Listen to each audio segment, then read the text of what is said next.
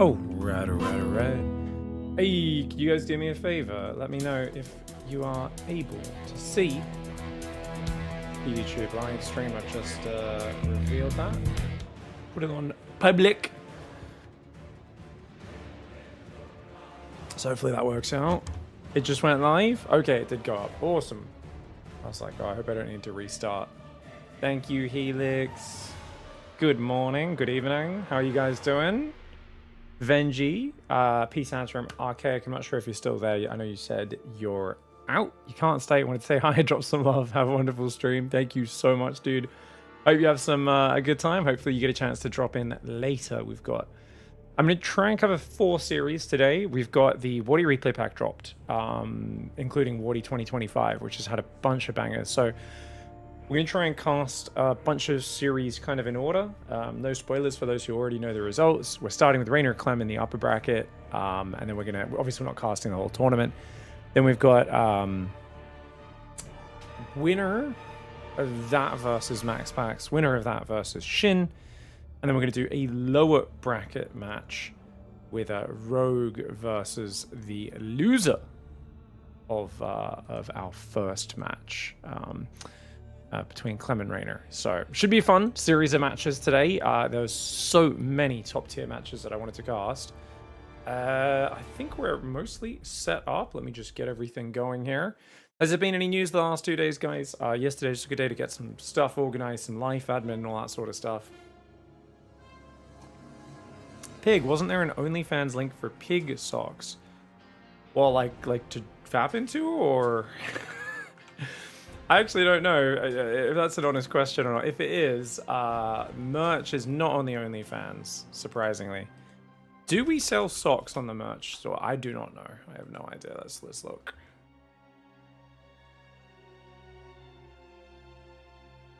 Oh, yeah. That's a desk mat. That's like a mouse pad, I guess. Oh, thank you so much. Minestrone soup and toast.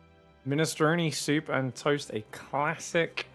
Not bad, not bad. Venji, thank you very much for the 500 BD cheat. Did you make the minestrone yourself, or just like a can of like Campbell's soup or something like that? I don't see any socks on page 1. Let's go to page 2. No, we do not sell socks. It's funny. I think I did get like a trial version of a sock. I don't know if it was through our merch store or a different one we're looking at. And they're like the worst quality sock with this design. You know, the Piggy Smalls bacon weave design. But they were like, it felt like stockings. They were like sheer and stuff and like really thin material. It was just like, it's like kind of slippery. I was like, oh, what is this? Like a ballet sock or something? Like, what the fuck? We're like, yeah, we're not going to sell that. Thanks for dropping in, gang. Yeah, got a haircut. I did some admin stuff. Oh, we put out a YouTube video yesterday. I don't think my thumbnail will get many clicks. Let's take a look. 7 out of 10. Could be worse. I went for the funny thumbnail. Well, not even funny, just kind of dumb. I just wrote "Taste My Drill" in big red writing. And then I just had a picture of an SCV drill. And the title was just "Drunk Grandmasters Getting the Funniest Brawl I've Ever Seen." I thought it was a great match. I knew it's kind of hard to sell, though, because it's a TVT between players who aren't super duper well known. I thought it was pretty good. Let's see what the comments say. Commentary is so unhinged. Love it. Great little series. Often normalcy breaks down players have to make important decisions in novel circumstances. 100%. Felt like this was a unique gem of a series. And that's it. Like, these sorts of games never get that many views, but as long as the people are having fun, the ones that do watch it and enjoy it, then I'm down with it.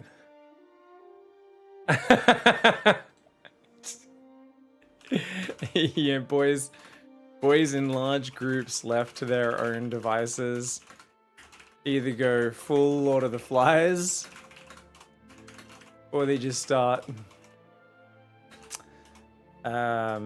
throwing bags of poop at ceiling fans.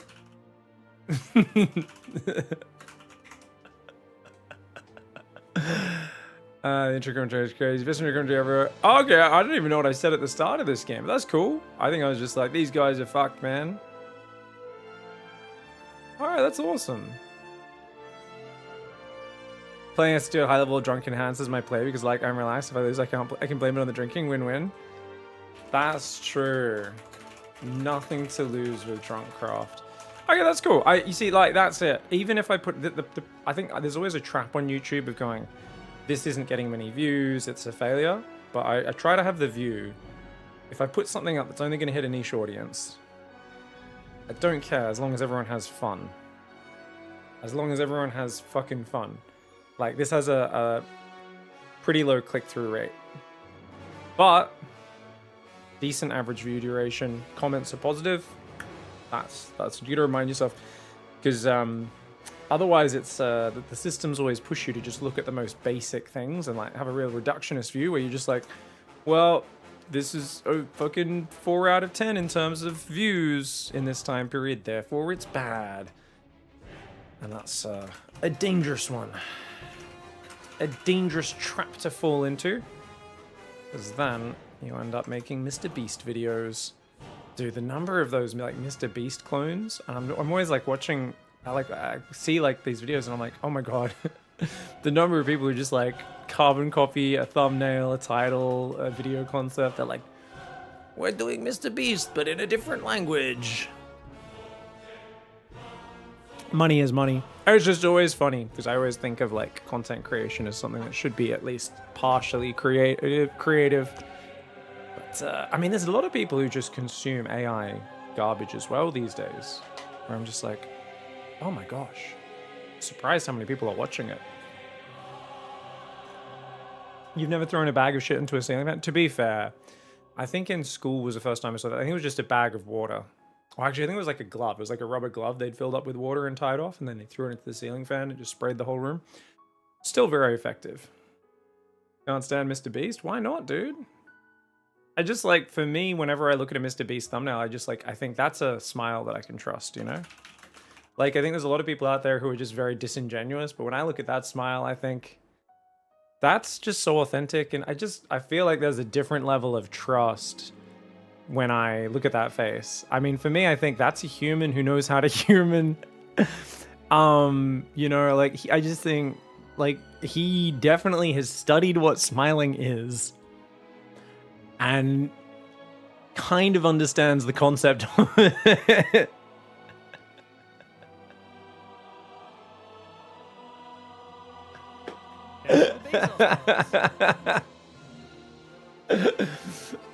Oh, I don't know. I always think of Mr. Beast, and remember when Zuckerberg was doing that, like, was it like a Congress hearing or whatever, where he's just doing his weird water sipping and his eyes are like shifting side to side and shit.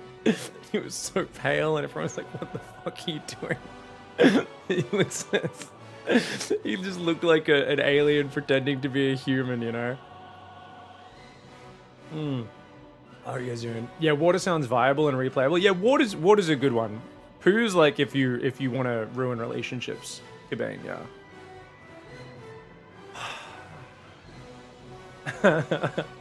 Sorry guys, staring at Mr. Beast's smile made me happy. I do actually. I've learned a lot from Mr. Beast. I just think he takes it way too far. Way too far. But he definitely understands how to do some things very well. Skiptron, thank you so much for the big 20-month resub. Really appreciate you. Massive thank Archaic for the 10 gifted subs. You absolute legend. And let's get into the cast, shall we, guys? Let me just very quickly check we got our casting settings on, because I was doing some thumbnails yesterday morning, so that should be good. Let's also turn off the time information on replay so I don't spoil myself. All right, we're going to start with Rainer Clem upper bracket. It should be. So that should be this one. Rainer Clem, 16th. Okay, we're going to upper bracket section. I think this was played on the 16th of December. About 2 weeks ago, just over that now. Oh, hope you guys are doing good. Oh, YouTube's definitely working. It's just Cabane, you are coming from YouTube. Awesome. Fantastic. Good to see YouTube's definitely working. I know Helix already confirmed, actually. I need to reschedule with my haircut friend. Does Helix? Oh, you're gonna get a haircut soon? You're putting it off though, are you? So today was kind of risky because I had my Korean Ajumma for many years. Korean old lady who was cutting my hair, but she retired. Found a middle-aged Korean man, but then he started giving me really shit haircuts as well. Also, I had to go to his house. He started cutting hairs in his house, and it's a bit of a trek. It's like in my old suburb. I was like, God damn it. So yesterday I was like, all right. And then my last haircut was really good. It was from a Turkish man in Ottawa. When we were over in Canada, I was like, okay, let's get a haircut. And I was like, damn, this is the best haircut I've had in a while. And I was like, I don't think I can get my haircut in Ottawa in Canada regularly though. So I went to, I found a Chinese grandma around the corner from me. And it was the cheapest hair. It was 20 Australian dollars. I was like, I don't know if she's just, I think she's like just bought that hairdresser off someone else. So I think she's just offering like low rates to get people in there. But I was like, 20 Australian, guys, this is like fucking $3 US for a haircut. It was crazy. I felt like I should give her more money. I'll definitely give her more money next time if it's also a good haircut. But yeah, I was like, what the fuck? It's not actually $3 US, but you know, it's kind of crazy. Like usually a haircut for less than $30 is kind of hard to find. But that was good. She did good. Did you get a Turkish massage as well? I don't think the guys in the barbershop were offering Turkish massages. It's $13.39 USD. Oh, I think the Australian dollar might have gone back up slightly, if that's the current exchange rate. I haven't been looking at exchange rates at all. Is that real, Patricius? I haven't had a haircut since pre-COVID. Is that like you're doing a challenge, or like are you deeply depressed, growing dreadlocks? Do you need a hug? I mean, if you're growing it, sure. I don't know. It feels so nice. Like I often put off getting haircuts, and I think I've kind of decided I think I'm going to try and get one like every month and a half for this year, and just actually not have my hair feel like it's overgrown and bird's nesty all the time. Yeah, we'll see. You ever looked up the Scouring? Yeah, I played the Scouring's demo. Did it full release? Fresh cut swag? Oh, sorry, we're about to start casting, but I do want to talk about the Scouring. Yeah, did they full release the game yet, or is it still like? Because I played the demo in January last year, about a year ago now. Then.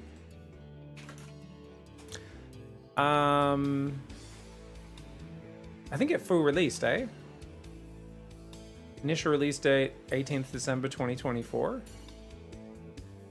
I mean, that's not correct. It was not fully released at that time when I played it. It came out in August, yeah. And so does it have a campaign or like what?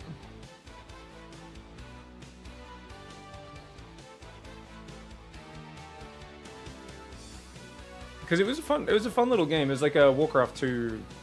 What do you call this, a Warcraft 2 like? It was a very simple game when I played it, but it was fun. It was like a very good simple RTS. I think what was nice about it is that it just played so familiar. There's so much familiarity to how it played, and that's something that like a lot of RTS games don't have. Is they want to reinvent every single wheel.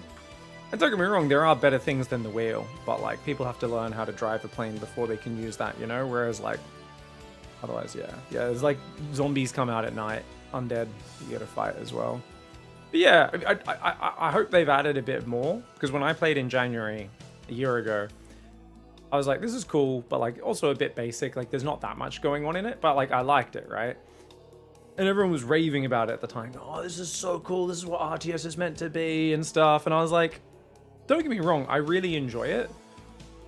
And I think it's very cool. I mean, it's amazing that I'm pretty sure one dev has done most of, if not like all the work for it. But it's also something where at the time I was like, okay, this seems really cool. Definitely worth checking out. This is not a game that's going to keep you engaged, like long term. This game you'll play 10, 15 hours of, if even, and then you'll probably just move on to something else, and that's fine. If a game gives me a good, memorable 10, 15 hours, I love that. People are like really weird with games where they're like, if I don't play 400 hours, it's not worth it. And I'm like, man, I don't know. If I go see a movie, it's a memorable 2 hours. Like that's good, you know. I kind of appreciate a game just giving me a concentrated experience these days. My man. Pashka demanding responses. What's up? Pig, how's your weight progress going? Oh, okay. All right, we'll start the stream in 1 minute. I will weigh myself right now, actually. I put it back up after the Christmas break, and I was like, oh, okay. Gained like 2.2 kilos. That's not too bad. Weighed myself yesterday. I'd gained even more. I've been eating a lot of fruit to get off all the junk food I was eating over Christmas. I've been like, well, it's summer. There's all these like berries are in season. Mangoes are cheap. Berries are cheap. I'm eating blueberries and strawberries and stuff. Not a lot of calories in any of that. But yesterday and the day before, there's been a lot of like events going on as well. So there's been a lot of eating out. So I might have to start skipping a few meals here or there, or if I keep on eating these friggin' ridiculous meals when I'm out and about. Give me 1 sec. 1 sec, guys. BRB.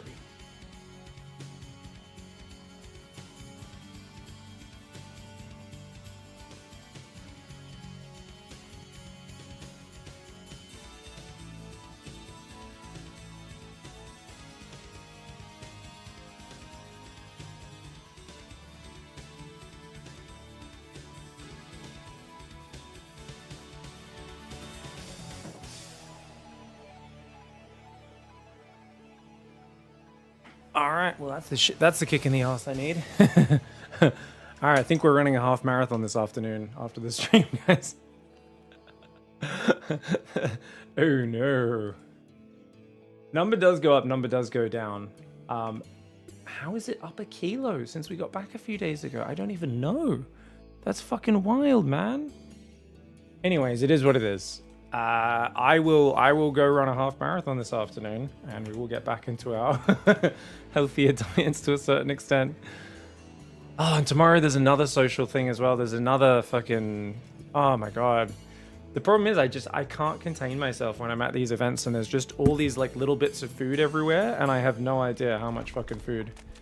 Jellyman, water weight definitely. Well, it definitely is, you know, just from eating too many carbs, and your body hangs on to a lot of water then.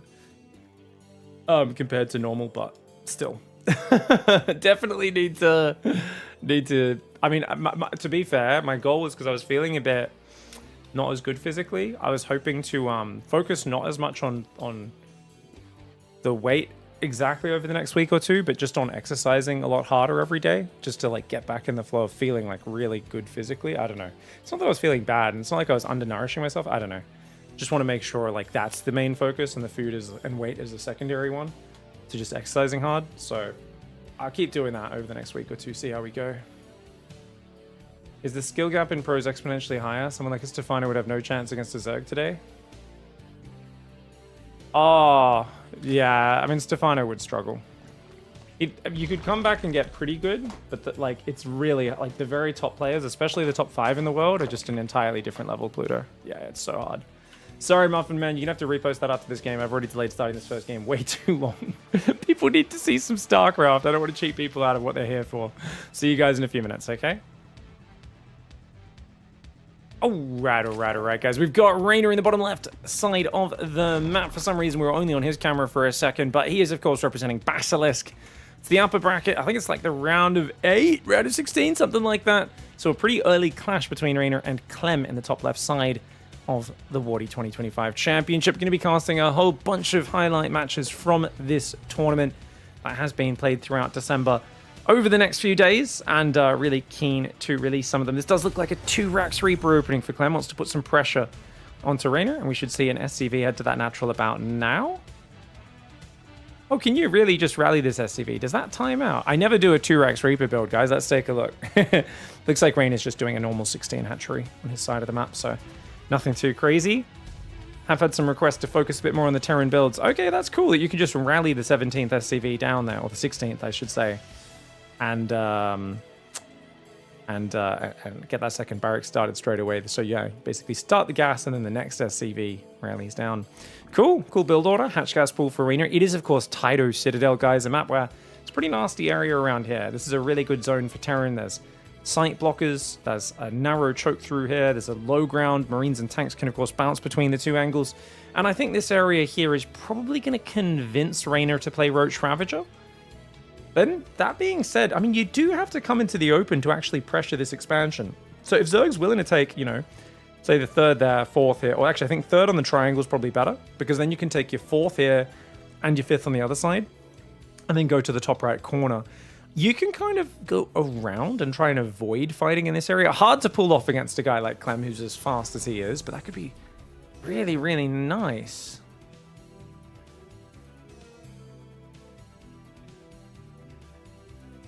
Command center is there. Let's go. My man, my man. Reaper's going in. Queen's coming up. Gas is there as well. And speed starts up after 3rd base and 2 queens. Reaper's coming in for a bouncy bounce. Hello.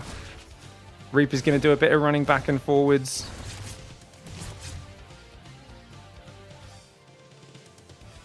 Oh, we're going Creep Tumor first. I love it. Very risky against 2 Reapers, though. Very risky.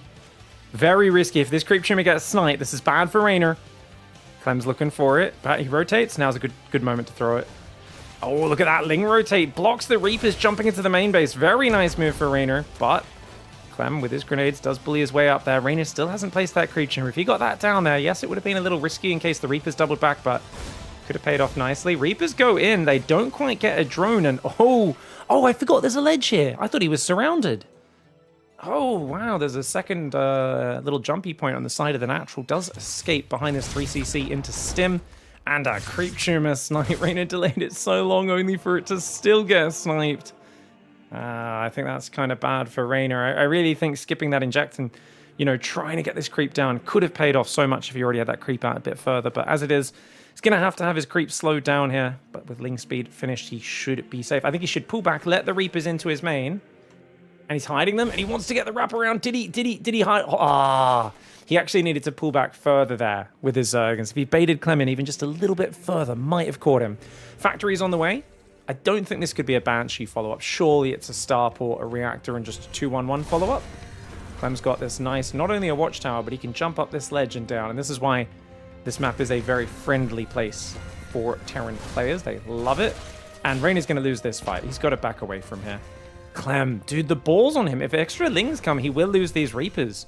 But he knows this makes Raynor uncomfortable, so he's just going to stay out there like the absolute bag of D's that he is. Now, you might be saying, what do you mean, what a D is? D's nuts!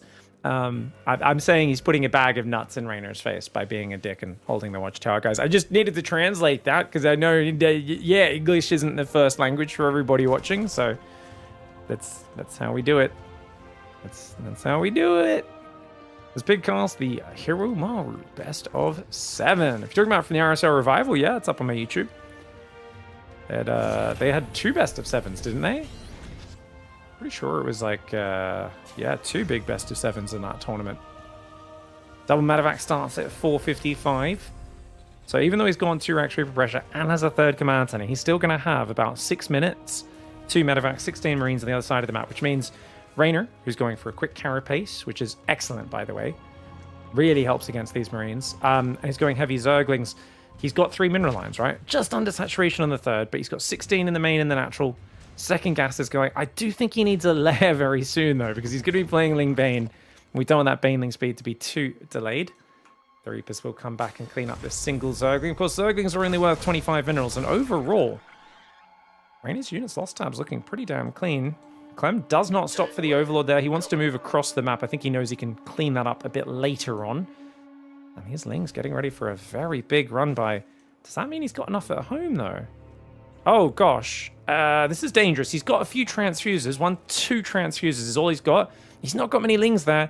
But, oh my gosh, he knows that Clem's going to leave the door down. That's massive. That's massive. The Marines go down. The Lings are in. Huge moment. These guys have already turned around, realizing this is an emergency. There is no backup wall off on the high ground. Lings are in the natural, Lings are in the 3rd, and at the same time, those Reapers do pull back to the main base. One of the Reapers goes down, Lings are fighting up there. Great surround, though, for Clem, but already losing a lot of SCVs in the natural and the 3rd base. Would like to see these Zerglings do a bit more. Another siege tank will go down. These Lings chasing here as well. Carapace is not quite done, but neither is +1 for those Marines. 12 workers going down. Most players would have lost 43 SCVs here. This is not most players. This man's name is Clem. Oh, he does lose a fresh mule as well. But honestly, that is a ridiculous hold. This should have been game over. This was a game-winning move for Raynor. It probably still is. He's up 20 workers. But holy moly, man. That was ridiculous. Well done by both sides. Infestation pit behind. Raynor wants to play fast ultra. Unnecessarily risky, I would say. I think if he goes like 3 or 4 infestors pretty quickly after starting the hive, maybe it's okay, but with only, how many gases is this? 4 gases. And we'll see how it goes. He's ahead on the upgrade, though. I mean, he's in a good position. He should be able to defend. It's always a little risky on your way up to ultras. But I think with 9 queens, 40 Zerglings, defending this should be a-okay. 1-1's about to finish for Terran. It's going to help out a little bit, though. Who would have ever expected Raynor to do a run by? What a shocking strategy. You know, sometimes Twitch chat has a way with words. I gotta say, you're not wrong. Keep in mind, Raynor has been more defensive. Modern Raynor, old Raynor, was just Ling counters and backstabs all day, every day. These days, like, yes, he'll still do them, but not quite as consistently and obviously as he used to. Whereas he used to be like, I remember young Raynor at Valencia, his first top 8 finish at a tournament when he was a very young lad, like 13, 14, was it? 12? I don't know, it was very young. And it was just Ling run bys. That was all he did. The whole game was just mass Ling styles and Ling run bys. He was so good at it. Couple queens are going to fall here, but a massive Ling run by comes in. Oh my god, 14 SCVs! I think that tank actually did a lot of friendly fire there. 21 kills on the tank. Who knows how many of those are Zerglings and how many are friendly SCVs. That is brutal, man. Hive's almost finished. First infestors are out. He's going to go up to 4 infestors. I love that. I think a few extra fungals in here is so good. He's on 70 workers, which is more than enough. Because remember, guys, he's only on 4 gases. So if you're on, say, 6 gases now, that means you've got 6 less workers on minerals. He's got 6 extra workers on minerals for this worker count. So he's actually mining a massive amount of minerals. 3,650 gas coming in. And fungal does land. First fungal's good. Second fungal's also good. Third fungal's fantastic. Clem tried to stay there, hoping to kind of fight together to defend the Marines that were already fungaled. But he ends up just presenting an even bigger target. Excellent play by Raynor. You could see how much he understood exactly what was happening in that game. He understood the assignment and he said, let's not build any more workers. Let's just mass Zerglings off 52 drones. He squeezes a couple more drones out. Here you can see he goes like 7, 8 more drones. But it's a lot of Zerglings, as well as, of course, those 7 queens. And it's not like he's all in on this defense, but he does delay his 4th hatchery a little bit. Second Evo's just now coming down layer as well, and that gives him the abundance of units. He knew Clem was going to have his units rallied there, and I love that move. Did you guys see that? Little detail. Little details at everything in this sort of scenario.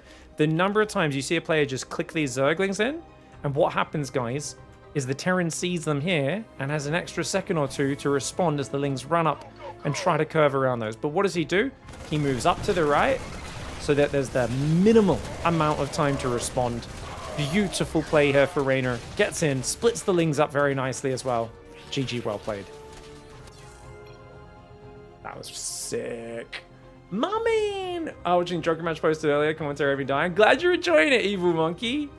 If you guys haven't seen it, I think we have an auto command in Twitch. New vid, something like that. Does that still work? Let's see. Hey! No, because it's listing my live stream. Damn it. The fact that I live stream on YouTube now has messed up that command. Because it's linking today's current live stream as my most recent video. That's fine. Yeah, if you guys haven't seen it, guys, I'll put it in the chat for you guys on Twitch. Obviously, if you're on YouTube, you can just check it out. Check it out. But I had this really fun game. It was between Inexorable and Cooked Mono. I actually cast it like before Christmas, but I didn't get a time to thumbnail it or anything until just now. Actually, I think that'll post through to YouTube as well. Yes, it will. Haha. That's in the chat if you guys want to check it out. Cool game to start things off, though, wasn't it? Cheating with mod privileges that don't send messages too quickly. Impressive. What are you guys talking? Pi hanging out here with his mod powers? Yes. Yeah, Pi has mod powers. Get wrecked. Big, I have a confession for you. We live, you and I, in a land of opportunity. Some may call it capitalism. I found myself taking a few days off from your stream and exploring what the glorious free market of enchantment has to offer. To make yourself more competitive for my attention, will you consider streaming in the future, always while wearing a choker and becoming a redhead? You know, kind of hard to make my hair red. It will involve several hours down at the hairdresser, down at the salon, with them bleaching all of the natural color out of my hair and then applying red hair dye. Chokers I'm into already. Yeah, let's. I think we can do it. I think we can do it. You said red? Yeah, they have to bleach the fuck out of it. You think red's gonna go over this color? No. For anyone who doesn't have really pale hair, if you dye the hair and you actually want it to not look shit, you need to bleach the fuck out of it first, and then you apply the red coloring or whatever other coloring you have to do. So, like, you guys know when I did my hair pink, they had to like bleach the fuck out of it for many hours. And then they could make it nice and hot pink, which was, I still think, the best hairstyle I've ever had. I stand by that. I think that looked fantastic. It was actually my fave.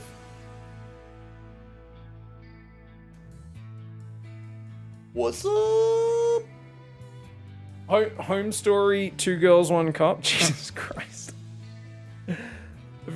Oh my god. Yeah, Probe Scout, you were asking about that one, right? It was the best of 7, yeah? The RSR revival.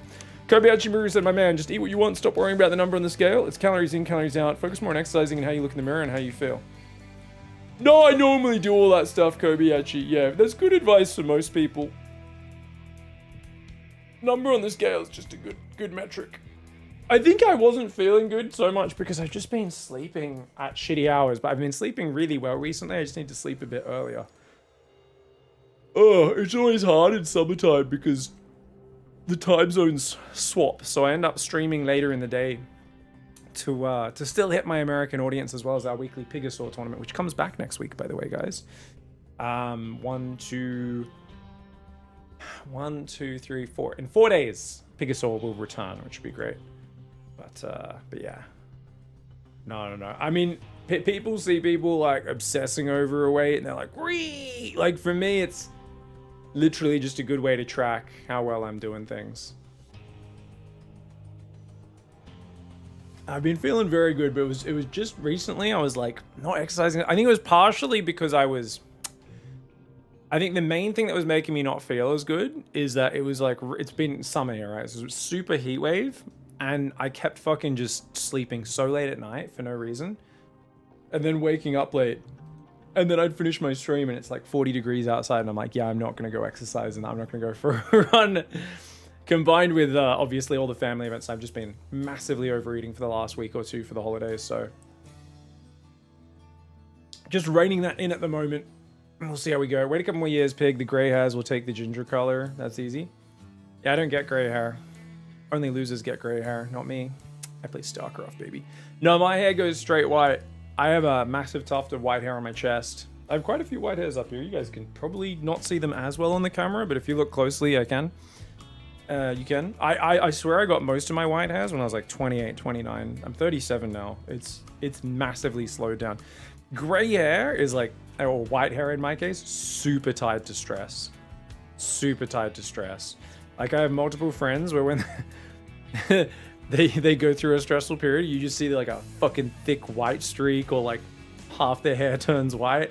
And then they're in like chill zen relax mode, and it just like freezes at that point for like 7 years, and then they just get stressed again and it all turns gray or white, and you're like, Jesus Christ.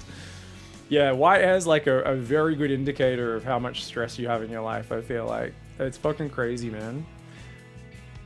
The number of people I know where like you could just see it's tied so closely to stress is insane. Hey Pig, why is TVP in such a weird state? I see a lot of Terrans complaining. Well, the Terrans are upset because TVP's always been a hard matchup. But now, because Clem's dominating so hard and late game's so Terran favored at the top level, all the Protoss are kind of complaining like, hey, look how unfair this matchup is. And the Terrans are like, hey, my ladder experience says differently. Fuck you guys. I'm getting wrecked on the ladder. Fuck you, man. Fuck you. Protoss is bullshit still. Storm's bullshit. Disruptors are bullshit. Colossus are bullshit. Zealots are bullshit, you know. That's just the thing is like, so that there's like this thing where if the very top of your race is succeeding while you guys are struggling, it's like, they're like, no, because then the other race is constantly complaining about your race being overpowered. You're like, that's not my experience, So you have both sides complaining a lot. Apparently the mid game is Protoss favored, late game is Super Terran favored. Yep. What changed in this patch? So it was already that way, and it just got way bigger. Storm got nerfed for late game. Ghost got plus 25 hit points. Viking became 25 minerals cheaper. Energy recharge got heavily nerfed as well, though that's more of a mid-game change. But it basically, it was already Terran favored in the late game and Protoss favored in the mid game, and it just like went insano mode in that regard. Even though energy recharge got nerfed, and that should have slowed down the Protoss openings in the mid game a bit, it didn't really that much. I feel. I think it did take the edge off Protoss control in the mid game, the energy recharge nerf, but it was already good. And I think just the Ghost and Viking change is crazy. So is Zerg just fucked? Zerg's doing pretty good this patch compared to the last, but I think there's still room for improvement there. Like Broodlords are much better. Banelings have their hit points back. Storm doesn't wreck you as much in late game. Technically, you can play Ultra Infestor in late game against Protoss, which no one does, which is really cool. I had another comment yesterday, somebody like, Ultras aren't good, you're wrong, Pig, they're bad. All you're talking about is just a perfect scenario where the Ultras like engage perfectly and get us around and all the spells land. And I'm like, yeah, and that's explicitly what I'm talking about when I say Ultras can be good. And like, I literally was just like, guys, like, I'm not saying, when I say something's good or underrated, I'm very specific. I'm like, these scenarios, it can be really good. But people, when they do it, because they don't believe it's good, because people do this like, this unit's good, this unit's bad, they don't think about when it's good and when it's bad. You will see pros build it in desperation or in a situation they don't have a deep understanding of it, and they will just play it really badly. Look at fucking, like, do you got, oh man, 2018? No, 2019, when Cyril was looking for back-to-back world championships. And he fucking got like 100 supply ahead against Raynor on that goddamn fucking map with the lasers on it and shit. And then he went ultras. And I was like, this is like literally a free win. Going ultras here is so good. He didn't build Vipers with them. Guys, if you're playing ultras into Lurker Hydra, Blinding Cloud's kind of fucking broken, number one. Number two, he walled his base off and his ultras couldn't fit out of his wall off, so he had like 5 ultras stuck in his natural. And he clearly had no idea what to do. Like Cyril 2018, 2019 was so bad at doing anything except standard play because he got to becoming world champion off the most generic play ever. And then he kind of like diversified and came around 2021, I feel like. Late 2021, Cyril kind of bounced back as this guy who suddenly had every single part of the game mastered. And yeah, I remember the number of people were like, ultras are bad. Cyril built ultras, that's why he lost. And I'm like, did you guys fucking watch the game? You think the ultras are why he lost? Ultras is the best transition when you're ahead with Muta Zergling up against a Roach player. It's so good to go Ultra Viper. But people are never able to engage with the actual arguments I make. They always just want to tell me, this is good, this is bad. And I was saying, like, ultras aren't something you just build and you just sit there on and you go, like I think people sometimes have a static view of StarCraft where I'm like, if you're just going to be static, you're not going to trade at the right timing, you're not going to take specific engagements, you just want to sit there and get ahead and play like the perfect European StarCraft.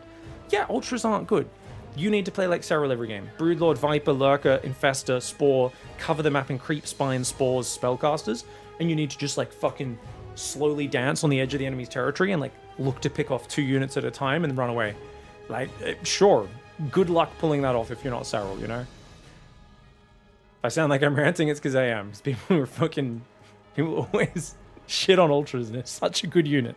It's like fucking average players massing stalkers every game because they're the best and refusing to build zealots because zealots are bad and pros don't use them much. And I'm like, fuck, you guys are so stupid. Think for yourself. But that is actually kind of the joy of StarCraft, is there's a lot of players who click very fast and don't think very good. And that's what's great about StarCraft, is you don't need to be a genius to be good at StarCraft. It's very mechanical. It's very much like a sport. Whereas a lot of other strategy games, you need to actually have some base understanding of the game. I love shitting on StarCraft players, man. Alright, guys. Game 2, Raynor in the top left. That was an excellent game one. Kind of a crushing one there. I gotta say, even though his creep was delayed, he took so little damage to the Reapers, got the quick 3rd hatchery up, and it did feel like Clem's 2-Rax Reaper maybe didn't fall flat, but I think he was, what, slightly behind. I don't think he was massively behind, but I think just the build he did, you've gone 3cc, you've gone double Evo chamber, your only units are those Marines with the 2 metavacs. It's just not very flexible is what we saw. You can't just let Raynor macro up. You've got to move out and pressure his Clem. And then, of course, you leave yourself quite open at home. And don't get me wrong, if he raises the depot, just loses a couple SCVs on the 3rd, he's probably fine a bit later on, right? But it's just, there's definitely a bit of a moment where there's this ball of firepower the Terrans moving around the map. And if the Zerg can use their mobility advantage to kind of avoid that ball and fight where that ball of Marines is not at, then suddenly it looks like the Zerg has a big advantage because Raynor is able to rip you apart on the counter while droning up and adding an even faster Evo carapace upgrade than you. I always like that sort of move that Raynor pulled off because it's not an all-in. I'm going to commit to a few more units here than I need and find crazy potential value with it if I do it correctly. Interestingly, Raynor just stacked a 3rd worker on the close patch. Normally you want to try and stack them on these far away patches in the middle because you can usually stack a 3rd worker on those efficiently, but now he's fixed it up. So as long as he pulls this 3rd worker off this patch here onto this one, that should be good. I've been commentating a lot of Raynor recently, guys, and there have been many games where he ends up with 3 workers on one patch and a different worker with only patch with only 1 worker on it. This is a really fundamental mistake, and you know, it's kind of interesting because I think of Raynor when he's playing his best StarCraft, he plays like Dark. And he actually plays a lot like this, where Dark, if you guys think about Dark, makes a lot of dumb mistakes, doesn't pay attention to the details at all, but he's always thinking about what his opponent's doing, what they're aware of, and how he can knock them out with one punch at any moment, right? That's like Dark playing StarCraft, and that's what classic Raynor is. Raynor, World Championship Raynor, is how can I knock you out? I don't care about anything else. I just want to knock you out, right? So it's kind of funny because this is such like a basic thing. He keeps making this mistake, usually against Protoss where they harass his worker and bounce it off. But if you guys could remind me, like live chat, please, Twitch, YouTube viewers, I'm casting this one live on stream during our Best Games stream. We do this every Saturday. That's Friday if you're in North America and Europe. Let me know in the chat, guys, DM Raynor. Because at this point, this is like the 4th Raynor cast in the last week and a half where I've noticed him get 3 workers stacked on one patch. And I'm just going to DM him and be like, bro, I'm seeing a pattern here. It's hurting me inside. Please fix this. And knowing Raynor, he's gonna tell me it doesn't matter or bite back a little bit. But then later on, he'll think about it and he'll be like, and he will actually fix it. Yeah. I think Raynor's like me. You know, people give us unsolicited advice. We're like, you shut up. And then like an hour later, it's like in the back of our head, we're like having a shower and we're like, yeah, I should fix that. That guy was right. Maybe position them there because the mining distance was closer. Yeah, it doesn't help because you've already got 100% mining time with 2 workers. Hellion Reaper's gonna dive. Link speed's not here. He's only got 1 Zergling left. Oh, okay. He's gonna lose at least quite a few drones here. Oh, good micro on the drone so far. Only 2 have gone down. 3. Oh, good Ling micro there. Oh, look at the way he spreads the Lings so they don't get hit by the Hellion volley. Dude, well played. Well played by Raynor. 3 drones, 6 Zerglings. That's totally fine. That could have been much worse. I still don't think it feels great as the Zerg, but could have been much worse. Now, I think he was planning to play fast mutas, guys, because look at how quick his lair is. But now, that's a big disruption. I think he has to refocus on his economy. He might still try to squeeze mutas out. I mean, it's amazing against Hellion Banshee. Does he know it's Hellion Banshee? He does not. And it is actually 2cc Hellion Banshee, so it's going to be like another wave of Hellions coming in. Already 4 Hellions ready. Creeper's a little delayed here, heading towards that 3rd. These guys are very exposed. He'll have to just build gases and spores and things like hide the drones in buildings if he wants to get that up. But it's a Hydra Bust. Oh, Raynor's going to play Hydra Ling. Okay, guys. So he could do a 2-base Lurker Bust. Sorry, not 2-base, but a Lair Tech Lurker Bust. Hydra's this early. I mean, is it good? I think if you're doing an all-in, yes. If not an all-in, I'm not sure. And he's going in Evo Chamber, which makes me think it's not an all-in. Either way, we're seeing something new, so I'm fascinated to see how it plays out. I love seeing new strategies, but Banshee catches him unawares. Overseer's a bit slow to morph there. He had a quick lair, but he was not prepared for the 2cc Banshee. He didn't realize this was a 2 command center build. Otherwise, he would have been ready for this. Well, only 3 drones. I mean, that could have been worse as well. I feel like the problem is he's in such a fragile economic position because he's teched so early, he's taken his gas so early, that it's really hard for Raynor to absorb even small amounts of damage. Then again, Clem is only, his 3rd command center is just finishing. Like, he's further behind than he normally would be, and that's why I'm a bit confused about where this game is. My instincts tell me Clem's ahead, and he's going to be getting much further ahead if he can realize what's happening. 3 more drones. Beautiful play here. Yeah, it does feel like Raynor's in a bit of a kind of curtailed position where that normal Zerg momentum you want to have just isn't quite there. But the fact that there's a reactor on the factory, not a tech lab, is good for Raynor. Clem would want a siege tank against this. He sees the Hydras. Sees the Hydras. He should immediately be swapping that factory onto a tech lab. He's going to try and move up here with the Hellions and Banshees. Maybe he's played against this before. 1-1 range carapace upgrades coming in for Raynor. Oh, he gets a Hydra for a Hellion. Good trade. But he's building Widow Mines. That's cocky. That's ridiculous. Yeah, okay, there we go. He does fix... I was like, I can't believe he's building Widow Mines against Hydras. You want to have siege tanks so that you have the range advantage. It allows you to have a big edge in terms of where the fights happen. Oh, nice engage there. Raynor cleans that up. Now, he's going to go Infestation Pit. He's got 6 gases coming in. So I don't think he's going to go for a bust. I mean, he's already going 1-1 upgrade, so very unlikely he goes for a bust. But he's going to probably go like a couple of Infestors, 4th base. I don't think he can go Hive. A lot of players will try to go Hive, Fast Lurker here. Fast Lurker's done well historically against Clem because it hits before he has a lot of orbitals. He doesn't have a lot of scans. And if you basically just spread individual Lurkers everywhere, get 1 in each mineral line, he doesn't usually have enough scans to clean it all up, and you can start to catapult ahead. But no, it's 2 Infestors. I love that choice. I really think you need the Infestors here because you're going to be low on army as Raynor, right? You don't have a big economy advantage. Your 4th base is going to be a real challenge to defend. But good, efficient engagements are where the victory could lie. Carapace kicks in the middle of that fight. What did he get? So 2 Hydras there for like 3-4 Marines. That's probably a pretty good trade for Clem. I think as Raynor, you actually don't want to trade that much. He's going to go Baneling Nest. Absolutely hate it. I think Baneling Nest is worthless from the situation he's in. Banelings are something where you need a lot of money, a lot of production. If he's on 5 bases, 80 drones right now, I can get behind a Ling Bane transition. Right now, with the setup Raynor has, I actually think he needs to take these gases and stay gas heavy for another minute. Because it's going to be a while till Clem has like 8 siege tanks where the Hydra Infester falls off. So what you really want to do is you want to get enough Hydra Infester where you can keep a squad here and a squad here. And you can basically push your creep out, try to get map control, and then head up into like Lurker Tech, whatever. But he's actually going Microbial. He's going to play Hydra Ling Microbial Shroud. Wow. Okay.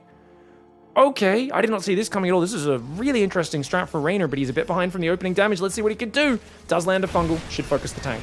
That one Infestor's going a bit far forward, but he corrects, pulls it back. It was a fungal and a few Lings going down, but don't throw the fungal, don't throw the fungal. I like that he moves forward and then moves back. Does end up throwing it, but he doesn't have enough to hold on right now.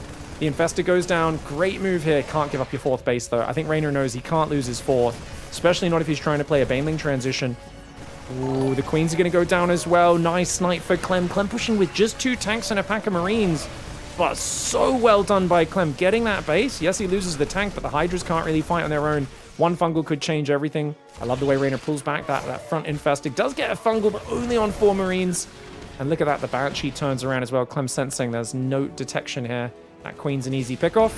Down to just 3 injecting Queens. 72 drones with no 4th hatchery. And Raynor is in the dumps.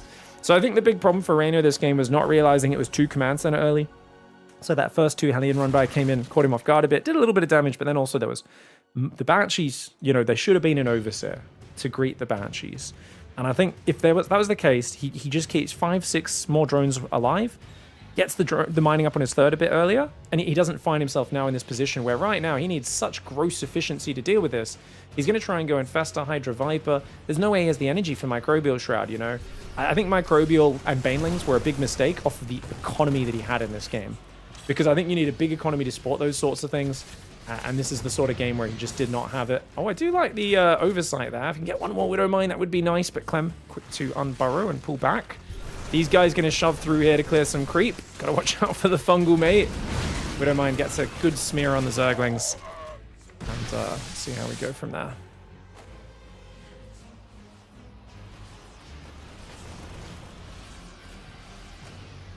Oh, we're getting a few little hitches here, guys. Hopefully we have that calm down momentarily. Green Widow Mine on the south side.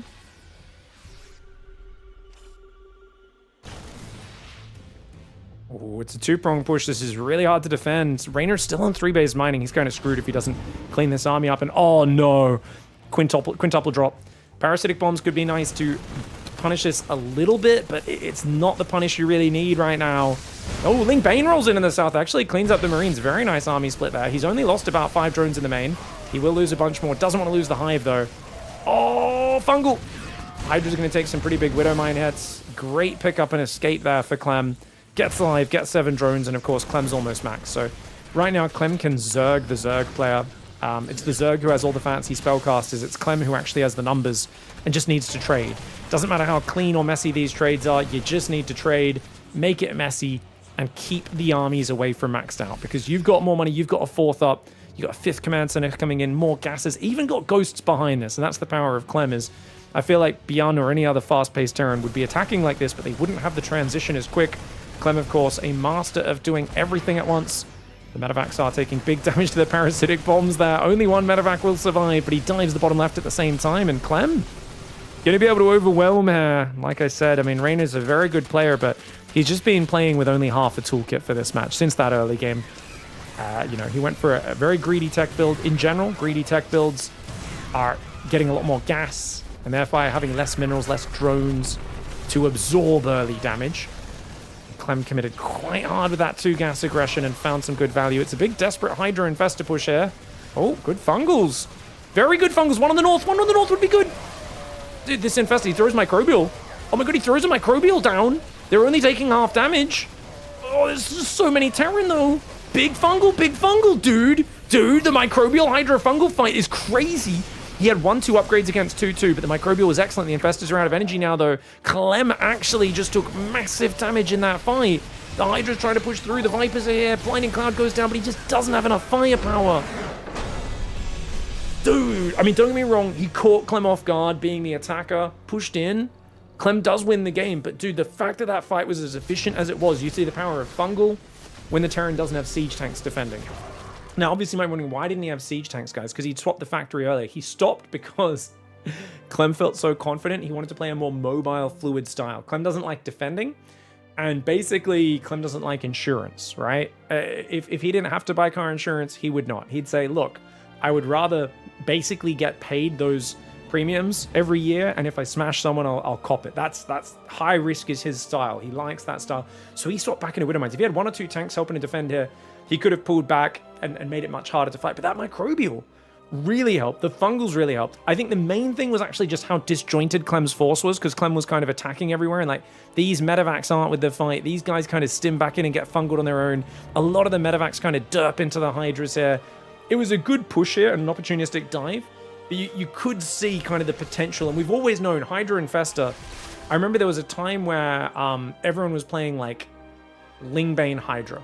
And I remember Stefano came back after a break, and he basically said, cool, everyone's playing Lingbane Hydra, and they mostly play Lingbane, they only go melee carapace upgrades, and they make a whole ton of Zerglings and Banelings and just a couple Hydras. And it's just a sprinkling of Hydras, so you got a bit of mobile anti-air, they can shoot down Widow Mines, never upgrade them, that's it, right? And I remember Stefano was like, Salami doesn't really like make that much sense. Like, the Lingbane kind of runs in front, like, and he was like, why don't we just commit to the Hydras? And he just started making range carapace upgrades. And then he started building Infestors as well and going, hey, you know, you can fungal Marines and they can't even attack the Hydras while the Hydras are attacking them, and it's like a good spell. And he was just like setting up concaves and taking these sick fights. And I remember that being just Stefano's, you know, old school creativity coming back in like maybe 2017 or something when he did this.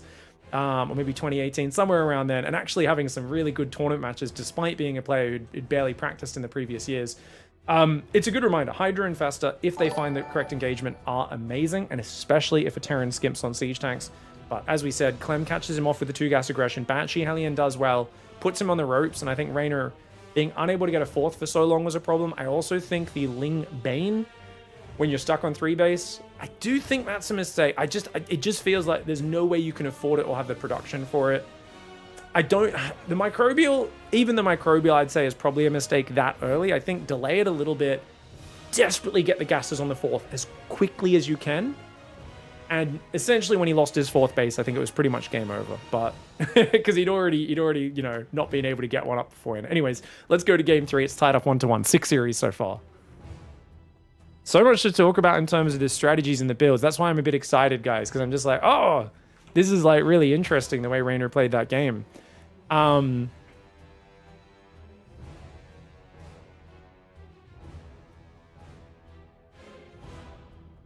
What about BCs? BCs are just so expensive and it takes so long to kick in. That's the problem with it.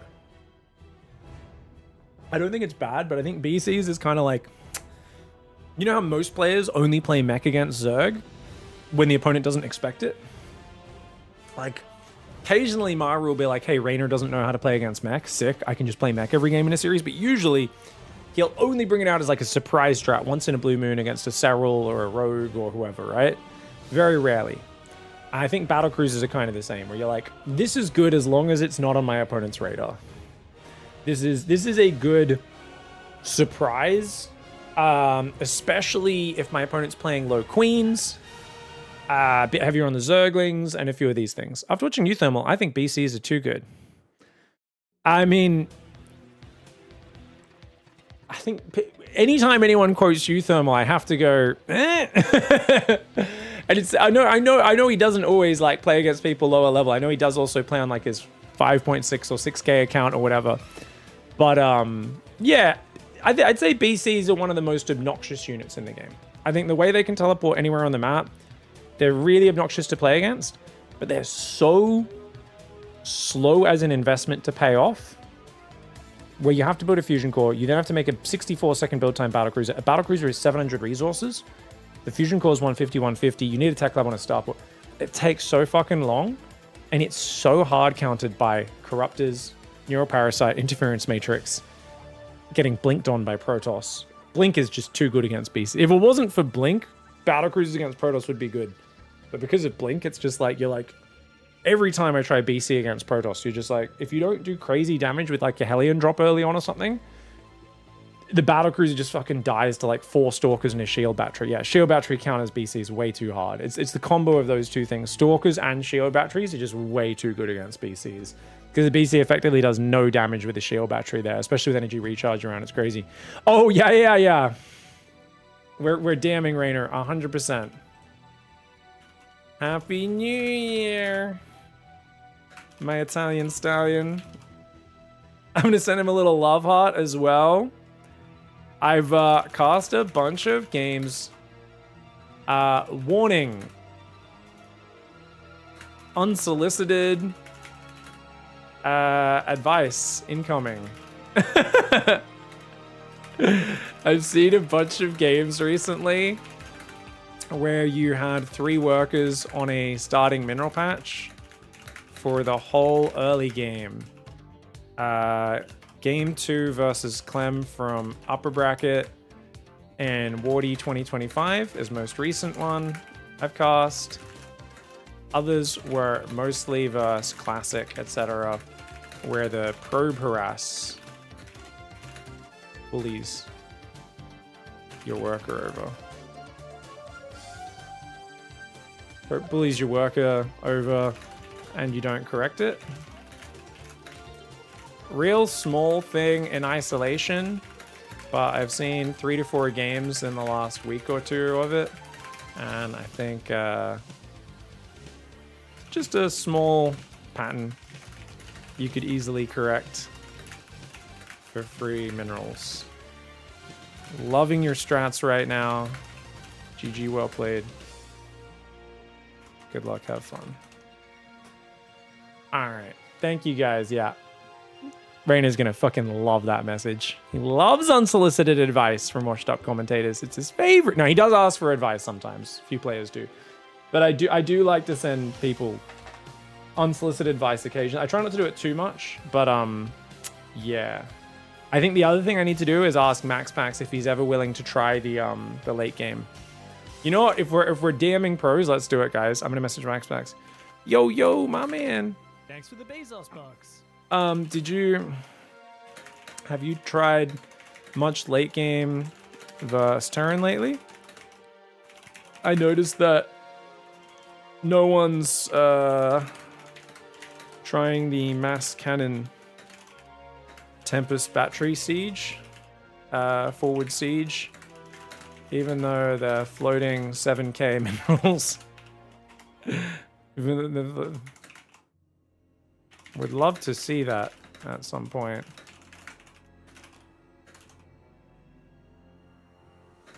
As it seems like a no-brainer with how Terrans are just camping to their insane late-game Ghost Viking army.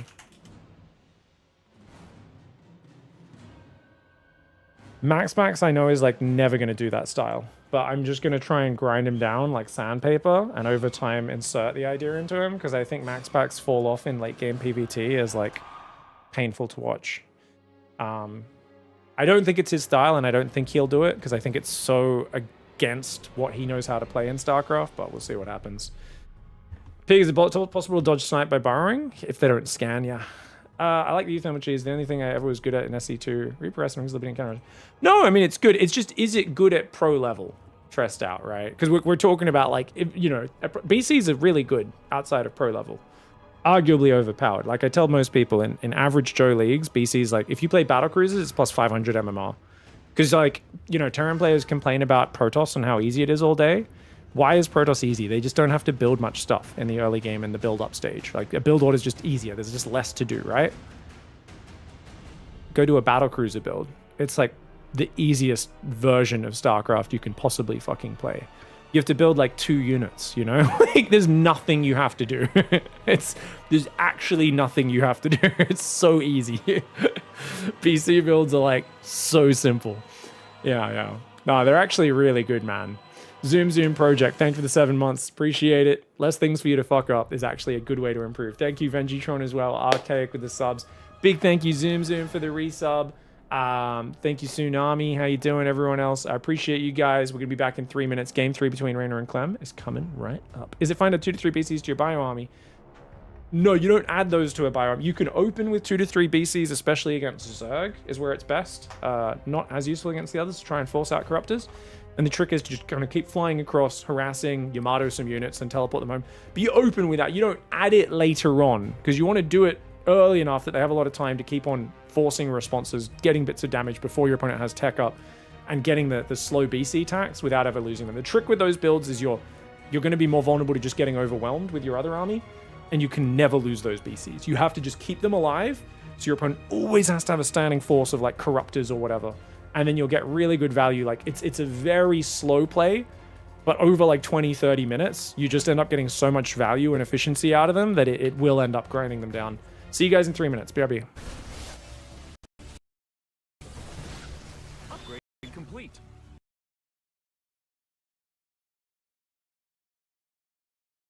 Claws now have sharp veneers.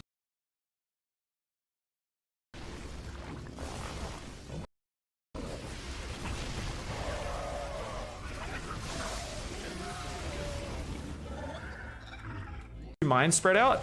Oh, that mine. That mine. That mine. That mine. That mine. That mine. That mine. Oh my god, that's a big mine hit. But the High Templar Assault is on.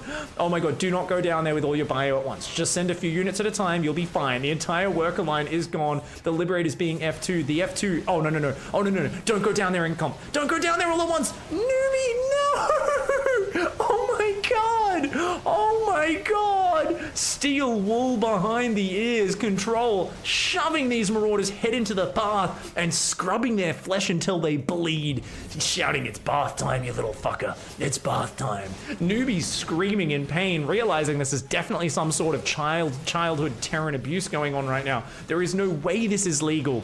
Absolutely, if you did this to your children, what Control's doing to this Terran player, you would have your children taken away from you. You'd have child services on the doorstep going, no? That's really fucked up. Stop using steel wool on the children. Got a whole lot of love, just go on, time to go on. Got a whole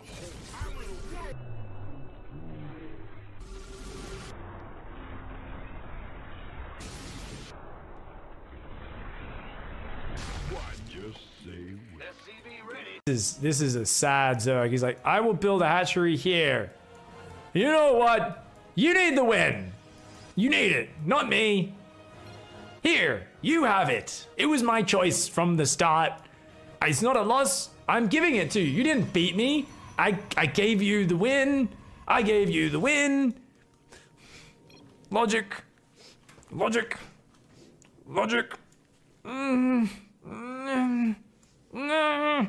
DeBoogler unfortunately struggling to make a logical comprehension at this point. Wait. Oh no, he's been on 0 APM for a while. But why are you playing like this then? Come on. And unfortunately his brain does explode. Blood spurts out of both ears. And DeBoogler, another victim there. Unfortunately, Florencio just spreading those brain spores, ruining his opponent, giving them the rage virus of I will headbutt into you. My dad always researches that one.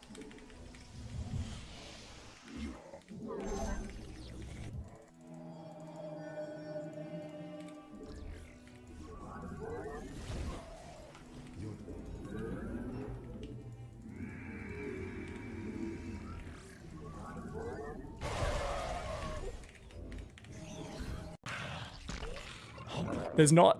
What's this shit? We're gonna get one in there as well.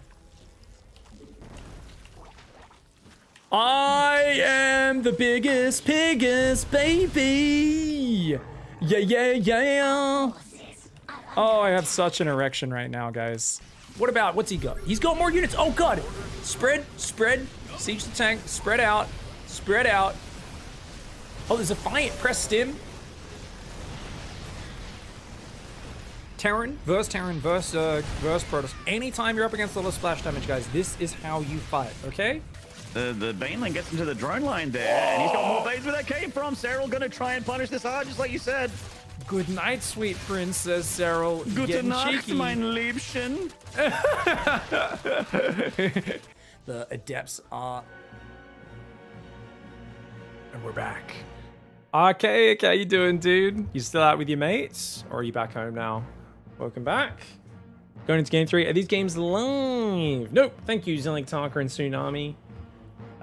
Best games of StarCraft, so we know they are the highlight series from usually the last week, but at the moment it's Christmas time, so it's the last 2.5 weeks. Also, that's just the way it works with them. There's a Wardy replay pack, because Wardy's batches up. He does so many tournaments, then he'll put them all out. The replays are a couple weeks later usually, which is all good.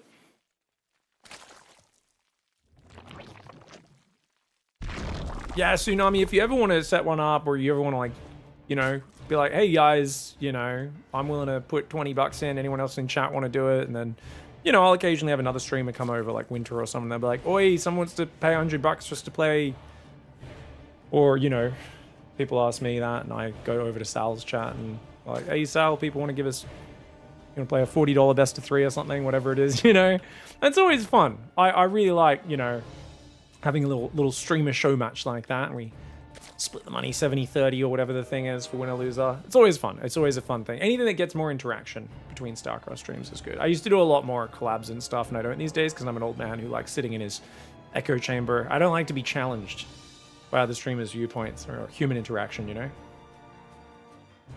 Alright guys, game 3. Rainer in the top right side of the map there. Cutesy build in the last map, but now we're going on to Mothership, a map which is quite big. Big means hard for Terran to push, but big also means your bases are really spread out and hard to defend as a Zerg. So I think Rainer probably says, this map's a bit Terran favored. Like, yeah, it's hard for him to get over and finish you, but what, are you going to take this third out front? No, you're going to take this third. But then, where the hell do you take a fourth? Is it down here? And then in which case, do you just keep expanding along the edge? I'm a big fan of expand along the edge, down here, away from the Terran, and try to actually control that with some kind of mobile units and really use that Ling Bane mobility on such a big map. I have not seen a pro willing to do that, especially against Clem, because I think everyone the Zergs feel like Clem's the guy with the mobility, and he's the guy who's going to be darting in and sniping these hatcheries for free, because it's kind of impossible to get creep down here. But I actually think it's just harder for him to push there. Like, he can't push to those sides with a sizable force and also push the front at the same time, not very easily.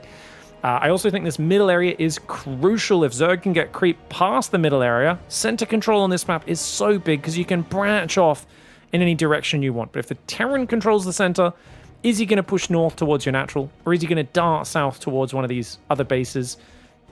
Or if you don't take those faraway bases I talked about, well, what if you take this middle base? Well, that middle base is just easily sniped if your opponent has middle control as well whenever you're not looking or getting pushed into. I'd really like to see a show match between Pig versus Roddy, but neither of them can use a keyboard. You're not wrong. Dude, me and Roddy are washed. I'm pretty sure Roddy's still always like pretty competitive though, just because, you know, he has that passion to keep his weird Protoss builds in order. I think I'd do okay against him at the moment. I think we'd have like fun matches. I think he'd probably beat me like 3-1, 3-2 if we played a best of 5 at the moment. But in the past, he's always mauled me when we've done show matches. But that being said, there's one thing I've noticed is that like guys like Roddy and Demu, very good at picking show matches when they're in practice and their opponents aren't. If you guys ever see a Roddy versus Demu show match, you'll wonder why you haven't. It's because neither of them will ever agree to the show match unless they know the other guy hasn't practiced for the last 6 months while they've been grinding 4,000 games. I, on the other hand, say yes to any show match ever, and that's why I always lose them, because I'm always out of practice, and my opponent's always played a lot of games in the previous 2 weeks. When you're both washed, that's not a good practice. Yeah, I have a lot of very uninspiring show matches where I get wrecked. I don't take them seriously enough, I guess. It depends who I'm playing. It depends who I'm playing, really. But especially guys like Kev and Ben are so high level historically, and they have such like unique builds. They're just, you know, they've got that god gamer instinct, right? If I'm playing somebody who's never really been a pro, it's a different story, but someone who's played at a pro level of a RTS for 20 plus years, in the case of some of those guys, it's hard to get the better of them. They know how to play tournaments. They know how to play show matches. Now, no third base just yet is interesting, guys. It's going to be this kind of delayed third after 4 queens, which is always a kind of interesting opening. You saturate your 2 mineral lines super early on, but delay on the third here from Clem is very effective, and Oh, I hate this. This. If it wasn't for this delay on this third, I might like this opening. It's the delay on that third that I absolutely abhor when you play this opening. When you're playing Clem, he's just... And look, now there's 2 Hellions coming in. Oh, gosh. He's only got 4 Lings. And actually, he's not even going to go for the drones. He's just going to kill the Queen. But is he actually able to? No, the Queen, she takes some damage, but she's all right. The other Queen comes over to defend. Creep is spreading. Good defense by Raynor. It is once again a 2 command center opening, guys. Clem playing these heavy aggro openings. I thought he'd given up on these after Solar mauled him when he tried to play this opening a bunch. But I think Raynor's build is good against it as well, because the quick 4 Queens just don't give a lot of openings to the Hellion Reaper. He's trying to target the Hellions, is Raynor, but he's going to lose a Queen here, and probably should have pulled her back. You can see he ran forward to try to snipe the Hellion, but he should have pulled back the weak one and only moved the other 2 Queens forward. Easy for me to say from the sidelines, hard to actually do when you don't want to let those Hellions escape. You want to push forward, get the damage. But it did really hurt him. He's got 8 Zerglings and only 3 Queens. Laz finished. Spire does go down. I was wondering if it was going to be a 2-base muter or another Hydralisk attempt. Interesting.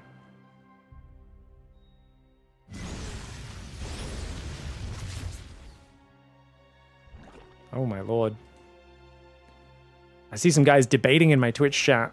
Nice! I'm gonna weigh in. You guys keep putting your arguments out. I will decide a winner at the end of this game. I'll go read through your arguments, okay?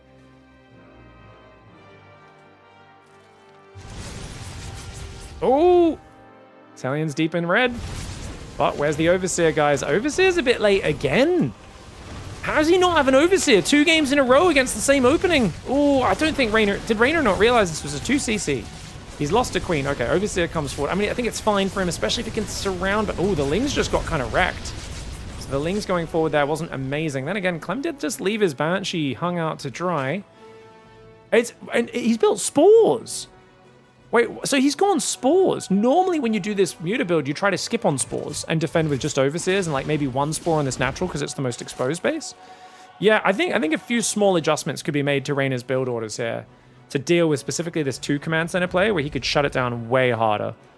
Because like there's no need to build an Overseer or 2 and Mutas and 3 Spore Crawlers. Just the Overseer should be fine. I think it's coming forward Zerglings as well. Double Evo's going to go down, but I think this should announce to Clem what's going on. Just the delay on the Evo Chamber Bane Nest. That alone should tell him there's mutas coming. Does he pick up on it? All right, I'm on Clem's camera, guys. The mutas are chasing the Banshee. He doesn't notice it right now. He's just trying to focus down. He does get 6 drones. Okay, now he starts missile turrets. I think he realized there's mutas chasing after. The Banshee's going to escape over him. Turret's trying to start. Oh, the turret is going to get up. Raynor's taking a bit too long. It's going to be finished in 7 seconds. Oh my lord, is it? No, they're going to deny it. They're going to deny it just in time. Marines are going to try and unload on the low ground. They've got stim. And you know what? A few Marines on the high ground as well. Looks like Clem is okay for now. 52 workers to the 60 of Raynor. Raynor will go for the 4th on the south side. So he's got the 4th down here. He's got some good creep heading towards the middle. Banshee's going to try and counterattack, or at least scout. 1/1, +1 flyer attacks, Bane speed, and of course those 6 gases coming in. Raynor's got full macro mode. Just 8 mutas into full macro. He might add a lot more mutas later.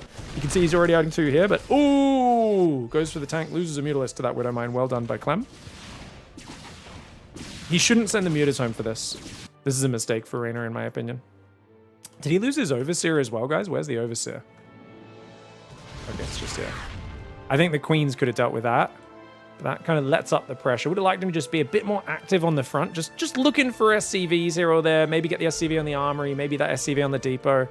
Oh, looks like they had a bit of lag. And they had to do a pause there while playing live. We'll see what goes on. Muta's going to fly in. Second factory on the 3rd. No 4th command center started just yet. Clem gets himself another discount mutalist. Remember, there's not a lot of dead space on the edges of this map, but the fact that he has mutas out do give Raynor a lot more control than players often have. He's not taking 8 gases. I think he just wants to massling Bane from here, but he's only on 4 hatcheries, and that's, I gotta say, I think a mistake. I really want to see him take this 5th down the bottom. You've got mutaling Bane. It makes no sense to take the middle base. To expand towards your opponent here would be an objective mistake. Obvious mistake. So he needs a macro hatch. He needs a 5th base down the bottom. And Clem, I think he knows he's going to expand in that pattern. He's already looking to counter it. Raynor's doing a really good job with his injects. That's why his money's so low. I mean, mutas are also more expensive than Ling Bane. Does need to start more Ling production, though, so we can make 2-2. Almost loses a muta, but good job. I mean, he's baiting stims. He's keeping the army occupied. The 2-2 hasn't begun yet. And remember, the 1-1 was really late because of the Hellion Banshee commitment for Clem. But 2-2 is not starting for Raynor, which means Clem is getting a big lead on that 2-2 upgrade. More Banelings are morphing. Of course, he's worried about the army parading across the map. This often happens when you play mutas. You just starve for gas. And it is awkward trying to squeeze those in. Overlord speed and +2 flyer attacks comes in. I mean, he does want the Overseer so he can pick off Widow Mines. Like, you need the Overseer speed so it can keep up with those Mutalisks, but flyer attacks over 2-2 is a problem. Finally, +2 Carapace, the most important upgrade starts up. I love that Raynor's taking the 5th down the bottom, but he's not in position to defend it. Clem's done such a good job of clearing creep, clearing up the map vision, and he will get a deny on this base. I don't think this is the end of the world in of itself, but it does definitely put Clem in a more comfortable position where he can afford to be very patient. He's got his own 4th finishing, drilling claws, vehicle plating, a bunch of these upgrades. Mostly just Marines here. He's got 1 Widow Mine, 1 tank. And Raynor is tough because half the army is waiting at home, ready to defend this. Mutalist, the turret never got repaired. Mutas actually do trade 1 muta for a depot. Not a great trade. Going into the main, though, will be excellent. There's 3 barracks that are exposed there. Oh, engineering bay. Oh, +2! +2 is 20 seconds away! Clem! Huge mistake for Clem. He's going to lose his +2. Is he, though? Oh, repair's so good. No, Raynor! He's leaving money on the table right now. Dude, SCV's repair so fast. Engineering bays, because they build so quickly, and they repair so fast because they got a lot of hit points. And that means he keeps the +2 alive. A massive upgrade advantage coming in for Clem soon. Ooh, Baneling roll forward. I love that. He got rid of both Widow Mines there as well. Yes, he didn't hit the Marines, but he forced the Marines back for just 1 wave of Banelings. Mutas going south, finding the 4th base before the turret's up. The Mutas have to run away, though. Can't be fighting those Marines. The 2-2 versus 1-1 upgrade advantage is good. And, of course, Clem is going to try and force that fight. You don't want to fight from one angle. If Raynor wants to fight, he probably wants to flank from down here as well. But you can see the way Clem is baiting him off creep, baiting him over there. But not many Widow Mines. Only 1 there. That Widow Mine will fire. Doesn't hit that many Zerglings, though. Mutas come in from behind. The Mutiling Bane will have to fall back. It is an immense amount of Marines, with now also Widow Mine Thor parading across this map. If you can get up a few more Marauders in front, that'd be good. But these barracks, remember, the Tech Lab barracks got denied, which means the Marauder transition is massively slowed down. Does that even matter? Or is Raynor going to get overwhelmed? He's been on 4 base this whole time. Terran is now on 4 base. 2-2 is about to kick in. This upgrade delay that I was talking about, it's so big now, and you can really see how much it's delayed him. Good Baneling connections on a few of those Marines. Good split there. 2-2's like seconds away for Raynor. He's going to want to push this back once that 2-2's done. +2 Carapace kicks in only now, halfway through the battle. Doesn't seem to have any Zerglings. Gets a Thor, gets rid of a Medevac. That gives him the ability to poke in and out with the mutas. The Thor had the range advantage of the anti-air Javelin missile launcher. Now with the Thor off the battlefield, that helps. Oh, that's a big Widow Mine hit on those mutas, though. Going to try and dance over. There's not many Zergling Banelings on the ground. Muta's going to fly over. See if he can find some more value. That Widow Mine's an easy pick. And these Marines, yep, just a move, get rid of the Marines.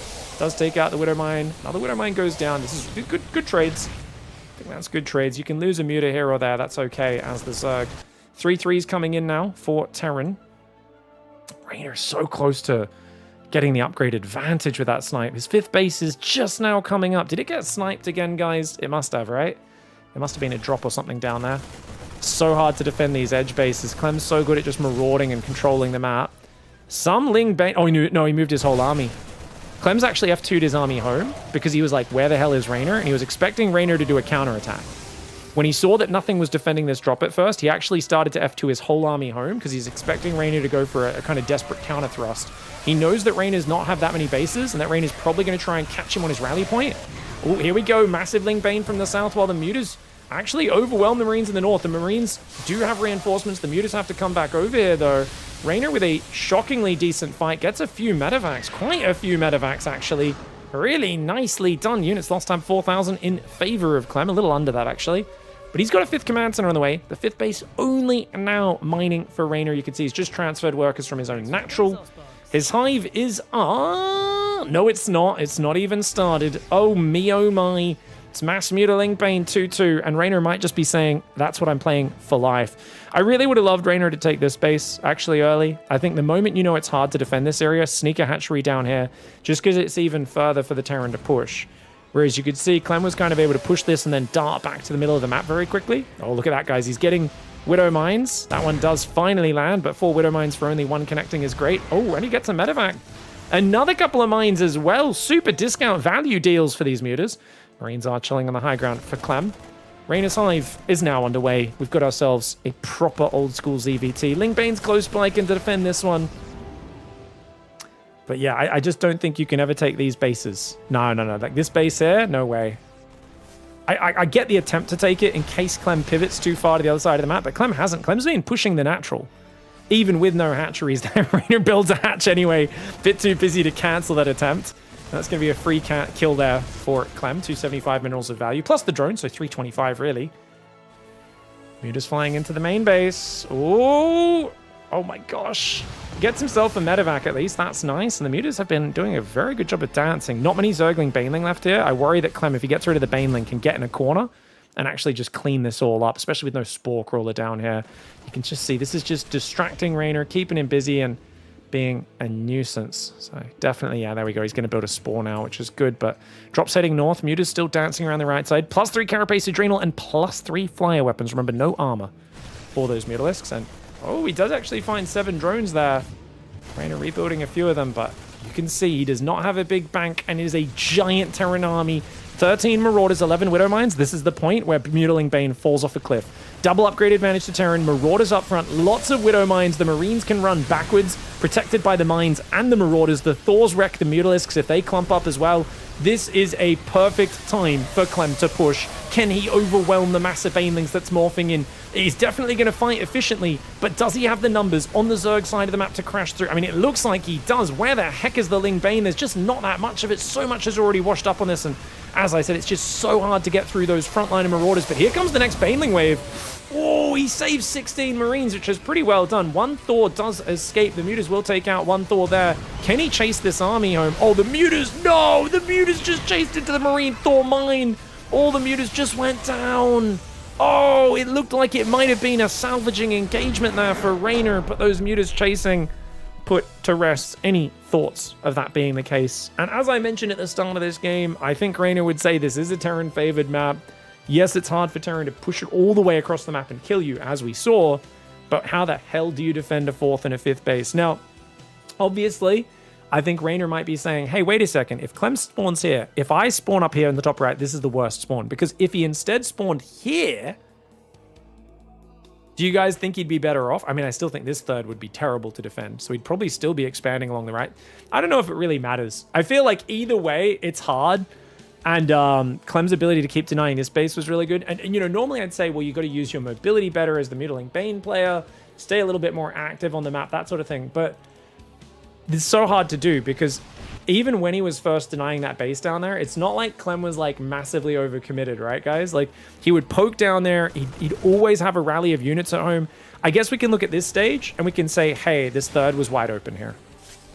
He's got 20 Marines, though, at the rally, 16 Marines. The Mutas go for the counterattack. I think one pattern that I often look for in these games where it feels like the Zerg goes Mutas but never quite gets under the thumb of the Terran. So one of the big moves I actually like, because normally the way every top Zerg plays this is all the Ling Bane defends all game long, and the Mutas counterattack, right? And that makes sense. It plays like a mobile style. But because of that, it feels like it's almost a bit too predictable. So in terms of like a higher level strategic thinking, something that I look for is if the Zerg can say, okay, Terran's moving out, don't just counter it with your Mutas. Counter with your Mutas and a pack of Ling Bane. Like actually commit to the point where your army at home cannot defend a hatchery. So if he pushes in, you can't defend this base. You might even struggle to defend your 3rd, but he'd be a madman to push through 3 screens. You're frantically just making as many Banes as you can and trying to roll them into his army a few at a time, like 7, 8 at a time, to try and force him to like stim and start a step backwards and spread his units out. But you're essentially saying, hey, I'm not just going to poke and be easily deflected. I am going to show you a surprising commitment to your side of the map and get more damage. And maybe to make that happen, you need to stop at 75 workers, not go all the way up here to 80. 81 and even 83, 85 he went to. Maybe you stop at 75. You play that kind of lower economy, higher army style, realizing that on a map like this, where the 5th base is... is it going to get up? Often, no. I mean, you've still got 4 workers transfer from your main. In just 2 minutes from now, your natural is going to have 4 mineral patches run out. You're going to have to transfer 8 of those anyway. So I think it's probably optimal to stop at maximum 80, often 75 drones, unless you're quite far ahead and you really feel you can defend this hatchery on the south. And I think it's more important to have more army and to counterattack the Terran more. Because if there's one thing we want to use on this map, it's the distance that the Terran has to cross to our bases, especially with this expansion patterns. We expand away, and like I said, even try to get a hatchery either here or up here. So if that one dies, you can always try to get some drones down here. And it's just so hard for them to get all the way down here. There's no way the Terran can be denying bases here, denying bases up here, and also defending counters at the same time. Are there going to be holes in that game? Yes. Is it going to be risky? Yes. But since I've seen Clem dominate this map mostly in these sort of straight up macro games recently, I think that's where the strategy has to lie for top level Zerg to play Lingbane Muta against him on this map. Either way, I think really quite solid play for Raynor. He was just missing that final 5% he needed against a god like Clem. But Clem takes the lead 2-1. Let's go game 4.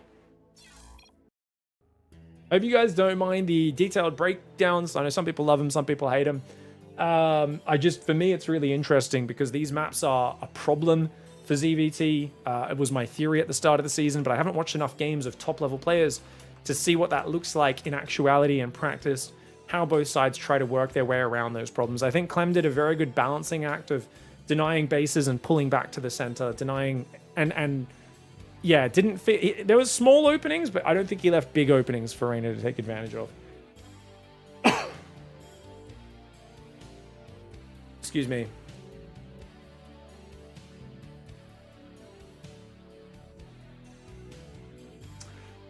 Swarm hosts? No, you can't play Swarm hosts against Clem's bio. Against Mech, yeah. Swarm hosts against Clem's bio? No way.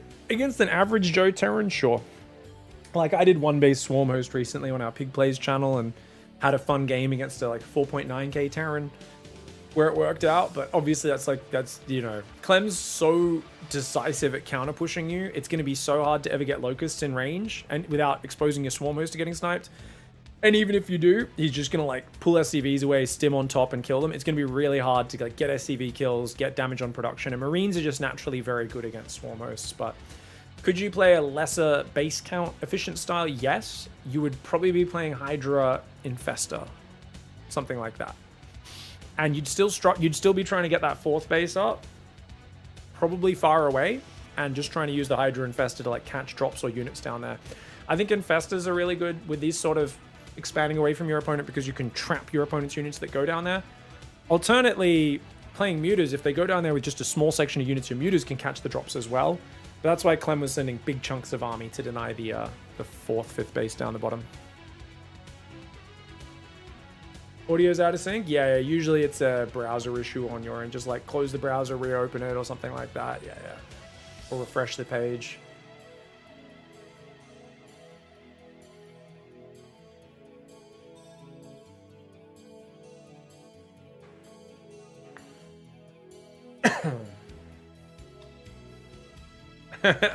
As long as there's 50% cerebral casting analysis, 50% dick jokes, no worries, Giant Shrimp, I got you. Yeah, I think it's good to have the Swarm host as a niche use case. Garlic, roasted garlic. Pig, have you seen good examples of Microbial Shroud? Yeah, rarely, but it kicks in so late in the game. So basically at first, it looked like it was going to be pretty broken. Then they were like, oh, it's 100 NG, not 75 now. Oh, also you need an upgrade that takes forever and a lot of money to make. And that just kind of went like, oh, okay.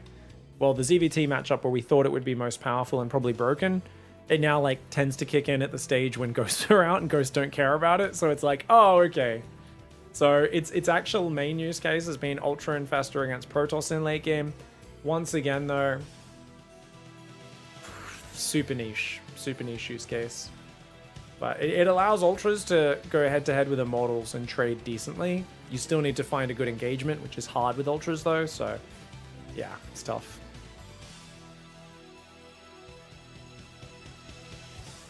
You need the Exploding Locust? Oh, that would be sick, man. That would be so sick.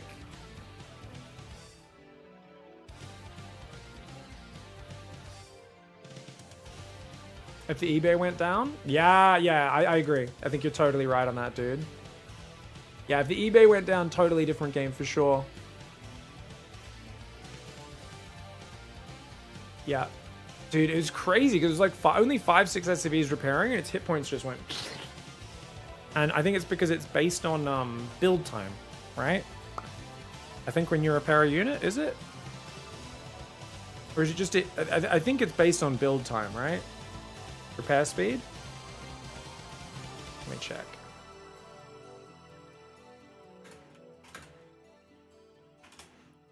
So I think... Let's check.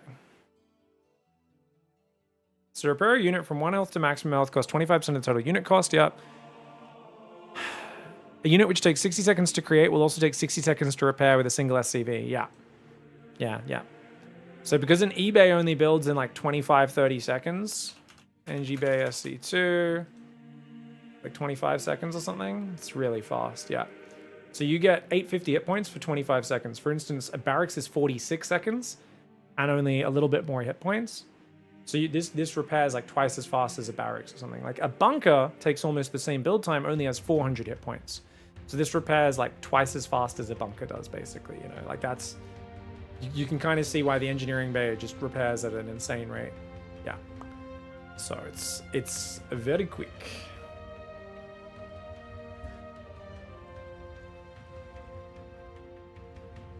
Is it the fastest repairing structure? I would think so, but if you guys find another one, you let me know. All right, guys, Rainer in the bottom left. Dude, if that eBay went down, what a different game that might have been. Clem in the top right. We did look it up, by the way, and the engineering bay is, I believe, the fastest upgrading structure, or repairing structure, I should say. The way repair works, guys, is it takes, if you were to get a command center on 1 hit point, to repair that to full hit points would cost as much as 25% of the original cost of the command center. It would cost 100 minerals, right? But the actual speed is basically 1 SCV repairs at the same time that it takes, speed that it takes to build the structure in terms of hit points. So essentially, like an SCV, if it takes 71 seconds to build the command center, it'll take 71 seconds to repair it to full, right? I don't think that takes into account the burning. I'm not sure how the burning works while repair happens, but essentially, because an engineering bay only takes 25 seconds and has 850 hit points, you can see here at barracks, 46 seconds, an extra 21 second build time, close to double that of an NG bay, only has 150 more hit points. So an engineering bay repairs incredibly quickly because of its quick build time, and that's why those just like 4, 5, 6 SCVs actually didn't just out repair the mutas, they got it back to full hit points before they got taken out by the mutas. Yeah. How is repair speed calculated for a spell building? You mean a spell building? Like an auto turret? Can you repair auto turrets with an SCV? Is that a thing that works? I don't know. I've never tried that. I mean, I think it counts as a building, so you should be able to, right? A spell building. I imagine auto turret's the only one that I could think of.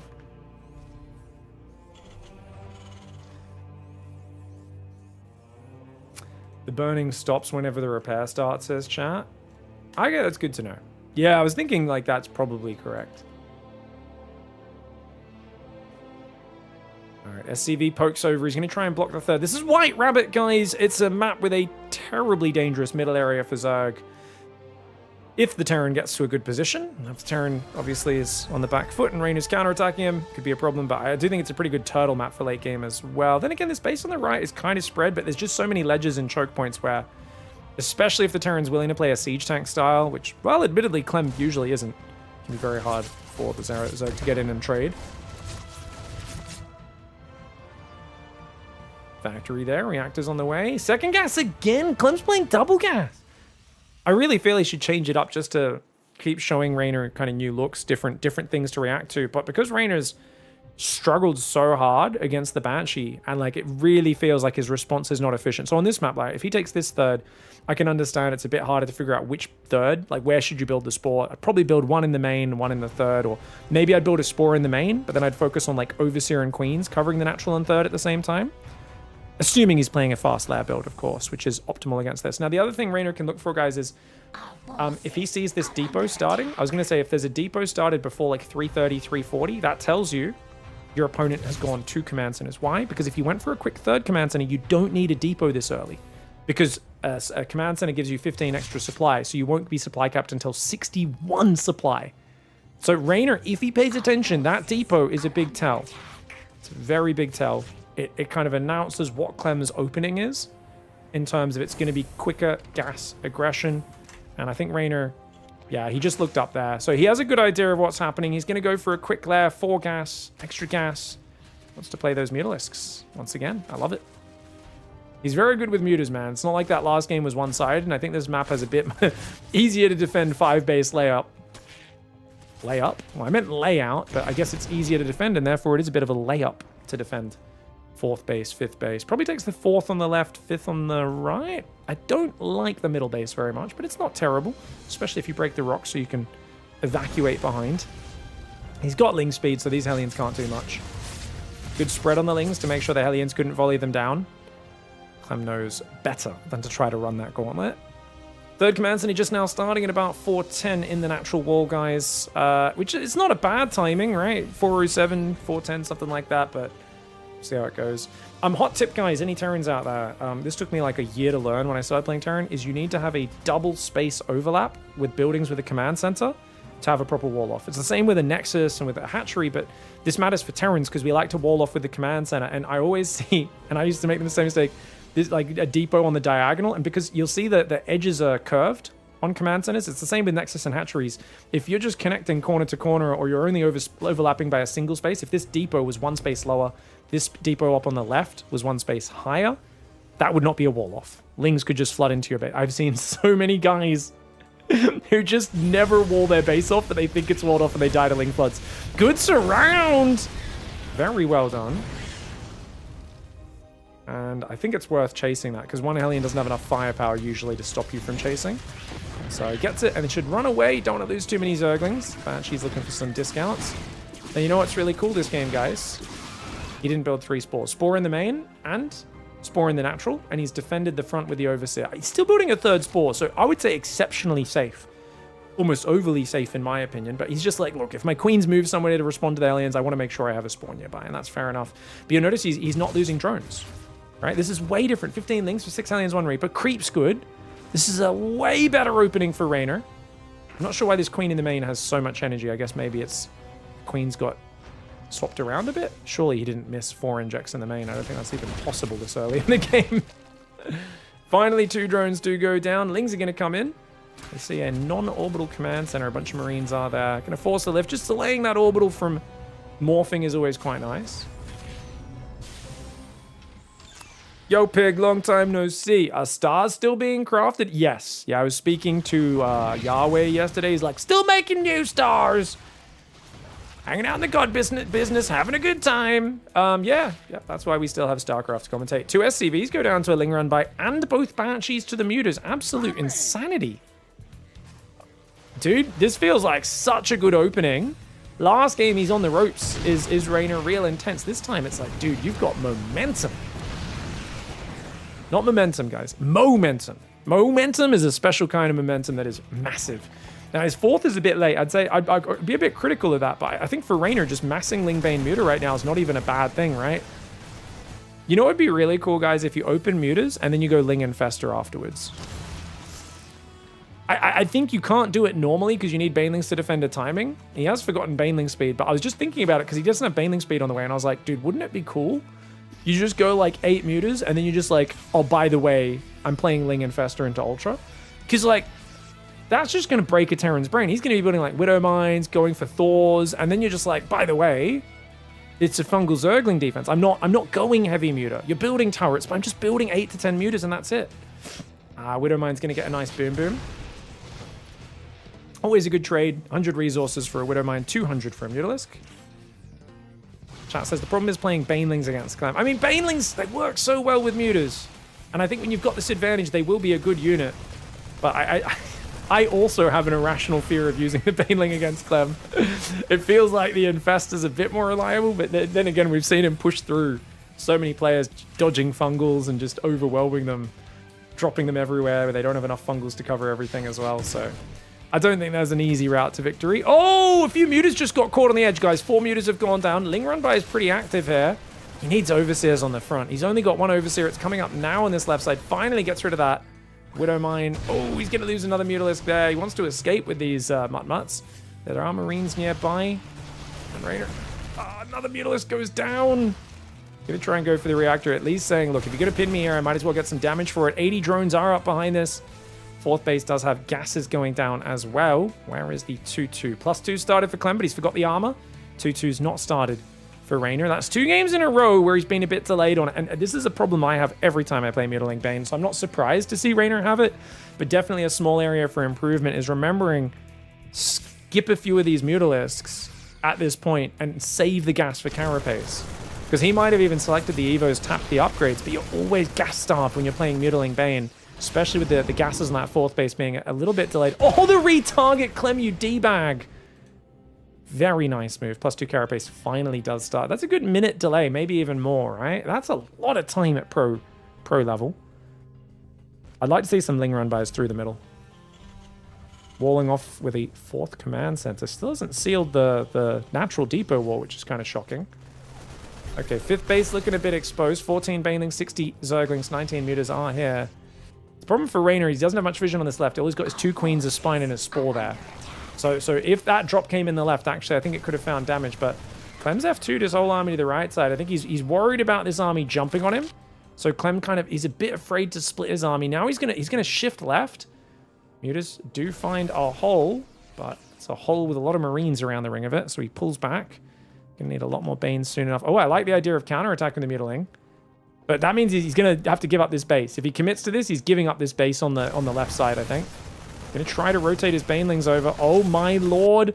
As I said, don't fight when the Terran wants to fight. Go for the counterattack. Usually a good way to play Mutiling Bane, but he doesn't have the Widow, the Overseers there. The Widow Mines get some good shots. Banelings roll through a few Marines and Mines on the front. Oh, quite a few. He's got more Banes where that came from as well. And Clem's F2'd these units home. He didn't send them in, which means Clem's not done the counter damage I was expecting. I thought Clem would get 2 base snipes. Instead, Clem has been so caught off guard with this. He's lost 10 SCVs. That Thor, I think, will survive. Muta's trying to fight the turret. They will take it down. A lot of Marines popping here. Thor goes down. The Zerglings trying to run away. SCVs and Marines are coming forwards. You can see Raynor's army on the left side of the map also barreling forward. Got to watch out for that Widow Mine. We'll get a nice smear on the Lings. Mutas have to rotate out. I don't think you can hide in that corner. He's got to run. He's got to run, but he goes back to the corner. Oh, but the Lings are doing damage at the same time. The Mutas are at least distracting very well. And not only distracting, are they just going to beat these Marines? He's got to keep stacking them, or they will spread out and the Marines will find surface area. Ling Bane rolls in the front. Another Thor!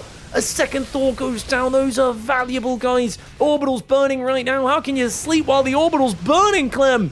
How can you sleep while the Orbital's burning? Well, it turns out the General he underestimated, he misread the power of this Zerg force. And he's got a ton of turrets and a planetary going up on a 4th base, but his main, natural, and 3rd have been ravaged. Damn, very well played. I love Raider's choice to go up the guts there. When the Terran splits their army to the far left and the far right, go up the guts. When the Terran consolidates in the middle, you go around the sides. And you've got to stay elusive as a Zerg player. And that's exactly what Raynor did there. Caught his opponent off guard. He's got a Hive now. He's got a lot of Ling Bane on the way. He's up to 28 mutas as well, which means this army is so exposed. Doesn't see it just yet, though. Oh, he's kind of flown away. Those Queens will go down. Clem finds himself a little bargain bin discount meal there. Bit of a combo. Unfortunately, that Orbital's dead. I thought there was a Widow Mine in there. Turns out it was just a mule hiding behind that command center. I could see its kind of bar above its head. The Marines are getting overrun. It's only +1 mutas against 2-2 Marines, but they get a bunch of Marines. They take out the command center as well. 3-3's finally started for Terran, but 3-3 for Zerg, as well as +2 flyer attacks, not that far behind it. Clem's gonna have to tap out. Really clean opening. What was the difference in this game that made this so drastically different, guys? I do believe we caught Raynor actually look at his Overlord on the natural, register the depots, and go, you're gonna keep doing this aggression? Like I said, I think Clem should be showing him different looks, trying different things here. And I think this 2-base Hellion Banshee build, there's 2 reasons why I think this is a bad opening for Clem on a strategic level. So I understand why he did it. It's because Raynor has responded poorly to the opening. despite his build order countering the opening. Fast lair openings, especially fast meter openings, counter Hellion Banshee. Why? Because the Banshee Hellions takes a while to really take control, and then they're like, haha, now I have Cloak Banshees. Right around the time mutas are popping. So you hit the point where this investment in this slow harassment flying tech it kicks in, and you get such a small window before mutas are out, and they just shut it down, and then they get to fly across, and your Marines are later, your upgrades are later, which are normally upgraded Marines are your advantage over a mutaless player. So Hellion Banshee is weak against mutas. However, but you could argue Hellion Banshee can get damage done before the mutas are out. Muta builds are normally greedy, which is kind of what has been happening. But we've also seen bad responses where he's overbuilding spores, and his overseers have been late every single time. Raynor finally made an overseer immediately. He still rushed his spore crawlers out here way quicker just to be safe. I don't think he needs the spore on the natural. I think he could have been. I think the spore in the main makes perfect sense. You know, very important to do that so you can focus on the other side. But the Banshees just didn't find as much damage. And remember, he did try to poke in earlier with 2 Hellions and a Reaper, and that got deflected as well. So I don't think it was super well timed. Yeah, it was a bit late as well, 345, but he tried to like rotate in, and there was 8 Zerglings ready, remember? Goes in with, yeah, he tried to do a 4 Hellion dive, but the Lings were ready. So Clem didn't find the Hellion Reaper damage, and he didn't find the Banshee damage this game, and that just meant there was a better position, as well as Raynor not having to struggle to defend his 5th nearly as much on this map. Beautiful game for Raynor.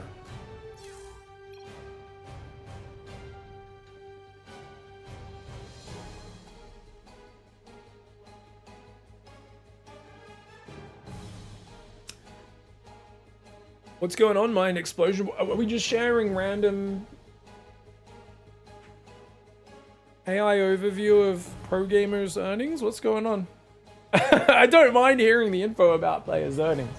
I kind of wish you wrote it yourself, though. Something about like like specific 2026 earnings aren't out yet as the year just started. I'm like, why'd you include that bit? It's such an AI thing to do. They're like, you want to know Cyril's earnings for each year? Well, we don't know what his 2026 earnings are just yet. I'm like, really? On the 3rd of January? Really? AI overview? Really? No, I mean, I like seeing the stats on the numbers, though. I do find that interesting.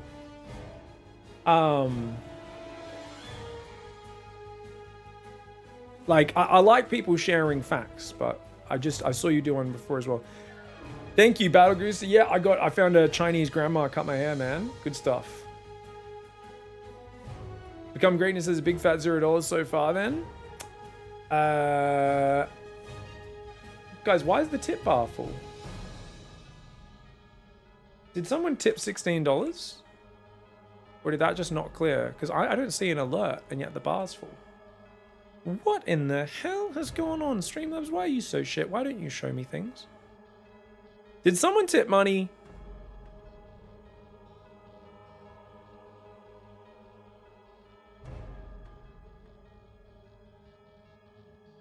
If you did, thank you. Tsunami! Pig looked away quick, sneak the tip in there. Dude, why did that not come up as an alert? That's so crazy. Thank you, Tsunami. Filled my tip. 0 to hero. Just the tip. Yeah, I literally needed to go into my tipping history, like my full history list. It's just like, it's not shown up on recent events. Streamlabs is so shit, man. Thank you, Tsunami. I appreciate that, mate. Thank you so much. There are a couple sound alerts. Was there a sound alert for the tip, though? I know we've had some for the bits. Literally, my recent alerts only shows one thing.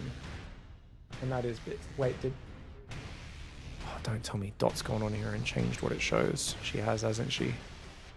And then not changed it back. I think. All I see is hosts and bits here. The fuck? All right, let's play a quick ad break. I'll be back with game 5 in a sec. I think Dot's fiddled around with some settings. I'll be back in a sec. PLP. Where are they? There's 4 adepts. I think they're all on the left, maybe. The Banelings. No! No way! Oh my god, the disruptor to end all disruptors. A Protoss's wet dream, a Zerg's nightmare. And that would just be way too harsh if I did that right now. Oh, Leamington dropped for the win. Alright guys, so let's just fucking hop into some replays and let's hear me bitch. Because that's all I'm gonna do this time. So look at this. He tries to split his Zerglings so that they're going to fire there. And then you see Clem retarget the Widowmine into the pack of Zerglings. Several realizes, quickly spreads, and gets it out away from the center of his pack.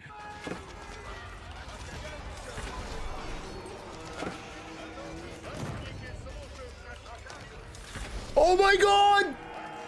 My opponent doesn't know about that ability! He gets all 3 Marauder kills, so I don't think it really matters. Special, what's this Hellion about? That's crazy, dude. I guess he's scouting. Oh, he steals his tech lab! Special! Special pulls out a Marine Lord. He's like, lol, lol, lol, lol, lol, your tech lab's mine now, dickhead. Ooh. Oh, the turret! The turret! The turret! He just lost his prison with 2 High Templar in it to the turret. A massive screw up for showtime. He got 2 High Templar out of it. Pretty good about this one. I didn't play as well as I could have just because... Once she closed the door, she noticed a foul smell in her room right away. Even Coopercom didn't smell as bad as this smell. Then from her closet, Wario jumped out. Hello, Princess Peach. I think my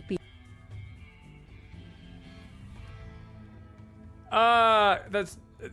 Good job, Bob, for cutting off reading that message there. That's really messed up. Oh, we do have a thing.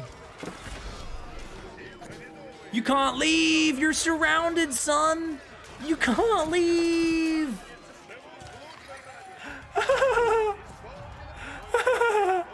DT's blinking again. They're going into the main. Oh, Clem just accidentally lifted all of his barracks. Misclick! He meant to lift 1 barracks and he lifted every barracks off all the add-ons in his main. He has to manually tell every single one to land. Oh no, guys, he's on his last life.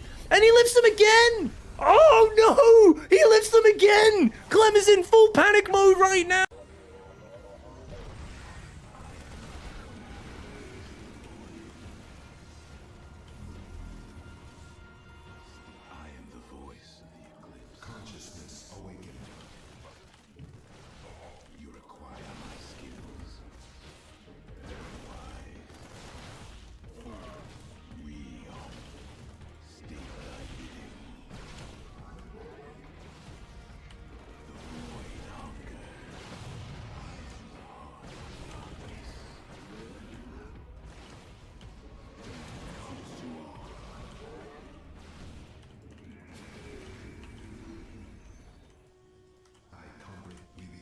Brainless, yeah, get ready to try and... Yeah, there's only a few Thors left, so get ready to take them out, mate.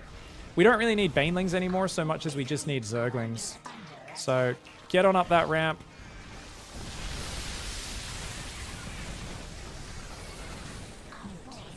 You can make Broodlords if you want, by the way.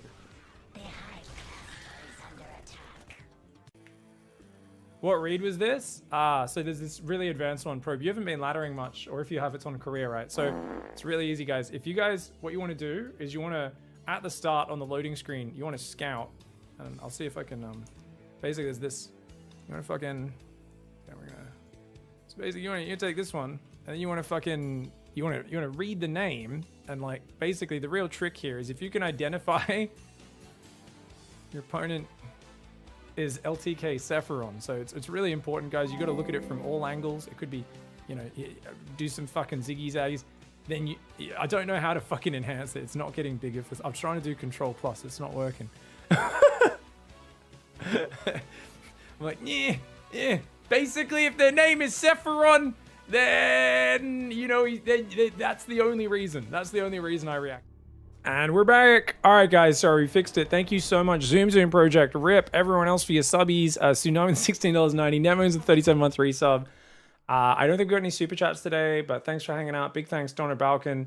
Stars are indeed being crafted. And yeah, appreciate you guys. Thank you for hanging out. Sorry for the disorganization there. Yeah, Dot went and changed it yesterday, which was looking some stuff up. She thought it would just be for her browser. Apparently it changed all of my Streamlabs settings. But it is what it is. Oh, actually, let me, oh, that means I just need to reopen this, don't I? Hold on one sec. Recent events, open back up. Oh, you guys can still see the game when I'm tabbed out. Oh, because I'm on windowed mode at the moment, that's why. Aha.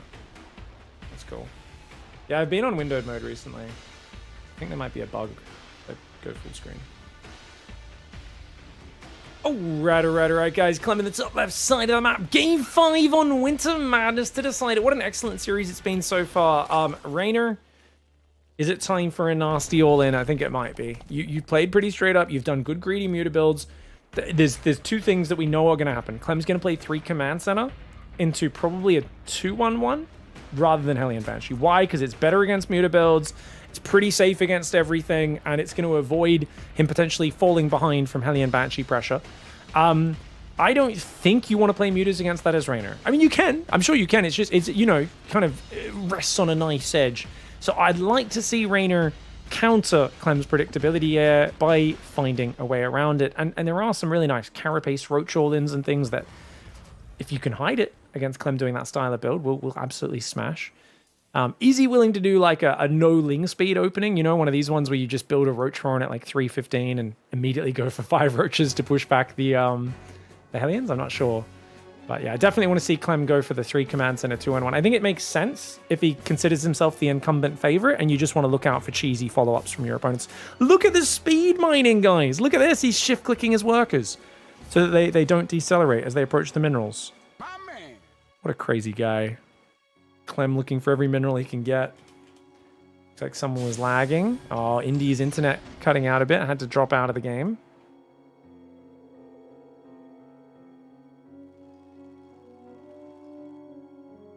All right, we've got the command center there. Very nice. All right, what do we got? 2 hatcheries. Factory coming up after the depot will be likely. And we'll find out. Normally it's factory and then second gas if you're playing the same build that he's been doing. The 2 commands and Alien Banshee stuff. SCV is going to come in for the scout. So far hasn't pulled off gas Rainer, which means he does want the ability at least to make that quickling speed. Yeah, still not. He's just going to go all the way up to 100 gas. So he has the option for the quickling speed. Of course, he doesn't know if it's 2 racks Reaper or not yet. He's going to send a drone out to the left. That's in case this gets blocked, I guess. Is he seriously willing to take this? Dude, this is the garbage third. This is why, like, Shin on this map just builds this at 20 supply. Just sends the drone out early, builds it on 20 supply. Delays the queen in his main by a few seconds to avoid having to take the garbage base. Rainer, a ballsy boy. That being said, if he can defend it well, it will kind of get his creep up to the middle of the map very fast. There are advantages to surviving the disadvantaged part of the game, but he loses the drone. Dude, that Reaper came in so cockily.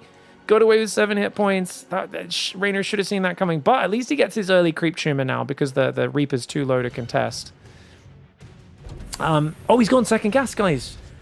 Clem's doing the same opening. If he goes Hellion Banshee again, I think this is actually a low IQ for Clem. Gonna go out and call it what it is, guys. Rainer's been playing a build that counters you every game doing this. I don't know, man. I mean, this third base does suck for Rainer. I think it sucks even more against 2-on-1 though, but even if you go 3C 2-on-1, it's 4 Hellions usually into that. Still gives you a bit of presence on the map, but Clem just feels confident. He just wants to flow with Hellion Banshee, get in his opponent's face, find the damage, and I think he's kind of relying on Rainer being a bit too greedy. The fear of being behind in the macro game, I think, opens up opportunities where Zergs are too greedy and Clem can dive in for that damage. Rainer's got to have a stiff and strict defense here. Cannot leave any openings for the Hellions to dive. You can see 8 Zerglings before droning his third at all. Very safe play, very safe. He's got a lot of ground to cover. The drones do steer away. You want to land hits on the Hellions, not the Reaper, because the Hellions won't heal themselves the way the Reaper will. Few Lings come out, but they kind of run in the wrong direction. Okay. Things going forward, but doesn't kill anything, takes a few shots. No lair. Looks like Rainer's playing a more standard build. Needs that lair soon. That Banshee's going to be out. First one's just popped. Cloak more than halfway done. Rainer does start the lair now. It's a very standard build for him. Looks like just a really generic kind of probably Ling Bane style. I would imagine he's going to go Bane speed before 1-1 upgrades, but he might be able to squeeze in a quick 1-1. 3 spores going down. Pretty well timed spores. Could argue maybe a few seconds late on this side, but the drones run, it's okay. Oh, good spore trick. Doesn't lose anything. Banshee's already deep in the orange. Oh, a few Lings just got caught in the middle, though. Clem needs a bit more damage. He's deep in the red. Hasn't found a drone kill. Spore gets cancelled in the third. That was the spore trick. And I love that he's got a single Evo. I think it's really hard to afford double Evo in this scenario because you want to get your Baneling speed, but the quick Evo... He wants to make Kara? Yes! Oh my gosh, Kara pace before +1. +1 upgrade for weapons for Terran clicks a second later. Raynor so far defending very well, but he's getting a bit cocky chasing this. He gets rid of only one Hellion and one Reaper. Another Reaper goes down. That's a lot of Zerglings wasted and unnecessarily, I think, there for the Italian. French Terran still has 4 Hellions active, and not just that. He's got the 3rd CC floating out. Marine count's growing. Yes, he's down 10, 12 workers, but it's kind of normal for this stage of the game, isn't it? Queen gets transfused at the last second. Banshees have to go home and repair. 4th hatchery time is really good for Raynor. And remember what I said, the advantage of this base is your creep is further forward. And now you got an easy 4th base behind it. You're up on 5 gases. He's going to go Ling Infestor, the absolute Chad. Oh my gosh, Rainer's going to do his fast hive style. I hate this hatchery positioning. It's okay, but it's just a bit awkward. I think I prefer out here maybe. I don't know. At least it's far back from any push. So it's rare Terran will push into that area, and Ultras can easily squeeze around the right side, so it's fine. But yeah, he's skipping Banelings, guys. So the question is, can Clem get in there and trade before the Infestors are out, or maybe before the Ultras are out? And just dodge those killer fungals. But if Raynor can surprise him with the first fungals, catch a bunch of Marines, kill them, he could get a nice supply momentum lead and give him an easy route to Hive, which I do think he should be starting immediately. Hive. Hive time. He's gone 2 Infestors, 150 gas kicks in. Hive should be starting right now. It's not, though. He's focused on the defense. Here we go, Marine Medevac and some Hellions on the front. Queens are up there, though. Nice wall of meat. The Overseer goes a bit too far forward, goes down. Lings come in for the wraparound. Hellions try to evacuate. Good micro for Clem, but I don't think he can save these units. Yeah, you don't want to unload into a Ling surround. He tries to, but has to quickly pick up and leave. Picks out a few Zerglings before he goes, though. Makes the best of a bad situation. Second factory going up in the main. 2-2 upgrades have not started because he's waiting for that armory, which is not quite finished. Where is that armory, by the way, guys? It's in the wall off of the natural. Interesting. Hive is almost halfway done. 3rd Infestor building. A couple Spore Crawlers building around, which is really interesting to me. I guess he really just wants to make sure that those drops have less chances to kind of like dive into bases and pick up units at the last second. Yeah, second Spore down on the natural as well. He knows Clem's probably going to, once he knows Infestors are out, start, dancing around the edges, sending Libs in as well, which we see now in production. 2-2 started for Terran, but +2 carapace for Raynor is on point, man. So we're going to have 4 Infestors, about 100 Zerglings. Supply blocked right now is Raynor. Stopping on 76 workers, but I think that's more than enough mineral income. 3,500 minerals. And as that hive finishes, how quick is Raynor on the Ultra Cavern? Timing is a big question that we have. Almost instant. That's beautiful. Gets another gas as well. Massling getting ready for the counter. He doesn't know that Clem's moving forward. Clem is starting the Marine Mine Parade. He's got a few Banshees on the defense. 4th Command Center coming in. He's going to start parading on this left side. A good fungal, and moving the spores on top of the lib would actually be excellent here. One of the Infestors has already used a fungal, it looks like. Queens come forward. Oh my gosh, on their own? Into the lib zone? Bit dangerous there. One of the Queens goes down. Massling run by, though! Oh my gosh, Massling run by with 1-1 upgrades. Remember, Adrenal Glands 2-2 and Ultra Cavern are all on the way right now. Oh, he does land a decent fungal, decent second fungal, but it's not fully synced up with the Lings and the Queens engaging, and I think abandoning the base is the right call. He's massacring Clem's economy on the other side of the map. Clem should probably try to pick up these SCVs and save them. They stack in the corner, which is a nice move, and then they hold position as the door gets lowered to aggro the Zerglings inside. Very cute move. These Lings going to try and target the command center, but I think the Banshees can just barely save it. Yes, they can. And he does snipe one of Raynor's bases as well. Another fungal comes in, though. The Libs and Mines are all on siege. The Zerglings target the Widow Mine before it can take care of anything. The Infestors get through those Lib zones. But look at that. He comes back now. Where are those Spore Crawlers? He's just going to have to deal with it with the 2 Queens. The Marines are defended by the Zerglings. The Queens should be able to take care of the Liberator. It's awkward, but the defense is complete unless you lose all 3 Infestors.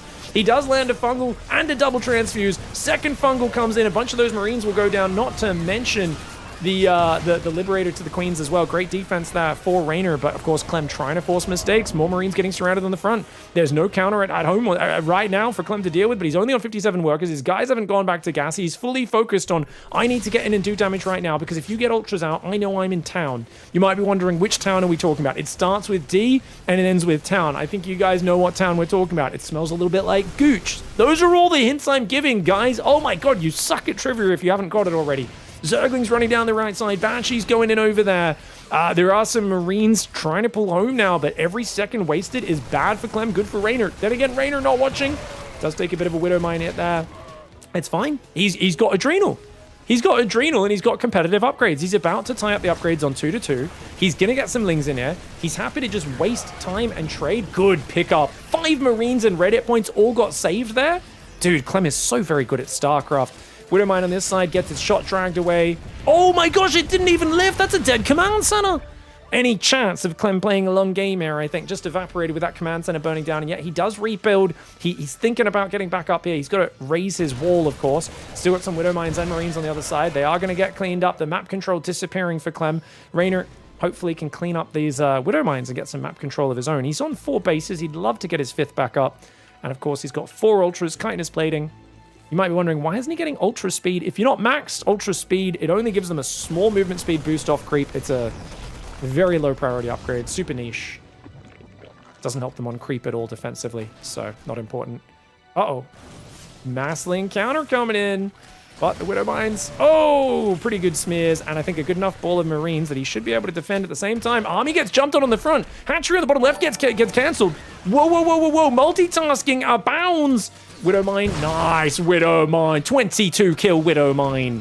Dude, if that 4th command center had survived, I think Clem might be getting back into a pretty decent position. He just denied the 5th base again here. And where's the Spire? It's finished, but he's forgotten to use it. He needs a few Corruptors. Like, Raynor literally needs to spend all of his gas on Corruptors right now. His ground army cannot be dealt with by Clem, but Clem's finding these little trades, and he's like, I think he's closing the gap in terms of trading at the very least. Like, he's, you know, he's expanding the units lost advantage and keeping Raynor off the 5th at the same time. Raynor finally building some Corruptors to shut down this medevac mobility. Another great Widowmine smear, sorry.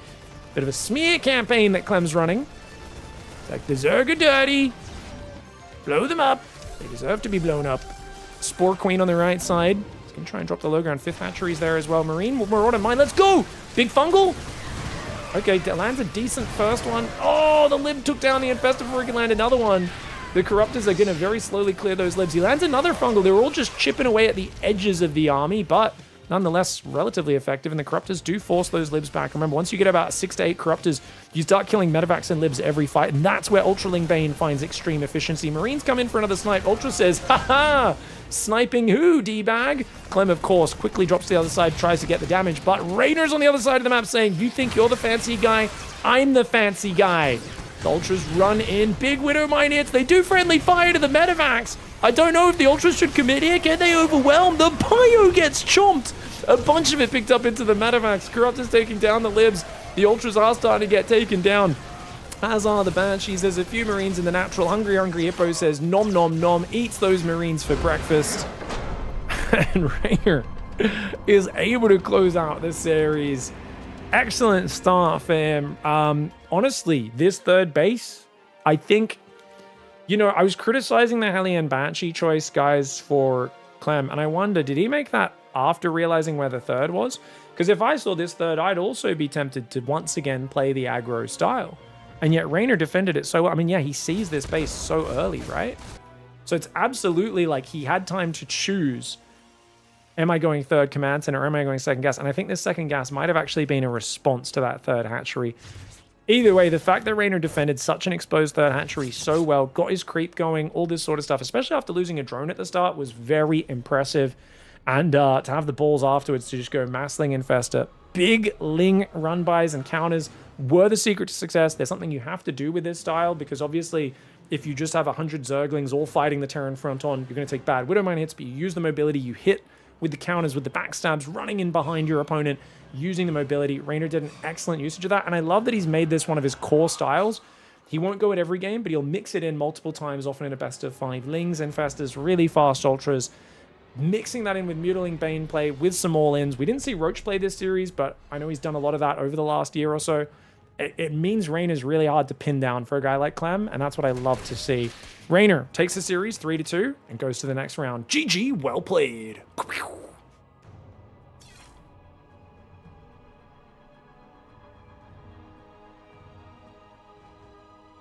Is Pig covering anyone good today?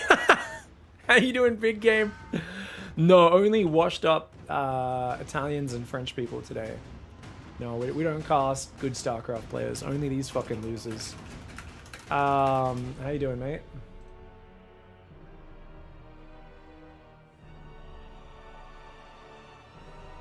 Big Game says everything is Protoss. If it's not Cyril, I don't want it. Nice. Let's go. Lost 2 expos to Lings with no left off. Yeah. Little hurt. Clem had the worst game of his life. I don't think that was the worst game of his life. 2022 Dark versus Clem would like a word with you. We were like, this is the best, greatest TVZ player we've ever seen. And Dark's just like, have you heard of Ling run buys? Fucking easies in like 20 series in a row. We're never going past 70 drones and just constantly Ling run buying every time he wants to move out. You could just see Clem was like, I attack. And Dark's like, no, you don't. Clem's like, I'm the best attacking Terran of all time. And he's like, you don't get to attack versus me. That was a fun year of Clem's hopes being dashed upon the rocks of Dark's gigantic pain. I have a weird question. If everyone could see everything and knew what the others were going for, would a Rep 1 race have a decisive advantage? I think you'd need players to play with it a bunch for us to discover who has the advantage. I think probably Terran. The reason being, Terran has the worst scouting. I know there's a guy in Bronze League who's like, they have scan. I think Terran has the best end game in all matchups, right? It's just really hard to get there. But if you can't surprise Terran with anything, like you could actually just play like turtle mech type into ghost mech styles, something like that. And I think it would be really hard to deal with. Thought I'd say Protoss. I mean, maybe Protoss does have the best economic openings. But it's the combination of that plus they can scout and harass and see what's happening pretty well. I think it would be between Protoss and Terran. It definitely wouldn't be Zerg. Yeah, definitely wouldn't be Zerg. It would be between really good Terran and Protoss players. The Protoss would basically be like, hey, I can play so greedy, I can just overwhelm you in the mid game kind of thing. And the Terran would be like, well, you know, if I can just survive to end game. And I can be quite greedy because I can see anything you're committing to. You know, I'm okay. I think the Terran would probably want to play Bio. Bio probably with some tanks. And just never let a Prism in the main, yeah. I think you'd just play like Bio tank and you'd be good. Zerg seems like slightly weaker theoretically. Well, the Zerg units are all worse. But, yeah. Mangarok says there's no sound on YouTube. I'm sure other people would have mentioned that on YouTube if that was the case. Why are you saying in Twitch chat, not YouTube, dude? I come back and check the SDC scene every few years. Is it still dominated by Zerg players, says Projects? Zerg player, Cyril. Has been for 7 years. Everyone else now. There's definitely sound on YouTube. I'm on YouTube with sound. But yeah, it's an odd comment, Mango Rock. Go into Twitch chat to say there's no sound on YouTube. I feel like that's a you problem. Why are you saying it in Twitch chat? So confused.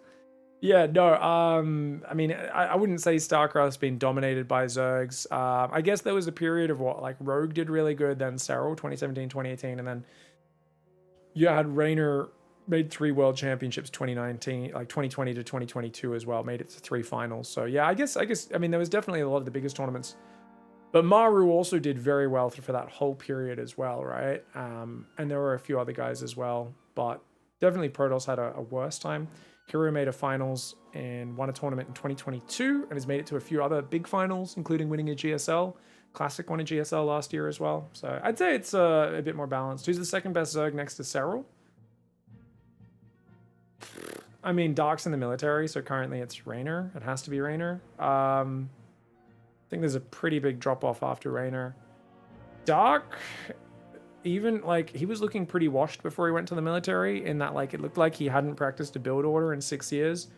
But still was, like, just more clutch than Raynor. Like, Raynor was way better at certain times, but Dark, I think, was more consistently able to, like, have deep runs than Raynor for the last few years. Yeah. Like 2023, 2024, right? I think Dark was more consistent than Raynor in those years. Yeah. What are we casting next, guys? Can we get away with a game before an ad break, I hope? We can. Okay, Raynor wins that series. He goes on to play Max Pax, guys. Or as we like to call him, Maximus Paximus.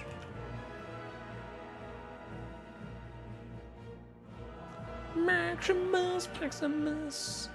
Winter Madness is the first map. Tourmaline is the second. Okay, cool. We've got these in order. Is Zerg the weakest in endgame? Against Protoss, I think like they're meant to be if your name isn't Serral, but Serral kind of definitely doesn't look unfavored. Against Terran, I think in endgame, Terran should beat Zerg, but once again, it's a question of if Terran can get there. Terran needs a lot of time to get to endgame. Terran needs to spend so many extra thousands of minerals on like the mass orbital command centers and the planetaries and the turrets and the sensor towers and all this stuff. So I think Terran, it's just like, technically, if you both get like 50,000 minerals in 20 minutes to build up, and then you start fighting each other, I think Terran should win. But once again, it's so based on the players and how well they get there and all that sort of stuff, yeah.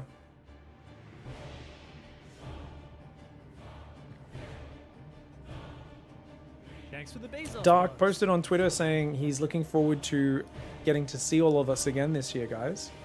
I think his military service ends at some point this year. Not sure when. Probably later in the year.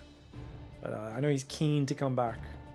Rando, thanks for the Prime Gaming sub. Nothing but a ghost to the 51-month resub. Weiss wins the tier 1 sub. Nemo's at 37 months Pank as well. Appreciate you guys very much.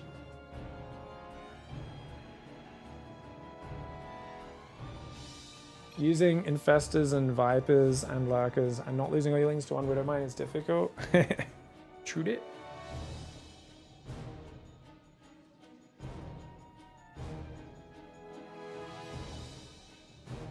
Alright, guys. Sidestorm Gaming's Max Packs in the bottom right side of the map. Raynor in the top left. Basilisk up against Sidestorm. It's a ZVP for the ages. Raynor has just got through against some incredibly stiff opposition in the previous round, but Max Pax is a special beast because Max Pax, I really don't think Max Pax, like, endgame is particularly great against Terran. Against Zerg, it seems to be pretty good, and I think it's partially because he does get a good amount of practice against a lot of, Raynor and Serral in the big online tournaments, but also the Lambos and the likes, and quite a few, good mid-level pro Zergs, I would say, on the EU server. And I think just over the years, he's built up his experience in that matchup. So that's always one where I think Max Pax is hard to deal with. He blocks Raynor's hatchery, forces him to take the third. I also think Raynor has been a bit too willing to accept late-game scenarios against Protoss of late. I think Raynor really feels like Protoss is favored in the matchup, has for a long time. It feels like if they just defend well, they should always win. I think the secret to success lies in embracing the gamble, embracing the fact that if Protoss doesn't know exactly what you're doing, you can often catch them off guard with silly gambles. I think ZVP is a matchup where if you're happy to do silly gambles, it's really hard for Protoss to win. And it ends up being quite balanced. But if you're thinking, I'm the better player and I'm going to win every time and I'm going to play 100% success rate build orders, you need your name to be Serral, or that does not work out. So what I'm looking for Raynor is a willingness to take gambles, but not repetitive gambles. Not, I'm just going to skip my Roachhorn and Baneling Nest every game and hope I get away with it, because he's done a lot of that recently and gotten really punished by Glaive Adepts after Oracles. I also would like to see him, take some aggressive risks and shove in some odd timings and have some little prepared surprises, because I think Max Pax is generally relatively predictable in this matchup. And that gives you a chance to be a bit of a sniper and get maybe a free win or a bit of an advantage by sniping his third base with a Ling Flood and doing some tricky builds. Who knows, maybe even a drone drill Ling Flood at some point.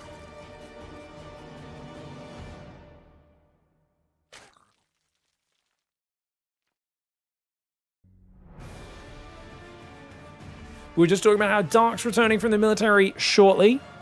Can you guys remember when he signed up? Because he tweeted out saying he's going to be back. He's looking forward to seeing us all this year. So I think he was kind of implying, hey, my military service will end this year. I imagine later in the year. I feel like it was it early 2025 when Dark finally had to go? What was his last tournament? I'm trying to remember. I remember like last Pigfest. He was kind of saying he's going to have to be gone. Like I think his head might have already been shaved. Like he was already like about to be signing up for his boot camp training and all that. Mandatory military service in Korea. Normally about 18 months, I believe. I think it depends on what job you get though.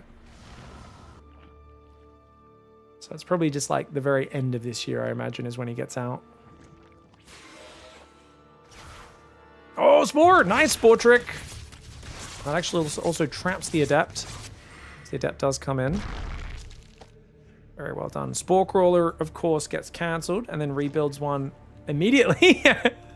Just out of habit. He's like, oh wait, I do want a Spore. He's building an Oracle. Should have just let it finish building. But I mean, it would have been finished earlier than it was needed, but obviously does lose just a couple minerals this way. Not a big cost. It's like 17 minerals.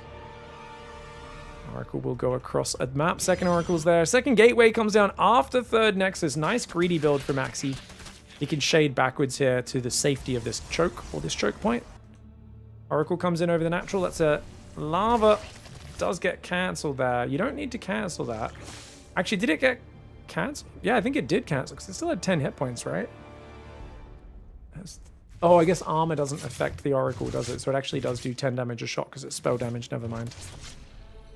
I was like, you can't do 10 damage to an egg in one go. That thing has 10 armor, mate. Spell damage don't care about armor. Second Oracle flying in. Max is so good with his Oracle multitasking. I wish I could do this, man. Like, he's so good at just flying in from multiple angles. Where's the first one? Okay, first one's gone home at least because it was out of energy. Doesn't really find big damage. You know, he's just forced a few tricks and cancels so far. He's got a quick Twilight Forge. That, to me, speaks of charge. That's a charge opening, isn't it, guys? Yeah, because Raynor loves to open fast melee. And did he see it? He confirmed it. He saw the Evo chamber. So the problem for Raynor now is Max knows what he's doing.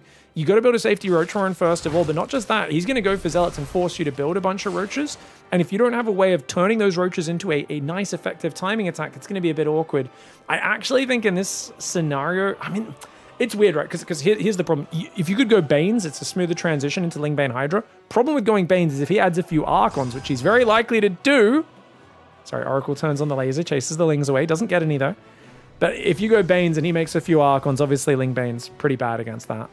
Lings will come back just in time to get some damage on the Adepts. They, of course, have to commit to the Shade, but oh, more Lings coming out. Okay, a lot of Adepts go down. 3 more drones are building. Raynor with only a very slight worker advantage. Max economy has been absolutely brilliant. I think seeing that many Zerglings, does he still commit to Archons or does he try and make Storm? I think he still commits to Archons. I don't think we'll see Psy Storm. Prism comes out. Lings poke the front. Oracles are there with some energy recharges on them. Prism's hiding. He's going to warp in these High Templar at home. I think he knows Rain is probably going to track them with Zerglings and stop them from morphing. He's going to go Zealots as well as 2 more Gateways. So it's going to be 8-gate Zealot? 8-gate Zealot Archon. No Storm against a Hydra Den that's almost ready. If Groove Spines gets up before this hits, it gets like 10, 12 Hydras with Groove Spines. It does really well against Archon Zealot. Obviously, like, Archon Zealot clears Zerglings really well, but once you have a critical mass of Hydras, you can fight okay. Oh, no Groove Spines? Okay, he's building 2 Hydras and an Infestation. He needs more Hydras right now. Raynor has to respect this. I mean, he's got a lot of Lings and Queens. Oh, Warping on the front is a crazy choice. 9 Hydras are building. Still no upgrades for those Hydras, but at least that will give him some ranged firepower, which I think will be somewhat safe. Storm starts up behind this. So far, a good defense for for Raynor, sorry. But here comes the Zealot Warping. You thought he was done, but no, he's going to go for it now. Seeing no defensive units, just Lings and Queens. Very bad against Zealot Archon. You can see the Stasis Trap getting queued up there. He's going to click that as Raynor. No, Raynor did not click the Stasis Trap, unfortunately. Does set it off there, though. 1 Queen has already gone down. Hydras are here. The Lings have to not clump up on the Archons, because the Archon splash damage, when you chase, that's where the Archons do really good damage. You can see the Zerglings trying to spread out, but not able to get rid of that Archon. At the end of the day, I don't think the trading's too bad for Raynor, but he desperately needs those Hydra upgrades. We always talk about how Raynor forgets his Hydra upgrades habitually. This is crazy though. Normally he makes one upgrade, forgets the other. He's trying to rush lurkers so hard, but there's no way he has enough gas to go Hive and Lurker Den. He actually needs to take gases on his 4th first. This is just a misplay for Raynor. I think in the heat of everything, he's thinking, if I get lurkers early enough, I can kill you. Problem is, he's going to have Lurk attack and enough gas to make like 1 lurker. He contaminates the Templar Archives. That's also not a good choice. I know I'm sounding overly critical, but he should go for the upgrade. Problem is, are you going to fight before that upgrade kicks in? No. So this has no long-term value. If you were doing an attack or you thought he was about to attack you, which obviously he's not because he's just lost. Well, maybe. I guess he could pressure you now. Maybe Raynor's a bit worried about defending that, but long-term delaying the upgrade is what's going to give you more value. Second Robo comes in, 4th base on the way for Max Packs as well. These gases are so late for Raynor. I think this is something you've really got to focus on when you play fast lurkers, is you need to get the gases on the 4th so early. And the luxury is if you can get a 5th base and 10 gases, that's when you can actually make a lot of lurkers. So notice how Hive's finishing, right? That's awesome. We've got a second Evo, so we're going to go double upgrades, I guess. You just don't have enough gas for double upgrades and Adrenal and Lurker upgrades and everything else. So it's kind of awkward here. It's like a Ling Hydra Lurker style, but as always, you've got to kind of chill and just play a bit defensively for the next 2 minutes. And that should give Max time to get a massive amount of Immortal Storm, which he can control the map with. Behind that, he'll go Fleet Beacon while transferring his probes. He's going to get a Mothership up probably first and then start adding Tempests as needed. Mothership's amazing because Time Warp is so big in a fight. There's a lot of good things you can do. What is the standing between Raynor and MaxPax at this moment? Is it 1-1? Oh, historical trading all time? I have no idea. Last year? I have no time. I can check the stats after this game if you guys remind me. Raynor, I feel like, oh my gosh, almost eats a big stasis. Raynor sometimes crushes Protoss players and sometimes he looks a bit lost in the matchup. I feel like it changes week to week. It's kind of got that like Polish DVP, right? It's almost like when you're watching a Laser or Nurtio, where if they can read the Protoss exactly and hard count it, they can slap it down, but they're like easily tiltable in the matchup. Oh, Lurker's not burrowed. Okay, the Lurkers are burrowed. Oh my god, he's just gonna push right through, Raynor. No support here. The Lings and Lurkers on this side getting jumped on by Zealot High Templar. A bit of a crazy push here for the Protoss player, but does lose a few expensive units. Sport Prism in the back still being a nuisance. It's still so heavy on Zerglings. Adrenals here and +2. Dude, if he can get like a full Lings around and some good Lurker volleys, it could be really nice. Right now, it's actually the 3rd base that's wide open. These Lurkers are not covering the 3rd, but that's such a weird area to push into. He doesn't want to surround himself, MaxPax. Got some more Zealot Storm coming forwards. I think he's got cannons in most of his bases. Uh-oh, the Zealots need that Storm to back him up. Zergling's quick to evacuate, though. Okay, he's going to push through here. The Lurkers trying to pull around. Oh my gosh, Raynor wants to surround this army. Raynor's trying to trap him right now. Lings do get stasis trap, though. Good stasis trap Storm zoning. A couple of those Lurkers on the left get popped by that Storm. That new long-lasting Storm. Can't sit in that one. Raynor's kind of all in on Ling Hydra Lurker. He's got 11 Lurkers, 10 Hydras, a lot of Zerglings here. He's got all these upgrades kicking in now as well, even Adaptive Talons on the way. But look at this, MaxPax staying active. He knows Zealots aren't going to help against this, so he recalls the Storm Immortal and sends the Zealot counter in. Really good pivot. Not only that, 2-star Tempests on the way. He's skipped the Mothership this game, at least for now. And I think he's doing really well to hold on. Stalker's still there in the wall. He's going to add air weapons. Storm goes down. As I said, this is so... Like, when I watch MaxPax PvT, and it goes to this stage, I feel my heart sink. And I go, oh no, he's going to endgame. But look at this. It's like, he doesn't rush a 5th base because he knows that gives an easy angle for the Zerg to trade. He says, just sit on 4 bases, deny creep, control the map where we can, get Tempest to counter Lurkers and Broodlords, have plenty of High Templar for Storms, bunch of Archon Immortal on the ground is just a good solid ground army. So hard to deal with this as the Zerg player. And now he's being forced into Corruptors, +3 melee. Let's see +2 range come in, maybe Carapace if he wants to go more Ultra style. I think Ultra style is usually really good, but not when your opponent has 8 Immortals. I think it's not even an option. If your opponent already has 8 Immortals, you're this late in the game, there's no opening, there's no timing available where you could catch him exposed. Nexus gets killed, no cancel there for Maxi. The question is can MaxPax just keep progressing and not die? And how does Raynor kill him? For the long term, do you think it's quite MaxPax's favor? Oh, he gets jumped on! He has to storm the Zerglings. He does storm the Zerglings. He storms himself in the process. Tempests do take some big damage, but A lot of damage goes down on the Zerg there as well. Units lost have 2,000 in favor of Protoss, and the Lurkers have to fall back. You can see the Lings are good at surrounding the High Templar and making them storm themselves and stuff, but it costs a lot of Zerglings, number one. Number two, the Archons clear them so very quickly. 28 kills, 10 kills, 24 kills, 23 kills. Those Archons, that's 4 Archons with about 100 kills between them. I know they're mostly Zerglings, but that's still impressive. Lurkers are popping out in the main base. Oh, you gotta focus the Nidus, bro. Bro, you gotta focus the Nidus, man. Oh my god, he let the Queens out! Max Packs with a big doo-doo! Rainer's getting inside the main base. Templar Archives, a bunch of pylons are exposed, not to mention the Nexus and the mining. Beautiful move for Rainer. He's found a way in, and that's what he's needed. The 4 bases will start running low. You know, the main and natural are already half mined out, so denying a 5th at the same time is excellent. The Lings do that. The Immortal High Templar go for a counterattack.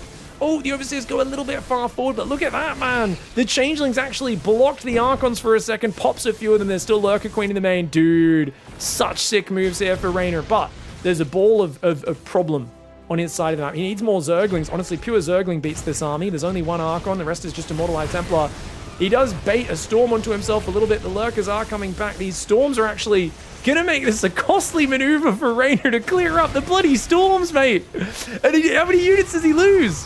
He loses like 2 Immortals and a High Templar. That could have been way worse. Okay, it looks like a few more High Templar might have gone down from that last volley, but he does clean up the main. If Max Pax can defend this frontal base with like an energy recharge and a zoning storm, not to mention Mama. 1 Overseer goes down. Time Warp. Yeah, and I think Rainer wisely falls back. He's got to split his army, keep working his way in around the left side. Nidus the back door constantly, while simultaneously penetrating the natural over here and the 4th base and trying to hit those 3 angles. Maybe you can find an opening. Max Pack supply is not that good. We've got 11 Corruptors coming in as well. If they can kind of catch these Tempests or Mothership in rotation between the bases, I think Rainer's playing an excellent late game. That being said, still no gases on the 5th. Desperately needs it. He needs to transfer workers from the natural and the 3rd, take a 6th base, take gases, and maybe get some spines on them as well. Because I worry if this gets sniped by Zealots while he's busy attacking, it could be a real problem. And Max Pax has a massive amount of minerals. Like, Max Pax is actually kind of screwing up right now. He's just now rebuilding his Templar Archives, which means these 5 High Templar are all he's got. Just now rebuilding his Nexus as well. I feel like Max Pax should be spreading cannons everywhere. He's kind of just floating minerals. Max Pax, he's floundering. He's building 2 Templar Archives, 3 carriers at a time. Lings are going to go on top. Beta Storm, they immediately dodge it. Very nicely done. Hydra Lurker trying to fight with those Immortals on that side. Mama Tempest is going to slowly break through this, but as I said, slowly. I'd like these units to push to the left side. Corruptors are going to try and dive. Okay, well, I don't think there's any Storm to protect it, which means he's going to try and recall a bunch of units to defend. He's recalling High Templar to try and defend the Mothership. Corruptors do Sniper, though. Very nicely done. Rain is on top of this base, and I think if he can breach the natural, get rid of the natural, he'd be in a great spot. These Lurkers just need to shuffle forward. He's never going to break the Tempests, so he's either got to run away or he's got to push south right now, because right now he's not doing any damage. He's hovering in a dangerous area. Luckily, there's no detection. There's 2 observers on the map, but they're not in vision right now, so the Tempests aren't doing anything. This is giving Rainer time. Rainer needs to shove south. He's hanging out in no man's land. He doesn't have many Corruptors here, but wait, can he overwhelm? He's only got like 7 Corruptors. Rainer's fighting this wrong right now. He's got to push forward. Meanwhile, Zealots are in the main base. Oh, that's what I was talking about. There's also Zealots on the right side. This is a big problem. His Lurkers aren't doing anything right now. That's a really big mistake at this crucial moment. The Queens are going down. The drones on the 5th. The main base as well. Max Pax with a brutal Zealot run by. And the Lurkers, this natural and main, were wide open the whole time, but Rainer misses an opportunity and now has to turn tail and run away from that air army. Oh, that is rough. But he did deny +2 air weapons. He's getting his own +2 air weapons. I'd love to see Carapace after that, as I do think that's crucially important. Quick upgrade, cheap upgrade against the carriers that are now coming in. But what a stressful game. And down to 66 workers. I would have loved to have all that money on 80 workers, have a 6th base, and be going to the next step. Now he's on 60 Lings, which are good run by unit. He's got 17 Corruptors, which is enough to deal with the Tempest. I don't know about the Tempest and the Corruptors, let alone with Archon Storm support. He's got 3 Hydras, 10 Lurkers, 1 Viper. 2nd Viper and another Lurker on the way. Oh, I love this run by... Yeah, I should be able to deny that Nexus. A bunch of building cannons. Good value there. Max Pax mineral bank that he was sitting on for a long time has come in really handy to help him rebuild a bit, but I love that these Zerglings are finding such good trades. So many probes going down, the new Cybercore, a bunch of pylons, really good trade there for Raynor, and wisely he goes for that, like I said, much quicker upgrade, the +1 air. And it's going to block, of course, 2 damage from those carriers because they do attack twice.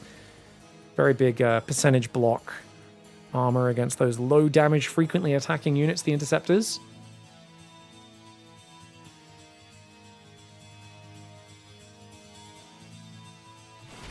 Ooh, gets an Observer.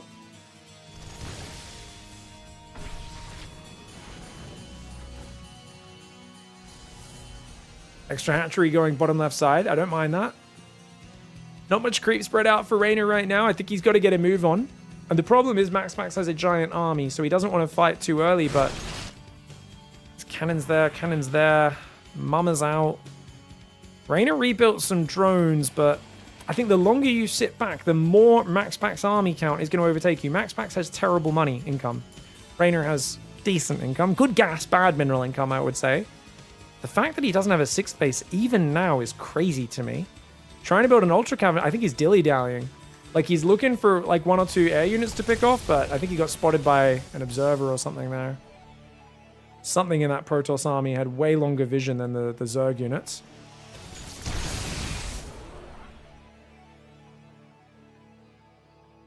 Abduct on the Oracle's always worth. Oh, no Abduct there. A bit sloppy, man. Oracle's 300 resources, and it's the map hacks of Protoss, right? If he tags you, he knows where you're coming from. You can't surprise him. Lings are going to run in again. Oh, I like that. Click the Archon with a few Zerglings would be good, but there's so many cannons. He does back away. He could surround this and deal with it if there wasn't the Storm. 1 Archon on its own, of course, would not stop a mass Lynx around. 3-2-1 upgrades on the ground with +2 Carapace, +1 Fire Carapace coming in. And Festa's now coming in as well. Raynor seems to be accepting a defensive position. It's just tough because, like, technically it's the right play, right? Just don't trade too badly. You're mining so much more, you should be good. But how do you ever force a fight with this army? Part of me says, well, Ultras makes sense. Like, I love that he's going Ultras. Problem, there's still 4 Immortals and 6 Archons under that army. It's a full air army. 8 Tempers, 6 Carriers, Mothership, 7 High Templar for Storm Sport. But he's still got 4 Immortals and 6 Archons on the ground. Well, I guess only 5 Archons in the army. 4 Archons, sorry. As 2 of them are back at home defending the Lings. The point being is you'll need to have a lot of Ultras and land like a Blinding Cloud or Microbial or something like that to overwhelm. The reason you go Ultras is to delete the High Templar Archon, allow the Corruptors to fight the air, which the Corruptors can beat the air on its own. It's the Storm and the Archons make it very difficult for those Corruptors. No more Flyer upgrades, which is a problem for Raynor, as +2 finally restarts for Max Pack. Max Pack's carriers are kind of garbage upgrade-wise right now. But only 22 Corruptors. That's 44 supply of Corruptors. I think Tempest are 4 supply right now. Is it 4 or 5, guys? I think it's 4. So it's 32 supply of Tempests, 36 supply of Corruptors. It's like 68 supply of air, not counting the Mothership, which is another 8 supply. Ling Lurker counter comes in, but good storms. Not quite able to overwhelm. The High Templar doing some very heavy lifting. He's going to go for it, but he doesn't have the numbers. There's no way Raynor has the numbers to overwhelm all of that. He's going to try and burrow a Lurker as well, but you can see 1 Archon will go down. And then, of course, the Archon Zealot going to clean up the rest of that. Really nice trade. He's going to replace these units with Ultras. You can see Raynor's trying to get into that heavy Ultra so he can overwhelm the ground and go for the big engage. Thing is, if he does this, Raynor also needs to throw more workers away. He needs to drop down to like 50, maybe 30 workers, because Max Pax has 150 army supply, and that's only growing. Even though his income's so small, Max Pax is just looking for the perfect engagement. And I think Raynor's going to have to sack a bunch of workers to have a competitive army supply. Big thing we've seen Raynor do a lot lately is try to engage Ultras against Protoss. Almost every single time he's engaged with vastly lower army supply and no flank. So even if he gets a good spellcaster usage, he's just engaging with, like, you know, 4 Ultras into like 10 Immortals and a max Skytoss army. And it doesn't matter how well you Microbial Shroud or Fungal on your Parasite, it's just not going to matter in that scenario. And been a bit of a debate going on with the people who hate Ultralisks and me, where I'm like, look, Ultras aren't a good unit to just sit here like this. In this sort of game, Ultras aren't great, right? I get why he's going for them, because he feels like there's no other way to make a play. The Ultras, normally you want to hard swap into them all at once. You don't want to drip feed 1 Ultra out at a time. Let your opponent set up for the perfect engage. Let your opponent know what's happening. It's an ambush unit. It's a hard tech switch unit. It's a unit that takes advantage of timings. In this case, he feels forced into it because of that massive, massive Protoss army. But it's hard, man.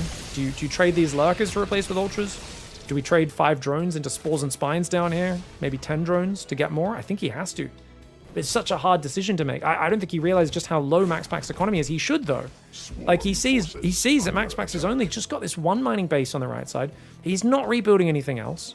Like, he's starving for cash. Oh, Rainey's gonna go for it. Here we go. Big Ultra Infestor engagement. Big fungal. Oh, big fungals. Oh, my lord. Parasitic bombs as well, but the Corruptors are getting minced. The Corruptors clumped up over the Archons a bit too much, I think. The Parasitic bombs did really good, but the Corruptors all clumped up just here, and I think the Archons landed some big hits on them also. He only had +1 armor, and +2 air weapons had kicked in for the carriers. That might be a good enough fight for MaxPax. We've got 12 Corruptors, 1 Viper being rebuilt. He's got to cancel Neuroparasite, I think. Neuroparasite wasn't ready. He also did not have Microbial Shroud for that fight.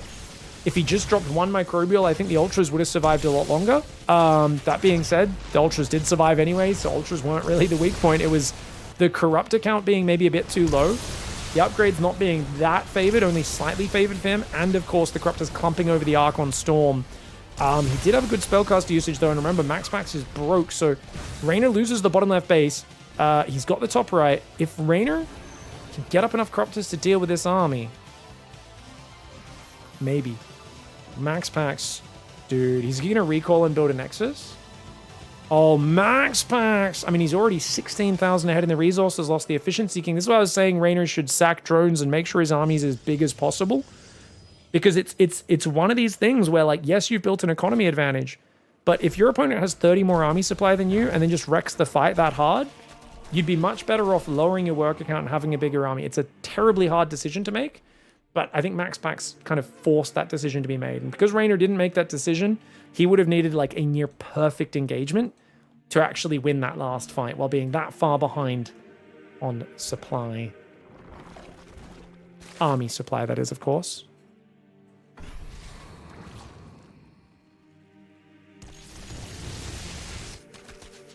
Ling's gonna go for the counter yet again. Dude, they've got so much value this game, these Ling run buys. Such an excellent move. If he could come in and get some abducts, that'd be good. So if he comes around this right side with the Corruptor Viper and just abducts a few Tempests, you've got to come from either the far left or the far right where the Revelation doesn't see you. He comes from over here. Over here, Raynor. Over here. If he comes from that, easy abducts. There we go! Okay, grabs just 1. I mean, a little bit cowardly, but I understand why. He's got to run. Raynor has to run. He can't take this fight. Oh, he's going to go for it. That's a lot of Archons and High Templar. Oh my golly, the Corruptors are going to get wrecked. The Corruptors dive on top. The Parasitic Bombs are there. But Raynor has to tap out. MaxPax Air Army is a bit too powerful. Let's go back to that fight over there. Was it just not enough Corruptors, guys? Let's find out.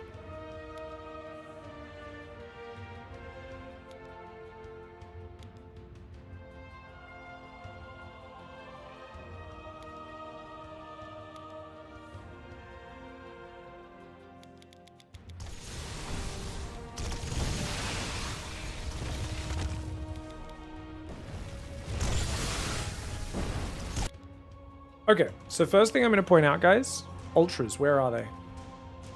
He did flank with 3 Ultras from the right. I was going to say, did he not Ultra flank? He did, right? Yes, these Ultras flanking is really good. Would have actually been better if they were a little bit closer, honestly. Because the earlier your Ultras go in, the better it is. So the way I like to talk about these engagements when I'm telling noobs to do it, I don't know how much it applies at pro level, is you want to have your army on different control groups where possible. At this stage, often you will F2 A move, but I think your Ultras should always be in front of your Corruptors. Notice how these Ultras are quite far away. These Ultras are actually behind the Corruptors for the most part. The reason you want that is you want to make sure that the first Tempest, Carrier, Archon shots are not landing on Corruptors, number 1. They're landing on the Ultras. You also want to try and kill as much of the High Templar and Archons before the fight, before you're eating Storms and Archon hits on these Corruptors. So I think the Corruptors went in a little bit too early. Now that being said, you've only got 22 Corruptors, quite a few of who are wounded. Your Infestors are a bit far behind. Your Vipers are. Your Infestors are quite close. They're right there. And I like that 2 come from behind as well. Doesn't quite have Neuroparasite ready. Doesn't quite have +2 air armor. And against, like I said, it's like 77, 76 supply of Protoss Air. You've only got 44 supply of Corruptors. Similar upgrades. It's when you account for Archons and Storm as well, I think this is just not enough anti-air. The Zerglings are near worthless in this fight. So that's, you could say 16 supply that's wasted. I don't know. I really think it's the drones though that's big. Like, look how many drones aren't mining. I think if he could have just built a bunch of spores and spines or killed some of his drones, even 6-7 more corruptors here, if you sacrifice 14-15 drones, it's such a big game changer in how this fight engages. Not realize we're on 8 times. Sorry, guys. All right, so now let's watch. So the first Tempest shots do land on the Corruptors. The Corruptors are kind of on A move, and they already eat the Bitter Storm. And you can see they're very clumped, these Corruptors. So the move Rain is trying to do is he wants to land Fungal Parasitic Bomb on the air unit, so they're taking 25 damage per Fungal, but most importantly, the Parasitic Bomb does 120, I believe, is what a Parasitic Bomb does, right, guys? I think it's still 120. They changed the number a bunch of times. I think it's 120 at the moment. Over like 7-8 seconds with a 1 second delay on the damage starting. But the thing is, if the Corruptors fly over the top, the Parasitic, on top of the carriers, the Interceptors that are attacking the Corruptors are flying through the Parasitic Bomb and the Fungal and dying, and they're flying through their own storms. So that means the carriers basically just get their DPS just dropped really quickly. Problem is, the Corruptors are still so clumped themselves. I don't think you want them this clumped, and I think they're actually taking a lot of Archon Splash as they fly over. And you can see, yes, there's 22 Corruptors, but if we look at their hit points down here, and I can go back to this one, they've already taken a fair bit of damage. And you can see the Interceptor count's still at 48. Still a full complement of Interceptors. So the Interceptors actually haven't died yet, which is kind of crazy to me. Corruptor count's already down to 13. There's Archon Splash hitting them, and the Ultras, and the Storms. I don't know if MaxPax targeted the Corruptors. I feel like he probably should have, but it felt like these Corruptors just disappeared. So Time Warp was really good as well. I mean, it's always going to be hard to win this fight. I'm not saying it's easy.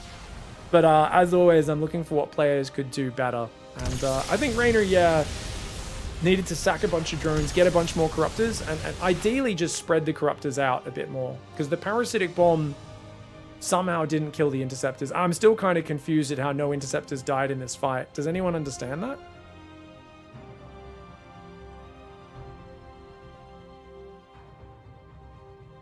Oh, did he not land a power bomb? Oh, both Vipers got feedback. Did he not get a Parasitic Bomb off, guys? Sorry, there's so much green crap in here. It's so hard to tell, even if I turn off health bars. It's really hard to tell. StarCraft 2 battles, man. I don't think there's a Parasitic Bomb that got off, right? Oh, I think you're right, guys. Yeah, I think those feedbacks landed. So because the Vipers didn't get their Parasitic Bombs off, so hats off to MaxPax for landing those. This is another reason why you want your Ultras to go in a little bit ahead of time. And you want to have, I always say you want to have more Ultras than you need, so that you can just A-move them like even a screen ahead of your Corruptors and Vipers and Infestors, you know, if you need to. And just clear all the High Templar before that happens. But they were actually really well protected by the Immortal Archon. So it's really hard to actually get through and clear those. But as I said, Corruptors are definitely too far forward. And the Ultras, I think, needed to be leading the charge a little bit. You can see these guys also were a little mistimed there from behind. But good feedbacks, man. Really good feedbacks. And not enough Corruptor supply, as well as a bit too clumped on the Corruptors for Rainer. GG, well played. Nice game one for MaxPax. Dude, I think he's dead if Rainer moves the Vipers in, yeah? I'm not crazy, right, guys? I think if the Lurkers ran in here, I think it's game over.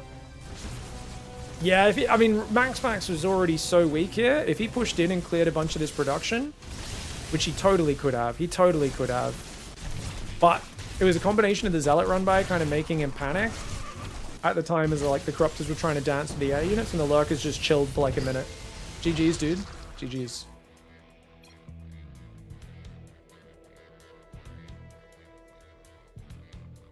What's up, B Rando J? What's up? A random BJ? Is your name Random BJ? Thank you very much for the sub, dude. Appreciate it. Don't forget to use your Prime Gaming subs, guys. It is free. Free if you have an Amazon Prime subscription. So if you have Amazon Prime, don't forget to subscribe on Twitch.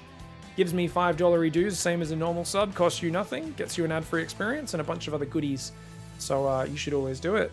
Show you guys how. If you wanted to go check out some Mecha Bellum Amaroks over there, being the cool kid that he is, we can click resub. Oh, he's using that shaky auto cam. Oh god, I hate the auto cam in Mecha Bellum. I know that apparently they stabilized it a bit. I still hate it. I still hate it so much. We could click here, guys. This button here. Get a monthly free sub with Prime. Sign up. Click that button there. That'll take you over to here. You can link your Amazon account. I don't have an Amazon Prime account because I'm an Australian. And unlike Americans, we get a koala rather than a bald eagle. And a Bunnings sausage. We get a subscription to the Bunnings sausage each week as opposed to an Amazon Prime subscription. Just different citizenship perks depending on where you live, guys. Unfortunately, I don't get the free sub each month, but you guys do because you're American. And that birthright Amazon Prime subscription does come with that certificate. Feedback outrange is Parabomb still, blessedly. So Toss has a chance, says Roasted Garlic. I think it's very skill-based, usually, the late game of PvZ. But yeah, generally speaking, if you get good with feedback and Storm, the rest of the army control is pretty easy as Protoss. I think if you play that Zerg army, it's much easier if you go like heavy Ultra Corruptor, and then just add like maybe a Viper or two, maybe a couple of Infestors for Microbial Fungal. I think the best way to play it is to play like very A-movie armies and just focus on one or two spellcasters. Pig, you still playing Mecha? I'm normally watching YouTube. I haven't seen any uploads. I haven't uploaded any YouTube. I've played very little. I really like the new Rift mode, so I should probably do some content about it. I also think I should message the devs and just be like, I'm sorry, I don't know if you guys have heard the feedback. Nobody likes your building patch. It's shit. Get rid of it. Take it off the ladder. It has made so many people quit your game.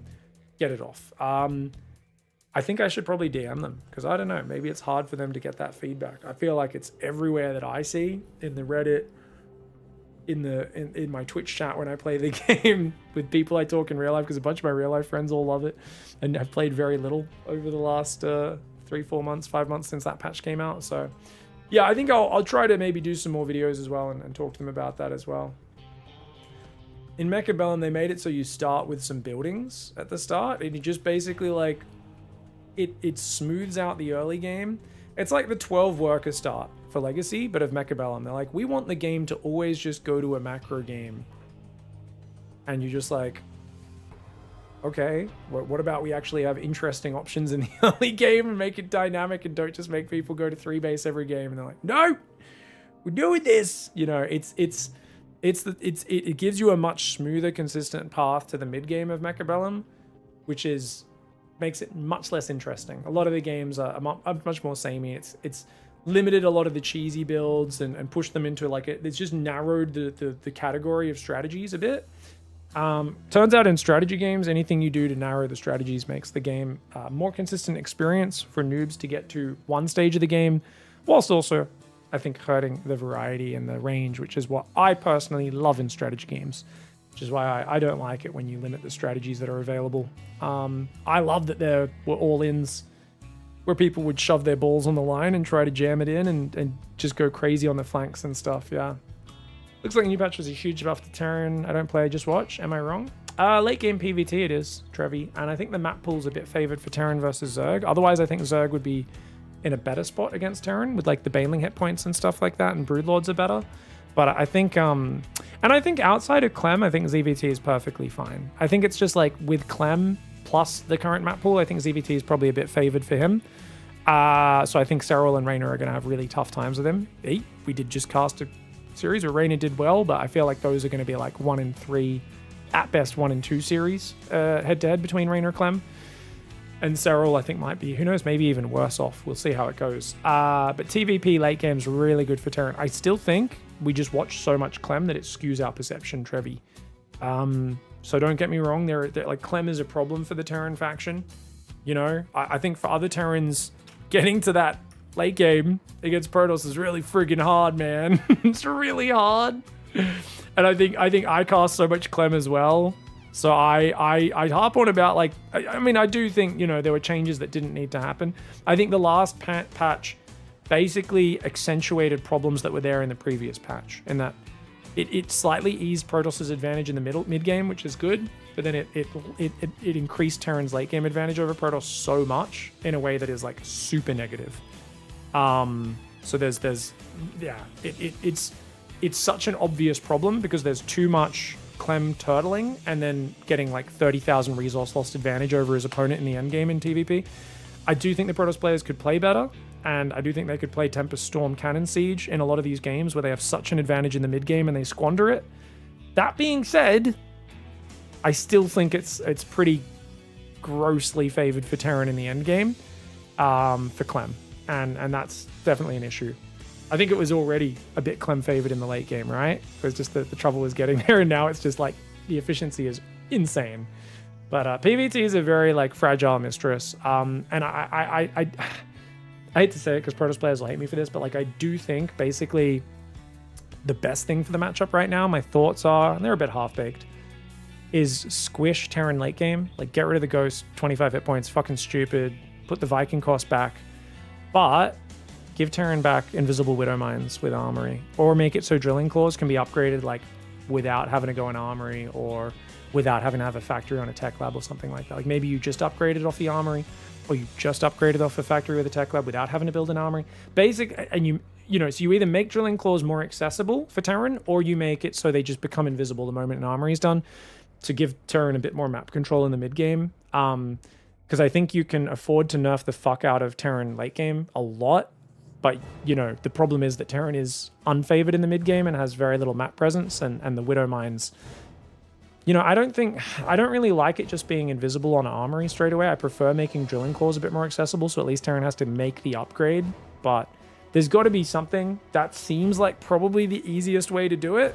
But, yeah. I mean, obviously, like, if I had free reign, I'd be like, let's remove Warp Gate and, like, off the Zealot a little bit maybe, but like, you know, totally change the game, change the way the Warp Prism works. I'd toy with a lot of things, but you'd need a full dev team and thousands of man hours of work to get that right. So something that's just, you know, going back to the Armory, making Widow Mines invisible like they used to, and forcing Protoss to use detection a bit more.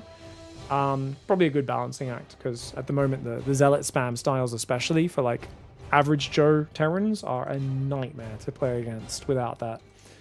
Yeah.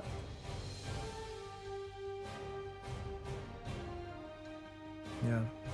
It's complicated, but essentially the goal is you need to nerf Protoss mid game and nerf Terran late game, or buff Terran mid game and buff Protoss end game. Right? You need to bring the power levels at both of those closer to even. Yeah.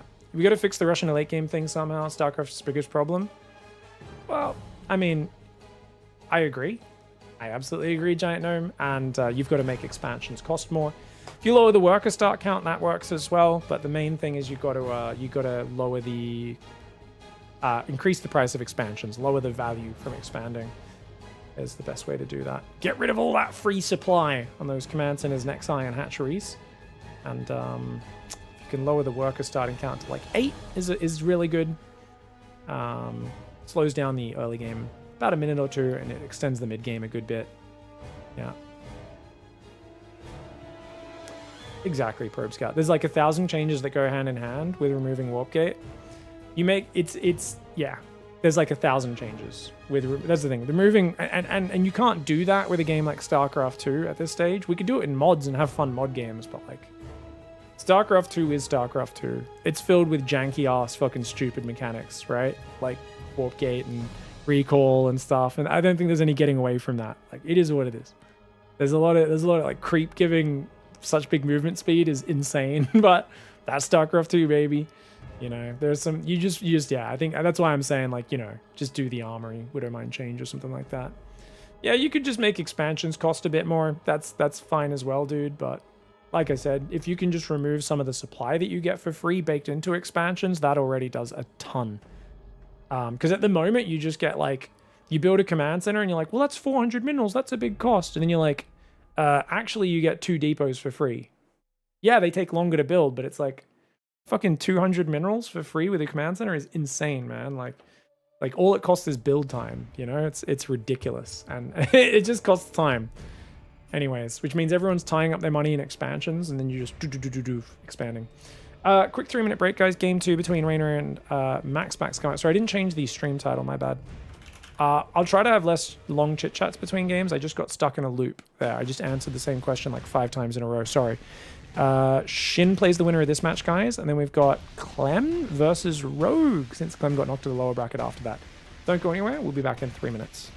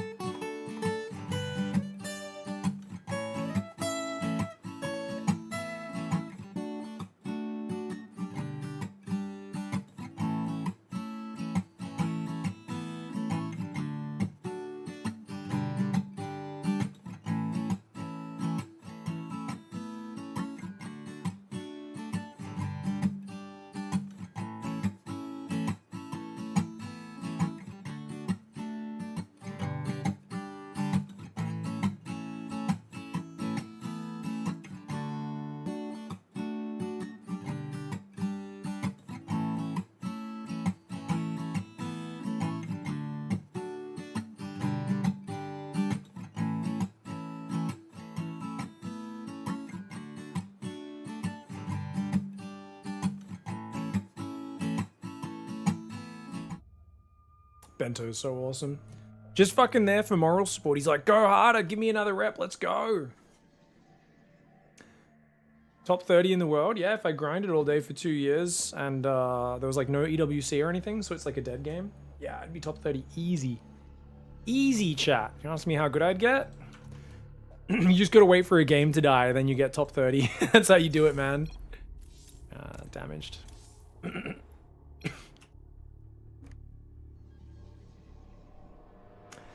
Alright guys, Sidestorm Gaming's Max back to the bottom left side. Nice recovery in that last game. Barely surviving.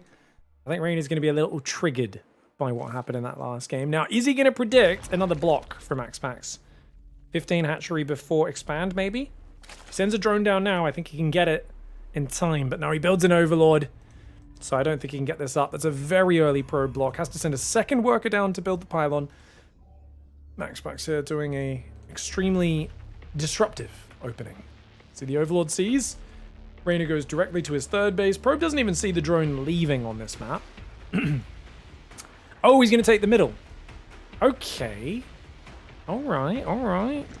It's good to walk queens from. I think we're going to see a queen walk. Thing is, Max Max, when he sees this hatchery placement, he's going to know that's going to come, so he's going to play 6-gate blink and be safe against it. Also, historically, Max Max will take the third in front of you when you do this. I mean, he shouldn't. He should take the defensive third, but Max Max a friggin' Chad Gamar. I used to always do that on Crimson Court. There was a purple gas on Crimson Court, so at least there was a reward for doing that, but yeah. Thank you for the kind comments, Mind Explosion, those in the chat, and I appreciate you guys. Thank you very much. I am a pretty damn good StarCraft player. I will say that. I am nowhere near the pros, but I'm pretty damn good, and I am proud of my level. You know, it's all about effort, talent, hard work, studying at build orders, passion for the game, combination of all those factors, and that's why Cyril is 1,000 times better than anyone else. So he has a lot more of all of those. Some players have good speed, good instincts. Some players are good with build orders. Very few have all of the above. Cyril, of course, is the guy that does. What's a Chad gamer mean, says Hatterog. Chad is a...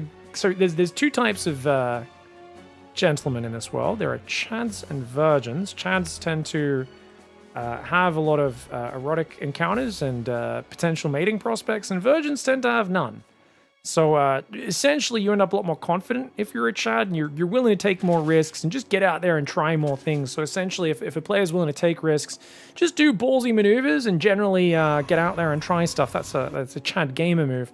Whereas if you're a European player who someone battlecruiser rushed you yesterday, so now you build 2 spores in your main base 2 minutes into the game while quaking in your boots and being afraid of everything your opponent's going to do, that's like a virgin gamer move. So just explaining that for the people in the chat not up to date on the lingo. Very clever analysis as always. This is a high IQ community of people who are very, very smart. Second Adept's coming across. His third base is mighty exposed. 4 more Lings coming out as well as a quick second queen.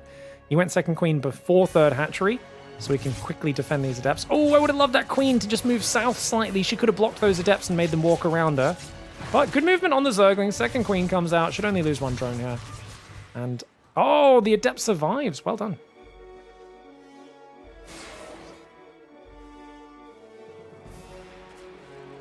Here we go. Adept shading to the left side. Someone in chat says, but can Pig beat Roddy? Someone says Roddy's not GM. Oh, Roddy's definitely Grandmaster. 100% he's Grandmaster. What rank he would be? I don't know. I mean, I haven't watched his gameplay in a while, but I feel like even Roddy playing poker all day is still GM. It's just you have to play enough games to be in GM. And if he's taking breaks to travel to go commentate poker in Korea and that sort of stuff and whatever else he's been up to, it's, you know, where but it is MMR would still place him in GM, I'm sure. Oh my gosh. Oh, good surround. But dude, this is big damage for Max Max. 6. Oh my gosh. 7? Not 7. Oh gosh. Not like this. Lings go to the other side of the map. The sneaky Adepts come in. This is every Zerg's worst nightmare. We've all died to this so many times. You think, oh yeah, I think he's gone home with his Adepts. Let's go pressure with my Zerglings. And then you get to the other side of the map, and you just see these two little friggin', usually what your opponent's normally red, right? Little red dots on the minimap. In this case, maybe blue, just friggin' teleporting into your base, and you're like, ah, you just know there's no clean answer. I mean, he could have ran his drones a lot better.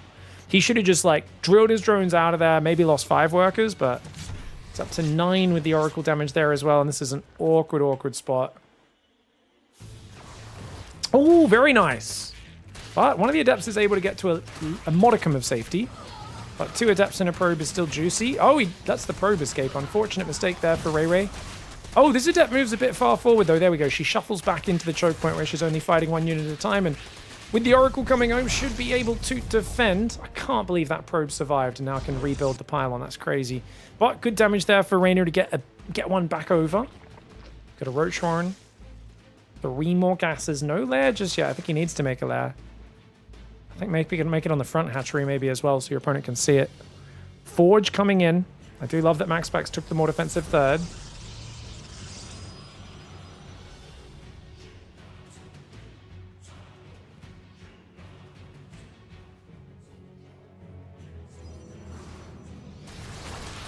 Ow, ow, ow. Ooh, Adept's taking damage.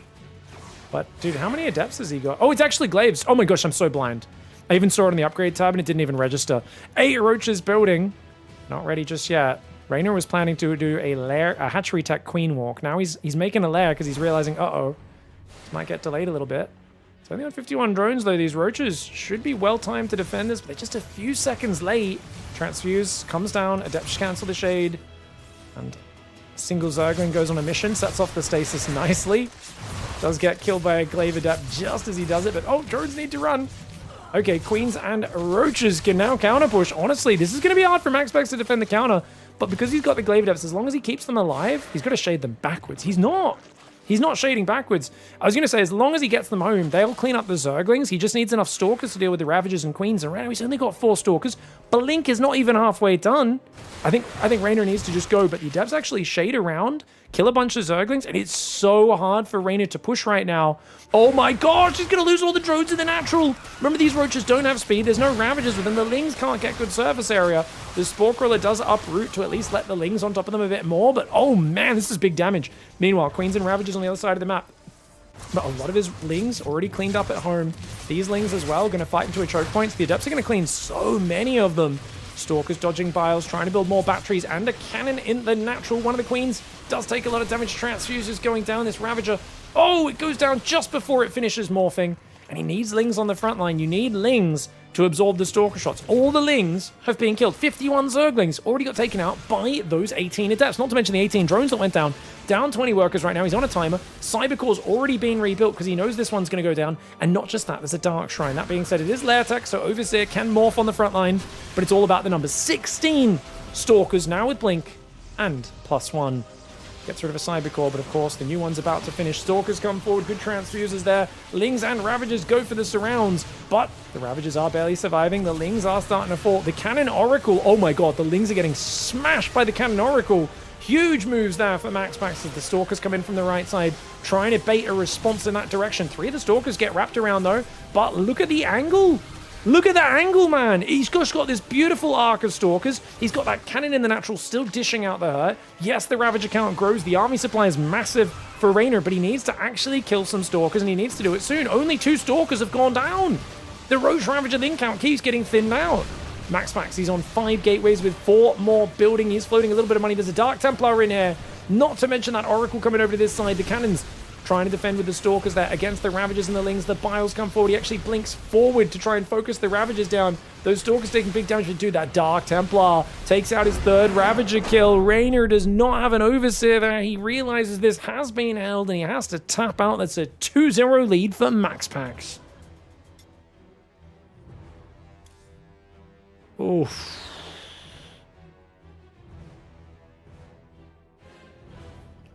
Guys, it feels like he just got beat earlier.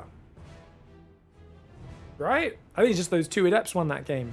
I don't think there's anything else you can... I think his build counters Max Pax's build. If he doesn't take that damage early, he's got like 10 Roaches greeting those Adepts when they arrive, and it's like the easiest win of his life.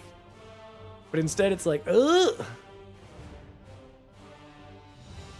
Because he would have been able to push, and there'd be like 4 Stalkers and 15 Adepts trying to defend against, you know, 12 Roaches, 5 of which are Ravagers, bunch of Queens, tons of Lings and Roaches rallying across behind it. That was a collar-pulling game. A collar-pulling game. Like he was giving him a bit of chokey. You getting kinky, Zarathaus? Naughty, naughty. Thank you, Breaker, for the big 38 month resub before, by the way. Appreciate you guys.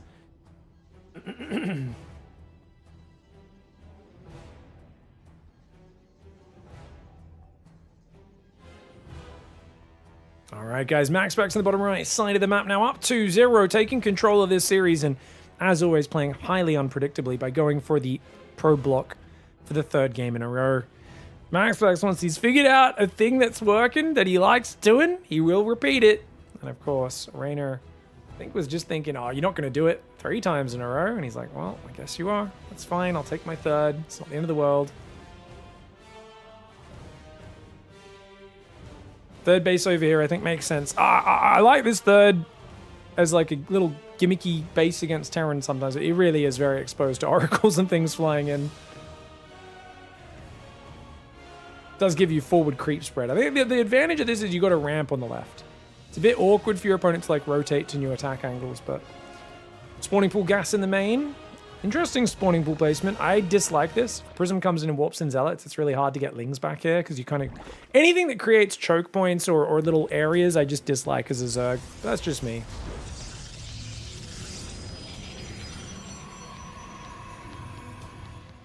Would I beat you, Thermal and Hearthstone? Yeah, if they've had a few shots and I'm tryharding. Yeah. No, they're both much better than I am at StarCraft, guys.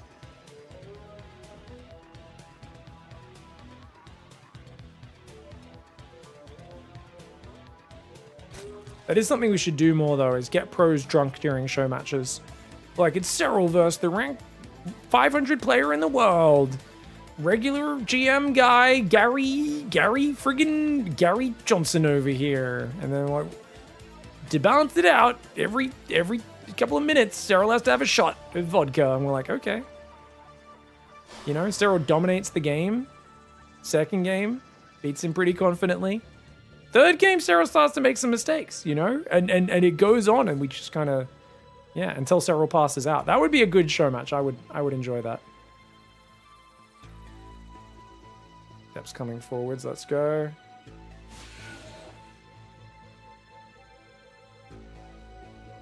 Stargate's on the way. Pretty standard opening. He does chrono a 2nd Adept as well, which, you know, pretty typical against forcing the 3rd base. Now, once again, 3rd Queen. Before 3rd hatchery, which I do love. I think it's good. That hatchery goes down. Queen's going to track that Adept, as will the Zerglings. 2nd one's heading forwards. He goes left, just in case some Lings are trying to sneak in there. Of course, the Overlord does see this. Not even trying to hide his Overlord. It's just kind of hanging in vision. There we go. Now it hides itself on the pillar. Up here with these purple mushies. 3rd Adept's on the way. These guys, will they commit to the shade? It's not a bad move to do so. Yeah, grabs a drone. 1 Zergling. Well done. Now, Ling speed's almost done. A few more Lings will be arriving, so he has to leave now, but I think that's a really well done opening here for Max Pax. You just... Oh, and he shades again, the Mad Dog. Like, I don't know if that was on purpose or not, but he's going to get a bunch more drones. Oh my gosh, so many. 5! That's a disaster, mate. Rainer built friggin' 12 Zerglings, 10 Zerglings. And he's built 4 Queens. He should not be taking that damage. Now he's down 12 workers. Max, if he can secure his 3rd, like he knows he just needs to defend right now. This is where, as Rainer, you pull 5 workers, you mine open this, and you just Ling Flood.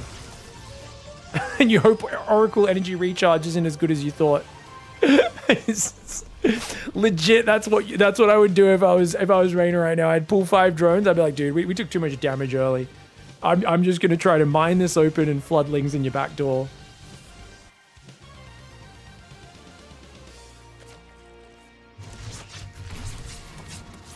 Oracle tags the hatch. We got 5th Queen coming up. Ling's going to go for the pylon. Twilight Council, 2 more gases coming in. Ooh, 2nd Oracle.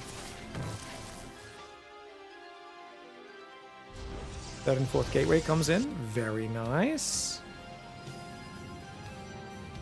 Alright, so at this point, I'm thinking, are you dropping an Evo Chamber and going +1 melee? And the answer is no. Straight left. I think he's going to try to go Hydra Bane. I don't mind Hydra Bane on this map. I don't love it. It's kind of hard to bust up this side. It's too much room for the Protoss to retreat backwards. Like, it's kind of choke pointy between the Nexus and that as well. So you got like kind of multiple chokes to move through. It does look like he's trying to go Hydra Bane. No Evo Chamber yet. No Roachhorn. Raynor is being Omega greedy. Luckily for him, it's Blink, not Charge or Glaive Adepts. Either of those would ruin him. Evo Chamber and 2 more gases go down. Yeah. I think we're going to see that. Just rush to Hydras. See if he can get there. Question is, does he try to do like a 66-70 drone Hydra Ling timing? He might. You know, if going, hey, I cut a corner. Maybe I can do it with a Hydra timing. Because he took that damage early. It's not like this is a super crazy good Hydra timing or anything like that. That's a... What are we building here, mate? I don't know, the way he moved north, I thought he was going to build a Spire for a second. But he goes +1 range. It is going to be a Hydra Den. He needs it. Needs it now. He still hasn't started it. He's gone Overseer. Finally, that Hydra Den does go down, but there's already Stalkers on the front line. Oh my gosh. This is a really crisp 4-gate blink pressure, guys. I don't think he can defend this fourth. He's only got 10 Lings, 20 more building. Raynor's gone to 65 workers. There's an Adept and a Battery at the third, so I don't think he can do much there either. And Max Pax with 2 Oracles and 6 Stalkers says, lol, where's your third base, Zerg player? Fourth base. Where's your fourth base? Got your fourth base. And Raynor, much like an angry child whose nose is just being stolen by a cruel adult, is in trouble. First Hydralisk just now starting. Still no upgrades for those Hydras on the way. Queen Zergling, he's just outnumbered by these bloody Stalkers, man. He's outnumbered. Took a massive amount of damage early on, and now it's just hard to defend a crisp 4-gate blink pressure. Gases are going up on the third. Templar Archives charge. It's not an all-in. It was pretty committed. Like, he delayed his forge a little bit, but not that long. The Stalkers are just trading so well. 3 Protoss units for 45 Zerg units on the kills. Unfortunately, Max Pack's not watching and sends 2 Stalkers forward almost to their death, but not quite. And he's just going to back away. He's like, I've done enough. You're a 3-base Zerg now. Recalls these Stalkers on the right side. They survive as well. Wow. 4th base could go up behind this while he goes Storm, Charge, Immortal. And now Raynor's going to make a hard decision. Does he think he can recover in a long game? If so, how? Or does he just go, screw it, make Hydra, make Zergling. Hydra, Zergling go brrrr, and drive across this map. He's going to make Overlord speed, making me think he wants to make a bit of a highway of creep. Give those Hydras a bit more mobility. Stalker's still trying to trade with the Hydraling on the front, using those stasis traps. So there's a little bit of support. Yeah, it's all in. So Raynor, honestly, do you think he pulls the boys, guys? If he could hit before Storm, a drone pull would still be terrible. The Stalkers are just going to blink back. Like, they're going to kite them down without fighting. No. I mean, I always think about it against Stalker styles, because I'm like, Stalkers are really bad against workers, right? But boy pulls, it's hard for Terran to make it work, and they've got Stim, man. All right, he's going to rotate down here. Mass Hydraling army. That stasis trap almost going off, but not quite. Stalkers do pick off a Hydra, but one of them does go down. Stasis trap. Oh, good snipe on the stasis. Cannon's going down. No Storms available. Storm got contaminated. Storm got contaminated. Sick contaminate for Raynor. No Psy Storm for you, mate. No Psy. Oh, it's about to kick in. Okay, Contaminate's about to wear off. The High Templar does have a Storm. It does go down. Is it enough, though? The Hydras quickly move out of it, but he moves back in. Moving back into the Storm. Maybe a mistake there. Only clips a few seconds of it, though. The Hydra link count. Is it enough? The answer is no. Raynor losing his fourth, losing those drones early on, goes good game. Good game, Max Pax, with your Protoss pieces. Honestly, sick comeback game 1 for Max Pax, and just really kind of put the pressure on. It's very, very difficult. It takes an immense amount of finesse and detail to have your natural blocked and then defend those first 2 adepts without falling behind. It is so difficult to do consistently. And one of the hard things is the Zerg, if you're like, well, why don't you just have 4 more Zerglings? Then it's like, well, that's 2 less drones. And what if the Adepts just don't commit? And then they can shade towards your main if your Lings are too much at your third. And then I think, you know, Max Flex did a really good job. Shaded, got a drone and a Zergling with the first wave, and then he got 4 more drones for the Adepts. Defended his third from the Ling pressure, and it just felt like Raynor was fighting an uphill battle from there. Beautiful Blink Stalker pressure caught him off guard as well. And from there, it's lights out. I think if he didn't lose his 4th base, maybe if he took this one up here or had enough Zerglings ready to defend, maybe there's more of an option, but just a great series for MaxPax and a dominant 3-0. GG, well played.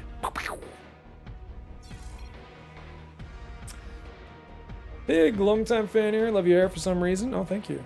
Any chance to return to Mecha? We were just talking about that before. That game fit you as good as Star. I really enjoy Mecha Bellum, dude. I really want them to get rid of the building patch, but even despite that, the Dimensional Rift should absolutely bring me back in because I love the Dimensional Rift. I think it's very fun. Yeah, I'll hop on and play some more Mecha Bellum sometime soon. I don't know if I'll do many videos. If I don't know. We'll see what happens. I'll see if I can get some replays of like pro players and stuff and maybe do some more casts because I was really enjoying Mecha Bellum, and it's kind of a shame that the building patch turned me off for a while there, but we'll see how we go.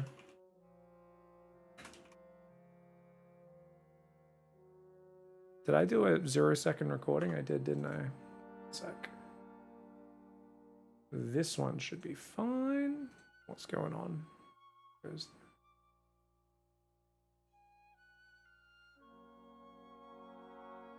The fuck is this? Oh, VLC was shitting itself, was it? Ah, okay, I see what was happening. All right, there we go, that's fixed. Sorry, VLC was just shitting itself. Nightmare mode for Legacy? I should definitely do Nightmare mode this year.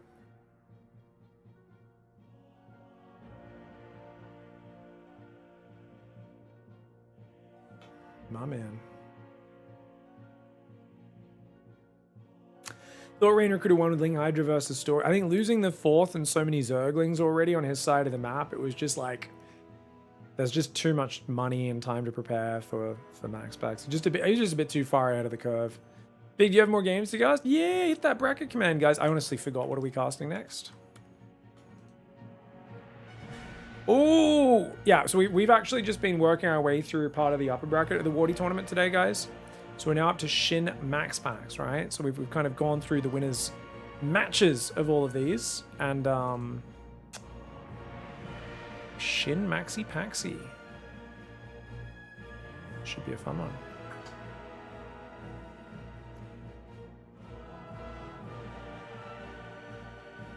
Thanks for hanging out, Silas. Hey, I appreciate you, dude. Yeah, I mean, the Dimensional Rift mode in Mech is actually lit. I friggin' love it, man. I actually thought with the Dimensional Rift mode though, buildings would always be removed, and then I realized it's just like one of the conditions. And I have so many problems with Bear-like right now. And the devs, I'm just like, you guys made the worst patch possible for the game. You removed all the craziness. I love Mecha for its madness. I think the range is what makes it so good. So I really need to try and get in contact with him and just make sure that message is passed along, because I've been ranting about it on stream, and I should also just make a video basically just being like, hey, this is the worst decision you could possibly make as a game dev. When everyone at the top and bottom level says a change is bad and you refuse to change it, you made a doo-doo. And yeah, we'll see. See if I can influence change, because I actually, it's not out of hatred. Like, the thing is, I like Mecha too much, which is why I haven't been vocally critical and making YouTube videos shitting on it for that patch. But it's also just one of those things where I'm like very aware that, like, if you care about something, you should be vocally critical of it to a certain extent, as long as you're being constructive and trying to give direct feedback first. Oh, Sleepless again. Hey, hope you have a good night, Anchor. Thanks for tuning in, mate. Hope Finland's not too icy tonight.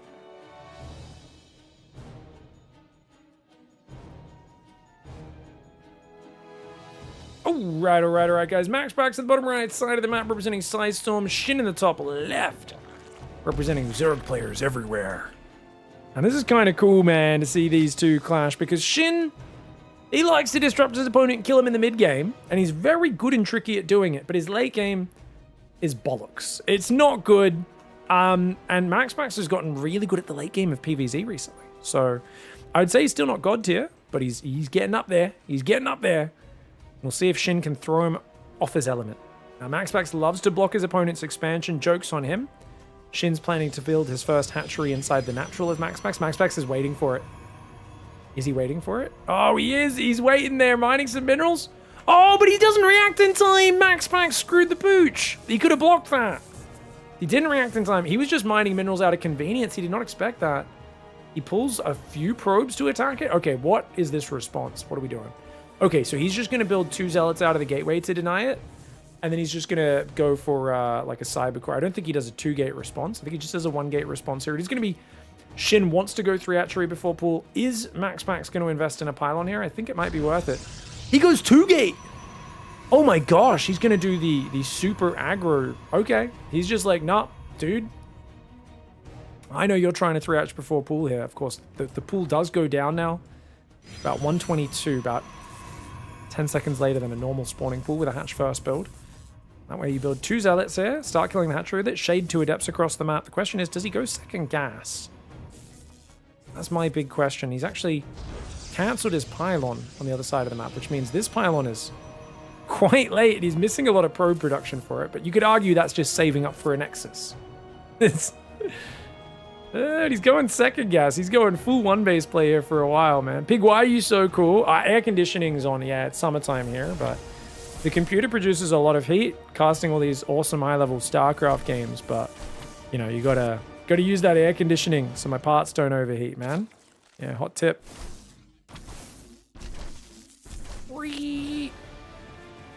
6 guys on gas. We're gonna go Stargate before Nexus. Only 1 zealot. Takes forever to kill this hatchery, though, and Shin could build 6 lings in your base. Ah, I like this. Targeting the lava and now the eggs. Eggs have 10 armor, though. So, yeah, if the adepts cancel the shade, he cancels the eggs. Because the adepts shade out, and he's not leaving anything at home, you're going to actually maybe try and go for the zealot and depower the gates, or run in the main and do damage there. Either way, there is only 1 queen up, no spore crawler.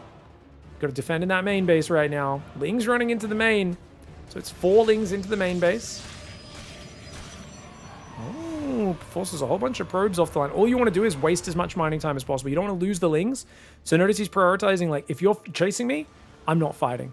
But once the adepts start cornering him, then he might commit into the mineral line at some point soon. We'll see how he goes. This is all delaying the hatchery getting cleaned up as well. So every second he runs around in circles here, he's only got 1 adept clearing the hatchery. Adepts come forward, there's plenty of lings on top. I think with 2 queens now, Shin reclaims control of his natural, creating some chaos here. I'm really shocked that Max is doing this 2-gate response. This used to be my favorite response back in the day, but I've heard people say it's pretty bad. Oh no! I left message privacy off. Hold on a second, guys!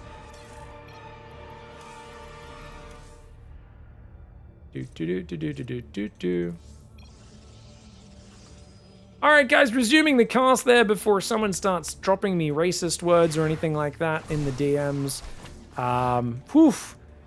If that's Void the GM Protoss, I don't think he'd do that, but just in case, he just... usually a random hey is followed by some absolutely obscene... I wouldn't even call it banter, just comments, you know? Oh, look at this. Maxpax takes his 3rd before his natural. Smart adjustment here. This creep is going to take way too long to recede, so he's like, yeah, that's fine. We'll just go for it this way. Go back for a bit of an energy recharge in the main. 50 energy on the Nexus. Turns into 50 energy on the Oracle. Very nice. Can you help me with Zerg? Wait, why are the messages? Are we on friends list? Oh no, the message is going to keep coming through. It's fine, guys. We'll talk to him later. Can you help me with Zerg? This is like, it seems like a normal question, but I guarantee you guys, I've been on the internet long enough. This is like the precursor to someone telling me about, they're like, so what's your racial tier list? And I'm like, my what? Oh, you mean like who's stronger? Like, no, StarCraft's pretty balanced. And they're like, no, I mean like, whites are at the top, right? And you're like, oh God, okay. Sometimes internet creatures message you, and it's always shocking. Zergling's trying to get on top there, does cancel the shade. The adepts are going to be trying to come over the oracles. Oh, he's going to dive the queens, but I think that's enough queens. He should be able to hold on. Good wraparound with the lings, but the oracle lasers are always dangerous, and those queens will get back to safety. These adepts going to pull over to that side as well. Oh my lord. Melee's on the way, but it's against glaives. Dude, I actually love this counter pressure. Even though Shin's so far ahead on workers, if he's stuck on just Zerglings with no melee upgrade ready in time, which I don't think it will be. Oh, he gets the spore, gets the drone. Well done there by Maxpax. If he surprises him with his 4-gate glaives, it could hit. And you know, like Shin's still droning. Shin's still relying on just queens and Zerglings. He's going to go to 6 queens. No Baneling Nest. He's like, I'm ahead, right? You're just desperately doing some makeshift counter pressure. But notice none of the adepts have died. You know, units lost time is very good for max packs, but of course the mining is a real big problem where Zerg is so far ahead. Third Nexus does now start. 3 Oracles and 11 Adepts, guys. He's got a bunch of Adepts in the main base. He's going to have to send them across soon. If he can hide this, it's going to be big. Overlord out front. He's not going to see these Adepts move out the left side, I don't think. He's just hiding more and more Adepts. There we go. Does the Overlord see it? No, he's hiding them. Oh, no! Shin's playing blind right now, guys. He does have a lot of Lings building, though, which is good. Okay, a lot of Lings. Maybe he'll have enough to defend with pure Ling Queen. If he knew what was happening, he'd bring all of his Queens to the front right now. But it looks like just a normal 5 Adept pressure. Here we go, guys. 15 Adepts with Glaives. Oh, me, oh, my. I don't know why I said that. I screamed like that. That was a weird sounding voice. Adepts are going to shade into the natural. Lings get a good wraparound. +1 melee is not quite done. It's good surface area. Is it enough? It's not. It's not enough, man. The Queens get pushed back here. The Oracles are on top. The Queens need to turn to fight the Oracles. He's already lost 1, 2 Queens. The Adepts cancel their shades. So many of these drones going down. Max Pax right now resurrecting himself. He was totally dead in this game worker-wise. He was down like 15 workers for over a minute. Despite that, he's now got Mr. Shin back on 1 base. Oh, man. Look at that. Is he going to kill his natural? Dude, he could like target the natural here. This is crazy damage. I mean, it's not over yet because of just how far behind he was, but it's looking pretty close, man. Like, you need to clear this up right now. Those Banelings did not get good enough hits. He's going to go down with the Zerglings. There's no Queens. The Oracles don't have much energy, but they turn it on. And that's going to be it. GG, dude. Oh, man.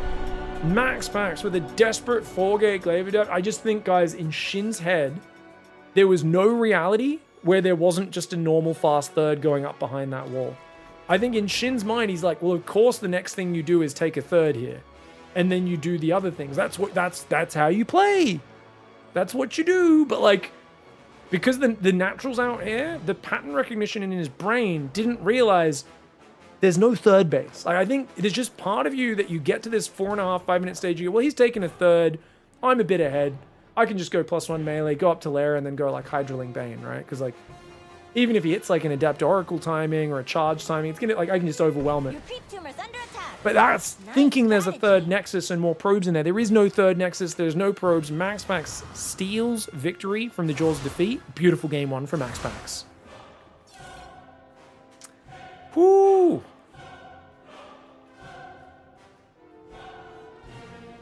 Yeah, that's why you need to build a second pylon at home earlier and actually chrono to get your Zealots out, guys.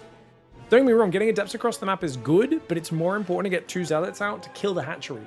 You chrono to get the 2 Zealots out fast enough, you kill the hatchery before it pops. You can't build 6 Lings in your base and waste all that time. Creep doesn't get to spread. All of that game is totally different.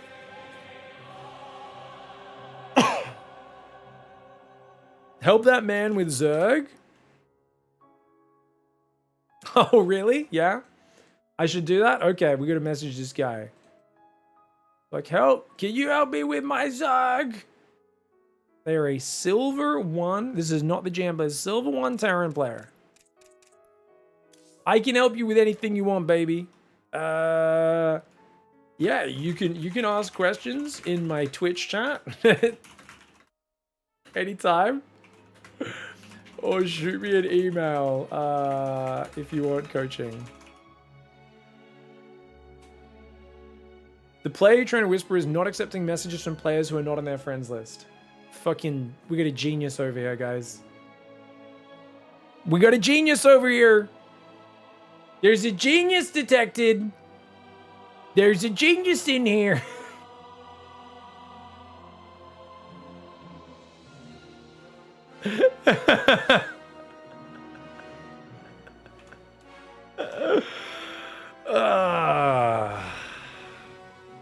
Good times. Ladder Legends, thank you so much for the 5 gifted subs. Sorry, I was in the middle of that cast just there. Guys, can we slap some bacon down and say a big thanks to Ladder Legends for their overwhelming generosity. Happy New Year, mates. Merry Christmas and a Happy New Year. A happy New Year, my friend.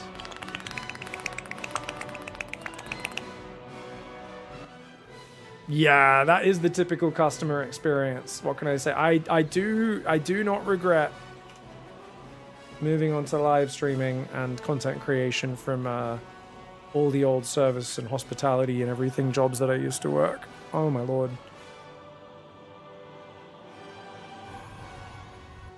Just flashbacks. Drunk ladies. My car got stolen. Your car didn't get stolen. You forgot where you put it. No, call the police. My car got stolen. It didn't fucking just tell me where you think you left it. I'll go find it for you, you fucking gronk. Ugh. Working in a car park. Good times. All right, guys. Maxbox in the top right side, Shin in the bottom left. And we're gonna see. No, you're not gonna. Yeah, I mean, it went so well. He's like, dude, he doesn't know how to respond to this. I may have botched the follow-up, but his response sucked. Now, keep in mind, guys, there's a reason why you're meant to chrono the zealots to get 2 zealots out, so you can actually kill the hatchery just before it finishes, or like about when it finishes, so that there's no time to build 6 zerglings, the creep recedes very quickly, and then you can go pressure with those zealots in the adepts. But because Max was pylon blocking, and then only building a second adept or second pylon at home a bit late, he was supply blocked on his probe production. He could only build 1 zealot, and I think his build was just a bit scuffed. So if you do this build, you still got to build 2 zealots. There's 2 zealots, cleans up the hatchery, then you can go to a 2 zealot, 2 adept counter pressure really quickly. Now Shin's actually gone, hey, you haven't scouted me. I can build a hatchery first at home. He's gonna wait here. Okay, yep, 200 minerals, so he's gonna get there with 275. You got to get here before a minute 20, because this guy's gonna build the Nexus at just after a minute 20. And bam, hatchery goes down, baby. And this time Max is going to do the Korean response, which I think Shin's happy to play against either. I don't think he minds playing against the Korean response either. He still does this against Korean players. 7 probes are actually going to... Koreans normally pull 6. 7 are going to kill this really fast. 8th probe? And he's got 2 workers on gas. Wow, interesting. So he wants to just cancel this. This is worth doing an Evo chamber trick. The problem is they're playing cross server. Can Shin click the Evo chamber in time? He can't. Then again, with that many probes, it's probably not even worth, right? I mean, you can deny it with just a drone running circles. The creep should be gone now, so he's trying to block it. Those 3 probes are like, let me put my Nexus down! And the Nexus does get delayed by 40 seconds. Your pool and gas are both delayed about 20 seconds. It's fine. It kind of just messes up the build orders, right? You're a bit behind on your queens and everything. They're meant to start at like 2 minutes. They're going to start at like 2:15. Second pylon got forgotten. What? Max forgot his second pylon again? Delaying? Is it? What the heck? I guess he wanted the Nexus so quickly and he thought he would get it down faster, so maybe it was a conscious decision to skip that. But ended up being a mistake there. So that delays his adept significantly, and now he's not even going to chrono the adept because he knows the timing's bad. So he's just like, screw it, chrono probes, make Stargate. Max is focusing economically. Funnily enough, Shin didn't build any Zerglings though. He's also focusing economically, and he should go take a 3rd base, but for some reason he's not going to take a 3rd. He's going to build 4 queens. Are you going lair before Ling Speed? What is... Dude, what is... No, Ling Speed and an Overlord. Okay, and then 4 Ling Speed, Overlord, 4 Lings, 3rd queen, and then 3rd hatchery. Wow, quite a delay on the 3rd hatchery. It's going up to 6 Lings now as well. Interesting. Yeah, that's crazy, dude. Shin is Ragnarok for those. There's always new viewers going, is Shin American? Where's he from? What's this Shin character? Shin Hebyom. Ragnarok was his name for many years. He's changed it to his human name. I think I like to... My imaginary lore is that he also... His StarCraft style is kind of like someone kicking you in the shins. Like, it doesn't really kill you. It just kind of goes, ah, ow! Like, when someone kicks you in the shins, you're like, oh, that hurts, man. Like, it doesn't cause lasting damage. But he's, like, very disruptive with his playstyle. He's like, oh. And then when you're getting annoyed at him for that, that's when he kicks you in the crotch. Most people go crotch first. But he like, tricks you. He kicks you in the shins. And then when you're worrying about your shins, he gets a swift kick to the nads. And that's where the real damage happens. That's Shin's EVP in a nutshell, really. Or in your nutshell, should I say. That's the dumbest. I'm sorry, guys. That was bad. I'm proud of it. That's what makes it... It makes it worse that I'm proud. It's so lame, but I'm so proud of it. It's so dumb. Oh, no. I should not be proud of such a low-hanging fruit. Pull the drones away? No, he's trying to kind of almost bait the Oracle in. Oh, low-hanging fruit! Sorry. Ooh, gets the Spore and both drones. Nice kill there for MaxPax. The Spore cancels only by you a few seconds. Spores don't have many hit points. Should have tried to build an Evo chamber there. Boo, says chat. Rightfully so. That is the correct response. I appreciate you guys not rewarding my stupidity. Third Nexus is almost finished. Oracle comes in. Uh-oh. Oh! It's another drone. Alright, MaxPax movement's pretty good here, man. I don't think it's like crazy damage just yet. And Shin is like, well, you're not going to do Glaive Adepts 2 games in a row, so I'm going to just gamble on taking a super fast 4th base. +1 melee there. I like it. I actually really love what he's done here. He's very good against Blink as well. MaxPax is a bit of a standard dandy. So, oh, he's going to play Double Forge. My least favorite build. I think Double Forge is garbage. What's cool about it is there's a point when you get like 2/2 upgrades where your Blink Stalkers just beat Hydraling, like with Micro, because they're just so tanky and they do good damage. And then, gosh, you know, God forbid your opponent has to play against Immortals and Colossus or whatever. Oh, Stalkers out in the open. Good surround. Oh, this is a big... Where's the Oracles? They're out of position. 2 Stalkers down, but nice hold position on the probes to cover his back. The Lings have to back away now. Good pull away. Oh, 2 Adepts come in at the same time, though. You cheeky boy, MaxPax. He's going to get 4 drones for those 2 Adepts. Only lost 2 probes and 2 Stalkers. Could have been much worse for him. And now Shin, he was a bit down on workers to build so many Zerglings. Now he's going back to drones. Lair's finished. So we'd love to see a Hydra Den and a couple more gases. He's on 4 right now. Hydra Den, Bane Nest. Probably needs 2 more gases as well. Gets himself a probe. Clicks on the Cybercore. He will have to run away from that. Oracle Stalker's moving over. So +1 armor's coming in really early, man. Robo's there. 2 more gateways coming in. 6 gate. Okay, so 6 gate Blink. How late do you get your Templar Archives is the problem. Like, you're not going to play full Gateway Man, are you? He's going 6 gases, so no, he's not going to play full Gateway Man. He's got to drop that Templar Archives. Unless he wants to go for a 2/2 Colossus push or something crazy like that, which is a possibility. It's good against Hydras as well. Stasis kind of hidden on the left side. Oh! Oh, the Oracle's going to kill the Queens! Good pullback on the weak Queen, though. And those Stalkers still taking decent damage. Oracle's nice hold position. Those Oracles on the left, man. Dude, MaxPax. Nasty positioning. Who puts a Stasis trap there? Even if Shin was looking, he'd be looking here and here. He's not looking for a friggin' Stasis on the edge. That's just like one of those things where MaxPax is like, you know what? If I just put this in a really weird spot, there's less chance of him seeing it. Second Robo. Yeah, it's a 2/2 Colossus push, guys. Kind of funky build, man. As Shin, you got to go before those Colossus get out, or, because like once 2/2 Colossus are out, Hydraling Bane is going to get so destroyed, or you go up to Hive. You get a Viper, you know, you do all that stuff, but with only 1 Evo, he's got +1 melee, he's going to go +1 range, and I think he'll probably commit to an attack sometime soon. He's on 80 drones, though. And Shin does not know what he's up against. No Overseers. Doesn't realize what's happening. I think it's so important in the current meta to Overseer Scout. There's a lot of Colossus builds in the meta against all the Hydra Bane play. You know your opponent's going to play Hydraling. Hydraling Bane. Colossus are quite good. Lurker Infestation Pit goes down. It's not a direct path to it, though. So Shin's kind of going to late game, but I think the Colossus timing hits before Viper Lurker gets out, and that's very problematic. Prism's already here. He might go with just 2 Colossus. Already Zealots coming in. It's a 3-base timing. MaxPax just sitting on 66 workers, which is unusually conservative for a European Protoss player, right?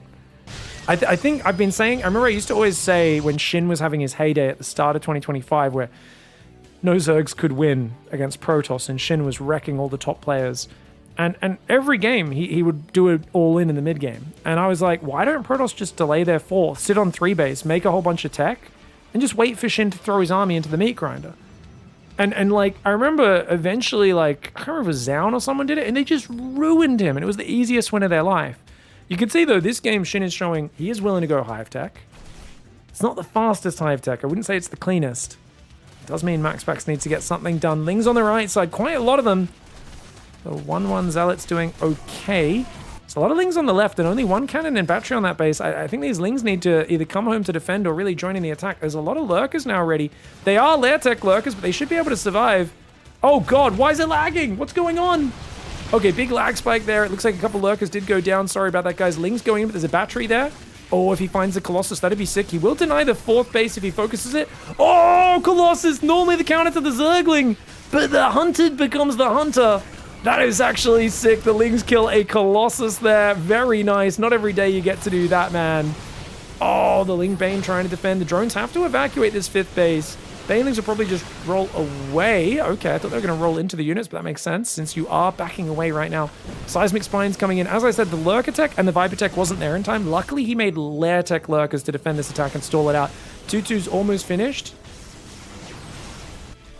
Oh, watch out! That's an Omega Stasis! Oh, no! Big Stasis trap. The Lings are going to try and deny the 4th again, which I think they'll have some success with. Oh, Lurkers are so good against Stalker Colossus, man. I like that he's keeping him spread out as well, so... Because he doesn't have all the upgrades, you know, he can't get caught out of position too much. The Zerglings are 1-1. Oh, just +1 melee against 2-2. 2-2 Zealots. Eat Zerglings for breakfast. He breaks through a few Lurkers there. Nicely done by Max. But remember, Max's economy is still Garbo. 58 probes, guys. That's Garbo Protoss economy.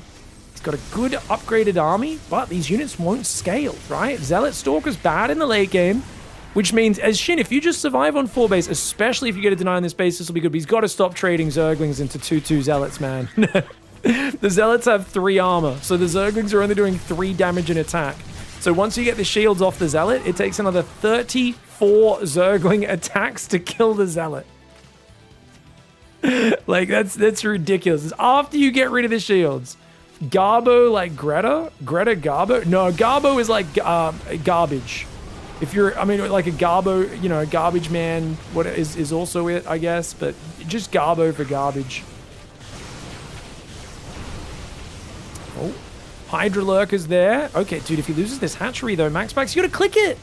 Yeah, he could zone it. Oh my god, the Lurker's just killed like 3 more, but look at this, the Hydra Ling just rallied into Zealot Archon. Those 2-2 upgrades. Shin! Guys, I just don't think he realizes the upgrade differential. He keeps taking fights thinking, yeah, that's good for me. Not when they have Double Forge, mate. Not when they have Double Forge. 230 Zerglings went down. I mean, like, I really hate the Double Forge because it delays your splash damage so long, and there's this big window when you're building up where you often die to a big Zerg timing attack. But because he stayed on 3 base, Shin was like, I'm not going to attack into a guy who's turtling on 3 base. And that allowed the upgrades to really pay off long term. Cool style for MaxPax. I don't think you expect that from a guy like MaxPax. And yeah, I think it really threw Shin through a loop there. GG, well played, man. I do wonder if he would have been able to defend if Shin just went 75 drone Hydra Bane all in. Because like, there's a part of me that thinks you can't actually probably like defend if he hits just before the Colossus come out. But because he went belated Hive, like he wasn't rushing Hive, he's kind of going Hydra Bane, and he was like, oh, I guess we should go Hive Lurker now. Getting to Lair Tech Lurkers seems good, but their Lair Tech Lurkers took forever for the upgrades to kick in. He's just a bit too far behind. MaxPax is up 2-0 in this series. Yeah, Shin's a beast. Yeah, Shin's very good.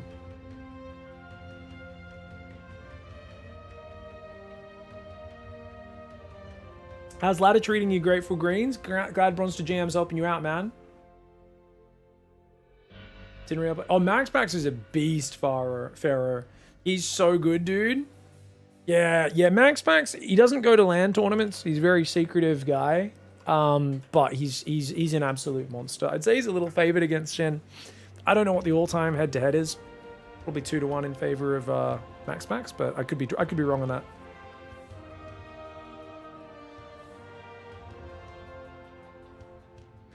Alright guys, Sidestorm Gaming's MaxPax in the top left, Shin in the bottom right side. And it's game 3. MaxPax with a massive advantage. He's going to try and block his base again, which... I don't know, how do you guys feel? Is this good against a guy who insists on hatch blocking you every game? Is it good or bad? I have no idea. I did like that he basically didn't brook any nonsense in the early game of that last one. He was like, no! I'm just going to pull 8 friggin' probes and make sure this hatchery dies immediately.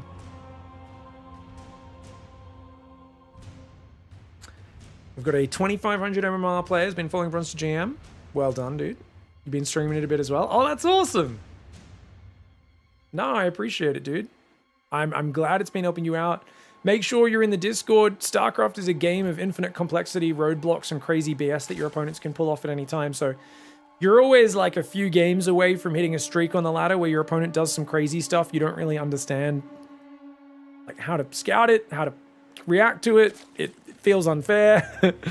I feel like strategy games in general are just constantly running into things that feel unfair, and always make sure you're in a community where you can both go, this feels really unfair, guys, but also ask questions and have an open mind at the same time and get some help from the more experienced players. There's a lot of players who love to help people like, oh, I remember raging at that. Yeah, it's actually not a big deal because of blah, blah, blah, blah, blah. If you do this, it's actually not hard to beat. It's just there's so much knowledge in strategy games, even super fast real-time strategy like StarCraft. And there's even a lot of like little things where it's just learning little reactions. Like the first time a Liberator flies into your base as a Zerg, so many Zergs take like 50 Liberators in their base before they actually figure out how to deal with it. But it's like, you just got to build a habit. Oh, there's a Liberator. I pull my drones away, build a Spore Crawler, and then I shift-click my Queen around the circle. And then I try to do some more macro while I'm waiting for that to deal with it, you know? Whereas a number of times you see players just stare at it, and they just like move their Queen into the circle, get the Queen killed. They don't pull their drones away until 20 seconds later. They don't build a Spore Crawler. They're surprised when the Liberator unsieges and goes to the next base, and they don't have a Spore Crawler waiting there either. And I'm like, oh my god, no. I'm like, whenever something puts you in a position in StarCraft where you go, what the hell am I supposed to do against that? First thing you want to do after the game is watch the replay and then come up with a reaction. Even if you're not sure if it's the right reaction, just come up with a reaction so you've got a set play for next time, and you can have some logic behind it. You don't really need to do things perfectly in StarCraft. You just need to have some logic and then like improve your knowledge and learn over time. If you do that, you get better very quickly. But people sometimes get decision paralysis because they're afraid it's not the right decision. And I'm like, no, you don't need to make the right decision. You just need to make a decision. And you're doing better than 90% of the StarCraft population when they run into a problem and they go, this is unfair. It's impossible. My race is weak. Their race is strong. And they go to Reddit and start whining about it. If you just go, oh, I think maybe this will work against that. I'll try that next time. Bam. You're already doing so much better than most players. We often say confident, somewhat bad play is far better than the alternative in StarCraft, which is just freezing up and like staring at your screen and getting angry. And there's actually a lot of incorrect plays that work quite well because it is a game of confidently getting stuff done over doing the exact correct thing. Oh, nice scout. I like that he waited so long with the Zerglings just to get the full scout. Sees the Oracle on the way. Spore Crawlers, of course, already building in the main. Super early Spore, actually. That's safe. Incredibly safe. Third hatchery's coming up. This is a good opening for Shin. I feel like this has been his best opening so far. Which is funny. I guess the hatchery blocks didn't really... I mean, no. Game 1, he was way ahead off the hatch blocks. Never mind.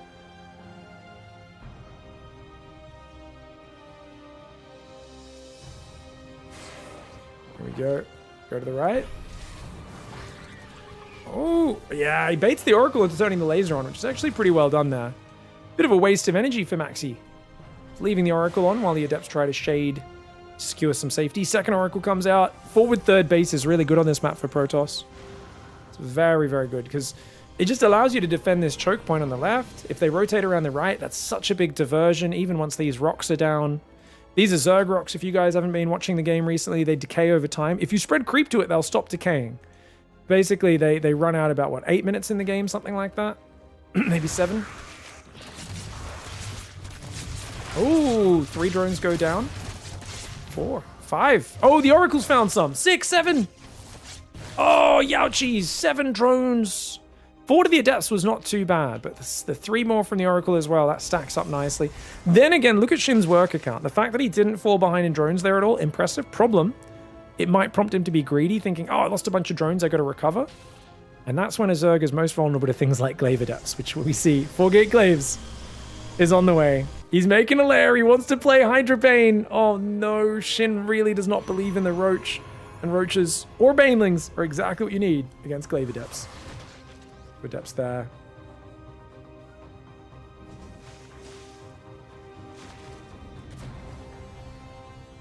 Forge coming up in that main base.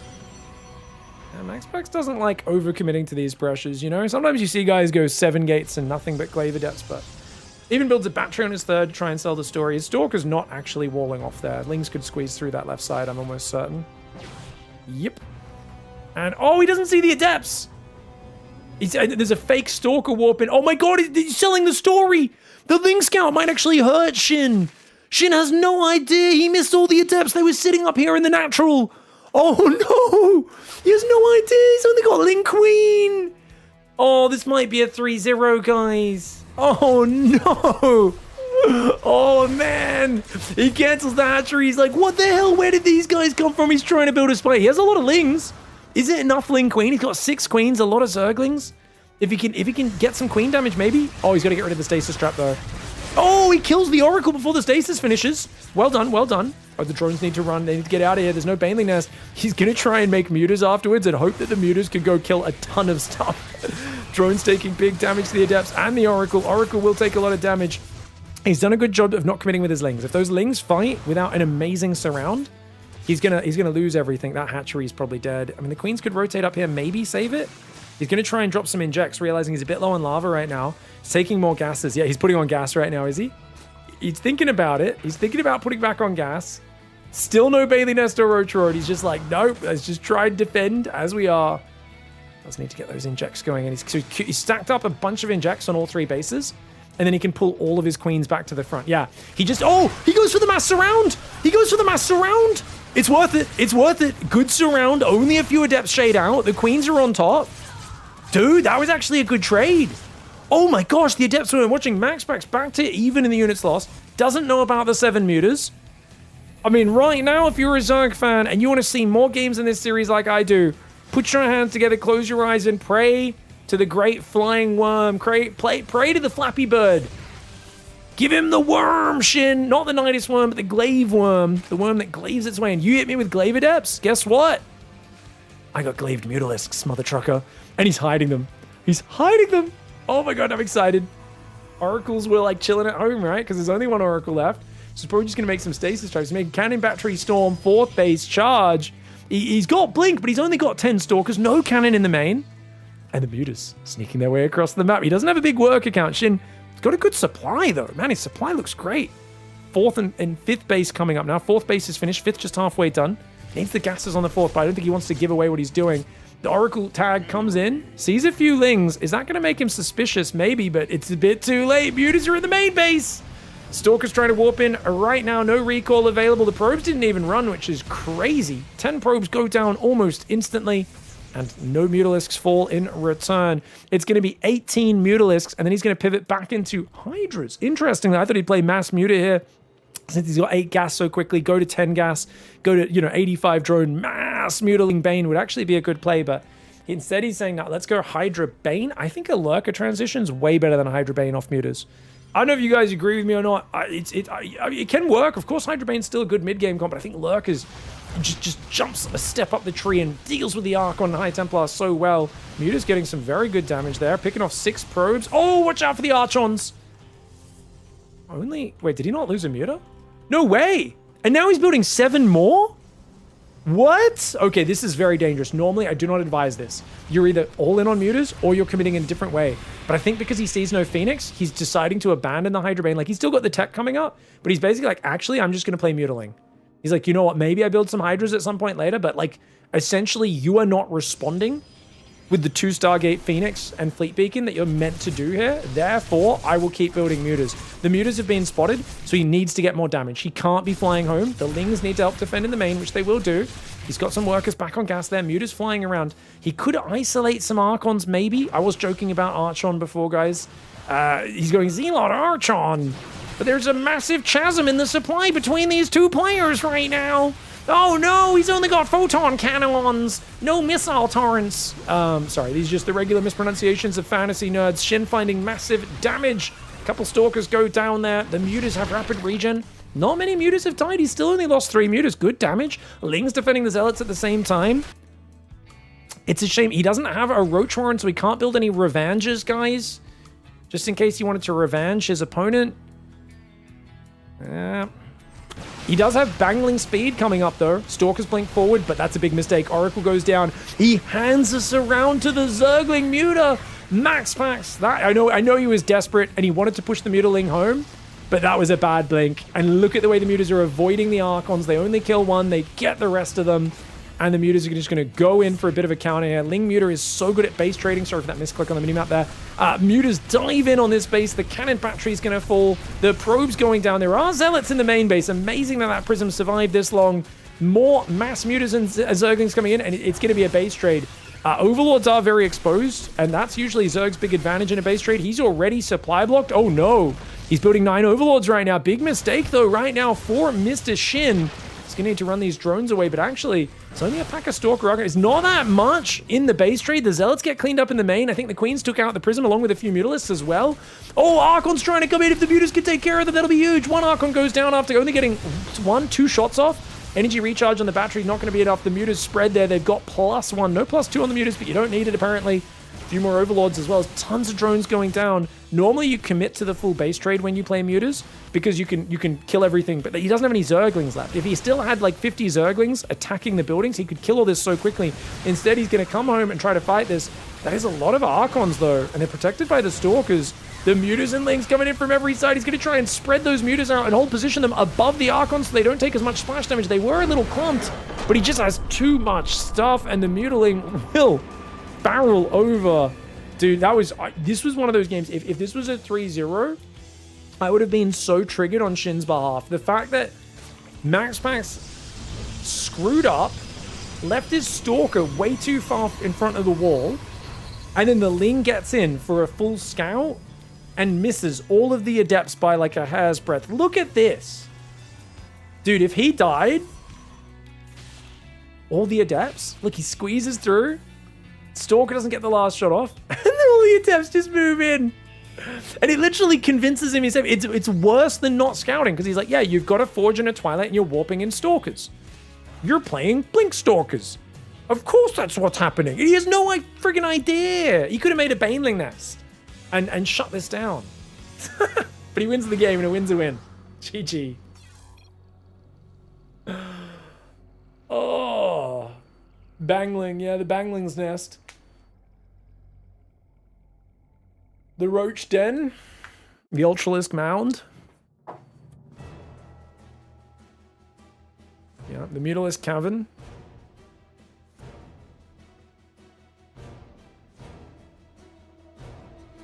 The Spear Ray? No, the Spear Ray never got scouted Mech 8 or Rux. Yeah, no, he didn't know the Mutalisks were coming.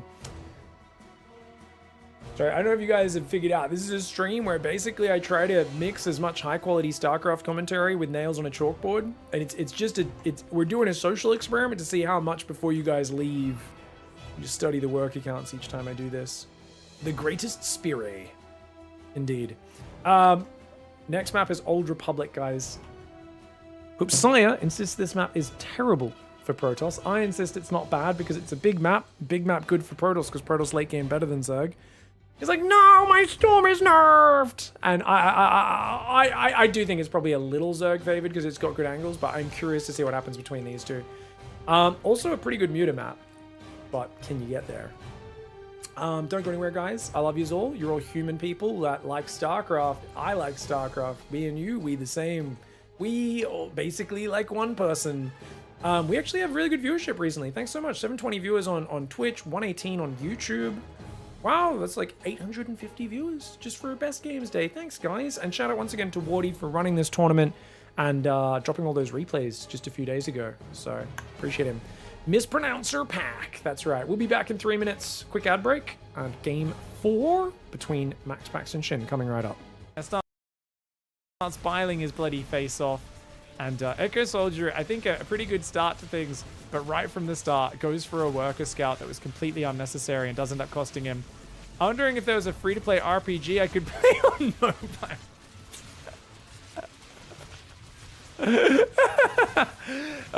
Or PC. Oh my, is there... Use code... Is Scarlet doing the Raid Shadow Legends sponsorship right now, guys?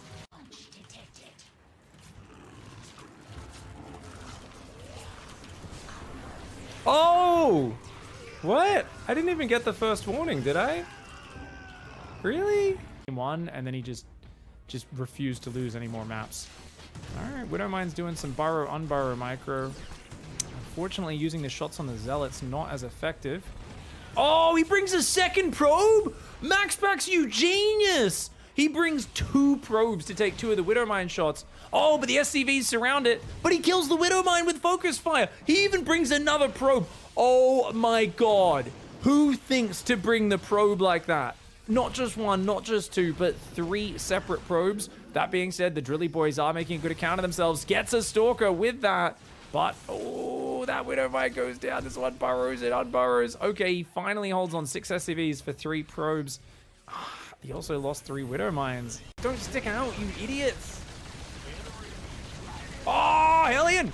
Hellion, Hellion, Hellion! Hellion, Hellion, Hellion! Woo! Woo! Go on, drive, drive, drive, drive, drive! You'll never catch me! You'll never catch me! You can never get this! You can never get this! Oh, but just like Borat's brother in the cage, my opponent, Ladino Feelers, breaks out of the cage, and he does indeed get this. GG, well played, mate. GG, well played, mate.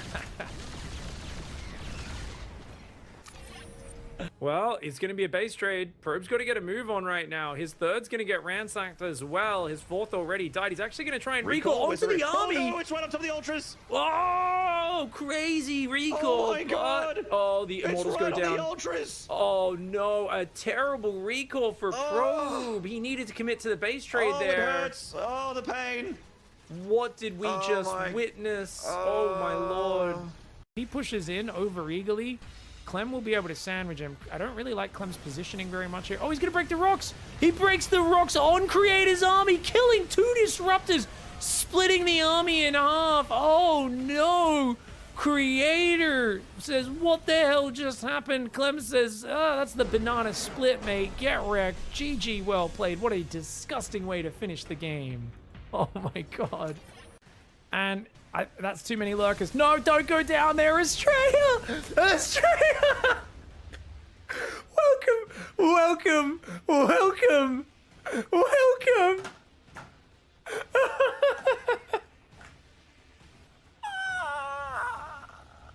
Scarlet lays out the red carpet for him. Oh, Estrella, you foul beast! You creature of the dark depths, you! Oh my god, he sieges it in the perfect position where they can load from the low ground up into it while also force fielding the ramp and warping in new units. My god, that is disgusting from Estrella. Bringing out the Wings of Liberty Heart of the Swarm special. Any Zerg player who competed in the first 5 years of StarCraft's history knows this one well. Anyone who ever played Slayer's Arthur has foul memories of someone trying to sneak a prism in your main and trapping you outside. Oh, Estrella bringing out the special tactics today and finding massive success. I mean, 1 more force field on that wall will be amazing. Looks like he's basically won the game with this. Yeah, I mean, the special's got nothing left. You can't fight this with unupgraded Marines, a couple of Marauders, SCVs. A great way to counteract a player who put their factory on your side of the map. Fantastic play by Estrella. Cyril, you dirty boy. Oh, Cyril's such a dirty boy. Oh, he's such a dirty boy. Oh, God, oh, God, oh, God. Here we go. He turns it on. Release the spines. Great reaction by Cure. That could have been so much worse if it was even a second later. But a massive, massive lurker ambush there. Cyril isn't the heaviest in any group of people? What are you? Is this like a German thing where you guys don't count the weight of your testicles? You realize if you don't have like a goddamn forklift next to him holding the weight of his nutsack to take that off the scale, he weighs like 3 tons, right? You realize that when you see Cyril casually playing console games to relax and you think, oh, that's cool, he's just hanging out in his living room, sitting on a beanbag playing some PlayStation. You think, cool guy. If you zoom in on the documentaries you've seen where they're interviewing like that, you'll notice that isn't just a flesh-colored beanbag that he's sitting on. You'll notice it's a little bit hairy, a little bit. Those are pubes. He's sitting on his nutsack. It's that big, he can use it as a beanbag. It's ridiculous. It's just, when you're that good at StarCraft, physical changes manifest into reality. That's how StarCraft works, mate. Fucking, let's go. Let's fucking go. There, the Banshee should split off, finish her off, which indeed he does, and that means Wayne needs to leave. Wayne's still only on 60 drones. Now starts +1 range, +2 carapace, but you can tell this is plan C or plan D. Oh!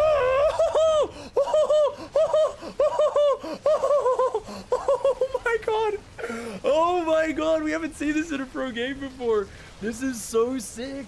This is so sick. Oh my god, he traps him. There's so many roaches that he does break. Yeah, unless Classic can get up on top of your ramp and force field you, like, it's gonna be... Yes. Oh, he's looking for it! He's looking for it! Okay, oh, we actually...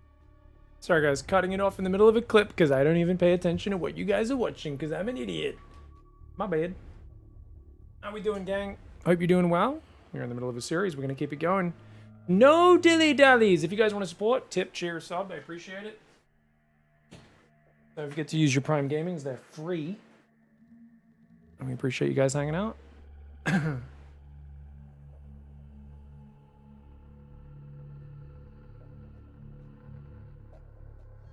14% Protoss for Zerg. Wow, you gotta do a timing attack, Ankapunen, and you're probably trying to play like a pro gamer too much. Just do a 2-base time and keep it simple, yo. Keep it simple, stupid. Alright guys, Max Pack's in the top right, Shin in the bottom left. It's ZVP Game 4 on the biggest map in the pool, Old Republic. It's a gigantic map. So there's ever a map where Max Pax might not scout. I mean, he didn't scout in the last game, right? And it was okay. He still tends to go gate rather than gas first, even when he doesn't scout though, right? Just a bit odd. It is his own thing. Do you play Mutas here as Shin? There's big wide open areas. I've been, you know, arguing with Upsire a bit. He says this map's terrible for Protoss, so good for Zerg. Because of the big wide open choke points, all the bases being spread out. I know a lot of Protoss players, they complain this base, you can't defend it. And I always look at it and go, well, why aren't you taking this base down here? I know it has also wide open areas in front of it, but personally, I think this fourth is much easier to defend than this. This one down here is like hard to get to, you know? Like the Nexus doesn't provide protection from any angle. Whereas with this one, the Nexus provides, you can fall back to the left, you can fall behind into the mineral line, you can build a little gateway wall over here. I think that side's pretty good. Obviously, I guess Protoss is in the north, so we'd be talking about this base up the top. But yeah, there is a big spread between the bases and a lot of like wide open areas where Zergs can definitely swarm in. Something to keep in mind. Definitely seeing a lot of players Hydra Bane on this map.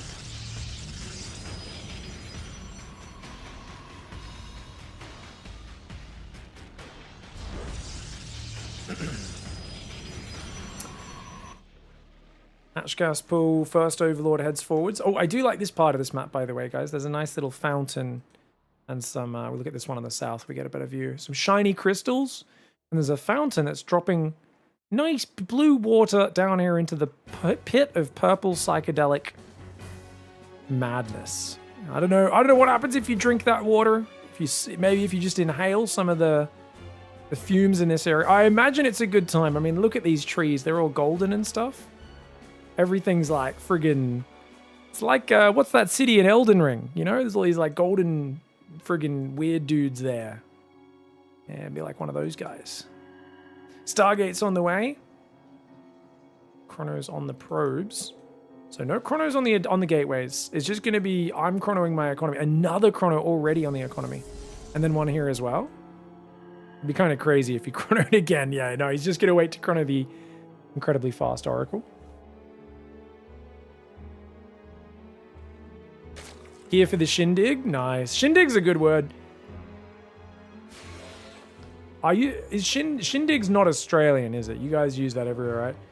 But I imagine bush doof is purely Australian, right? You guys know what a bush doof is? Just a party out in the bush, man. I just love the term so much, though. Bush doof. Makes me really happy. Kind of sounds like it's something dirty, but it's not. Say Shindig in the US. Where's Shindig from? It's got to be from the south, right? Shindig's got to be from the... somewhere in the south, surely. Something very satisfying about the sound of Shindig.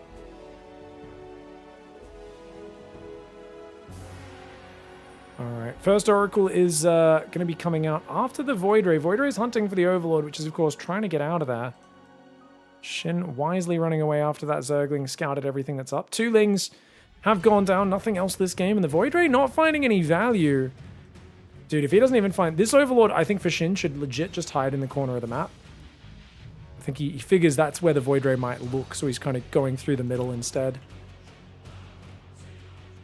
So economic builds for both sides. Usually about 40 workers. You want to overtake the Protoss as a Zerg. He has built Spores, I would say, a little earlier than necessary since he knew it was Void Ray first, but it's only a few seconds. Oh, whoops. Well, third base is wide open. It's one drone, not bad. Void Ray's going to come in, but that's an easy D. And Max Pax has to back away. Oh my lord, Max Pax is going full SOS right now. Second Stargate. You guys, I don't see a fleet beacon. He doesn't have the 200 gas for the fleet beacon yet, so it might just be delayed for that. But I wonder if he just keeps making oracles. Because he's already built 2. I think now he hides the extra oracles, and then he flies across with like 7 oracles later. Problem, what if Hydras are out by then? Because Shin's trying to rush straight to Hydras. If he gets Hydras out in time, that's a problem. Oh no, he doesn't even get the Overlord Max Pax! Oh, that Void Ray, welcome to Trucktown. Cucktown. That was a sad Void Ray. Oracles do get 3 workers while the Queens are distracted. That's something, but I don't know if that's enough, man. Losing a Void Ray is expensive. 4th hatchery is on the way.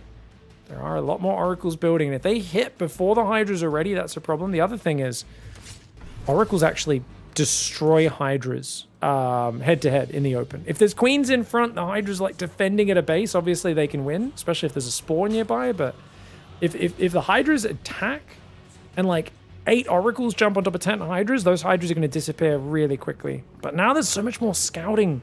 That Void Ray presence gone. How many Oracles are banked up? 3 so far. 4th. So it's 5 Oracles on the map, including these 2 that have been shown.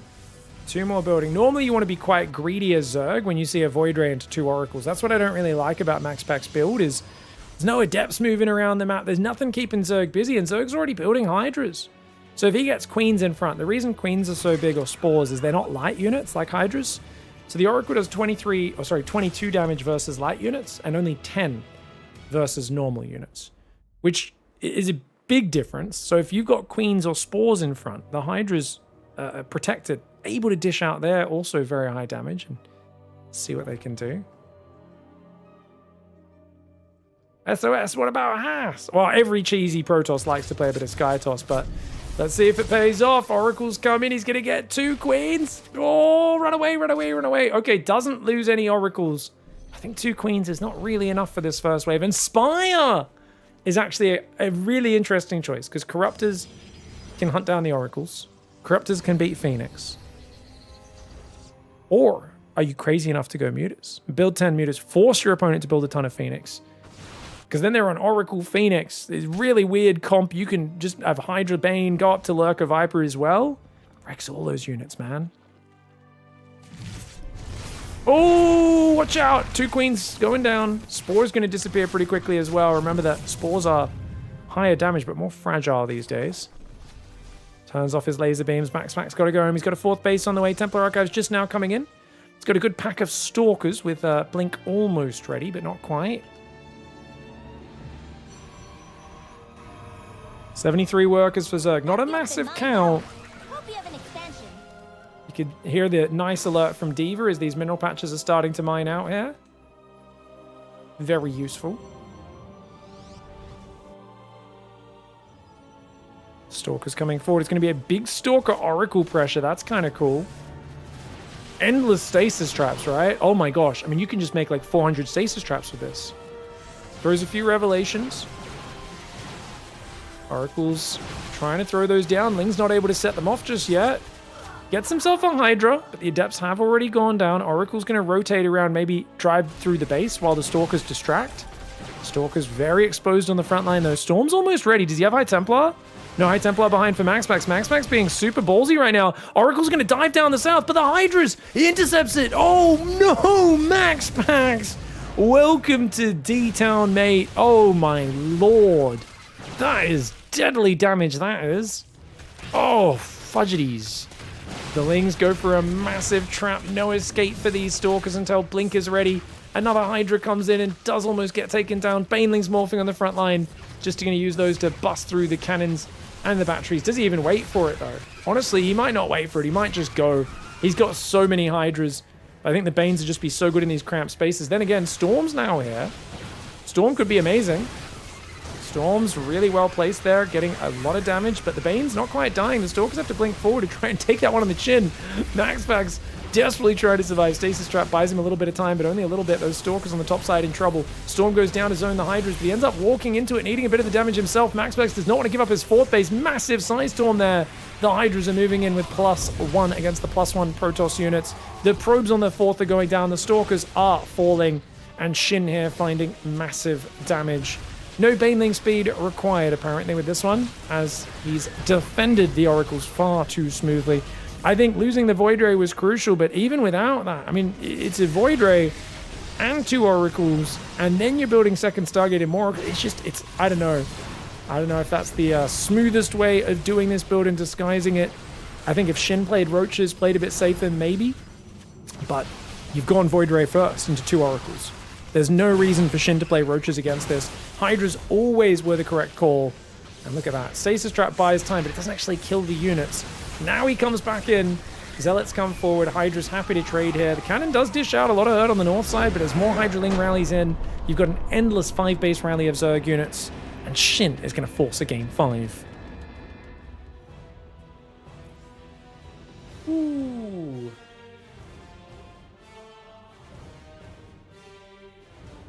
In the US, I've never in my life used Shindig, unironically. Yeah. Because you suck. If you were really cool, you'd be talking about hootenannies, fandangos, and shindigs all the time. But the losers who watch StarCraft all day, they don't go to no Bushdorf. They don't hang out at no hootenanny. They ain't out there fucking slinging their slang around at some shindig, you know? It's crazy. They're just watching video games indoors all the time. No, I mean, I'm pretty sure it's like an old-timey word, right? But I do like it. Fandango, not really modern usage. Shindig, you can still use.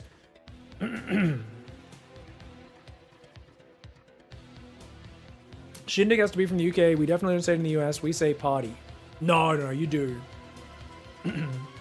That's a super American sounding thing. We're over here having a proper shindig. I don't know where it's from. Let's look it up.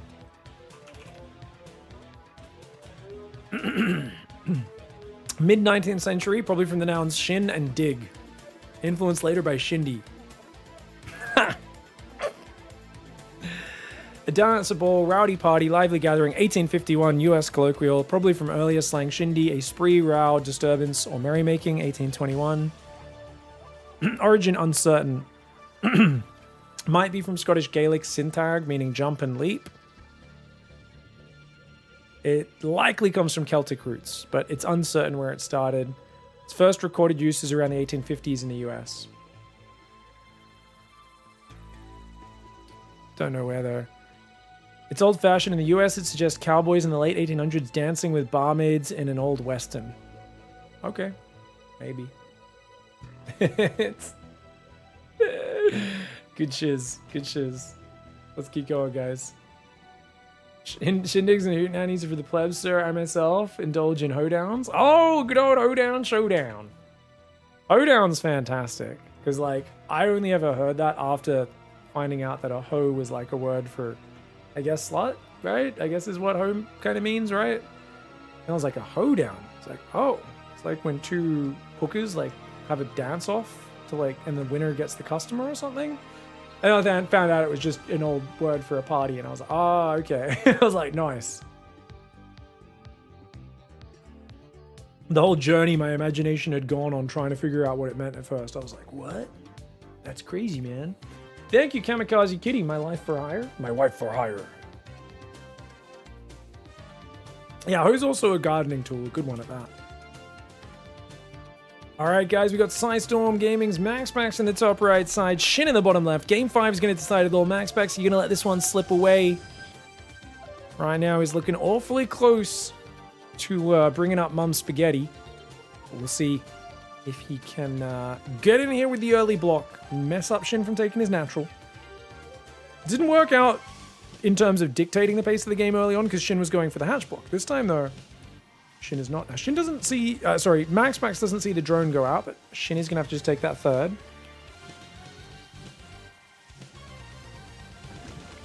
Twitch chat was hoping this last game would be a bit of a shindig. I was hoping more of a bush doof. Someone else said a hoot nanny would be good. But I think the consensus at the end was it's probably more likely to be a hoedown. I think Shin wants it to be a messy hoedown. I think Max would like this to be an orderly barn dance, you know? He wants line dancing. Like, everyone lined up. You all know the set dance moves based on the song. So I think he feels pretty favored the longer the game goes against Shin. As we've seen, Shin is a master of the early and mid game. Doesn't make it easy to get there for his opponent.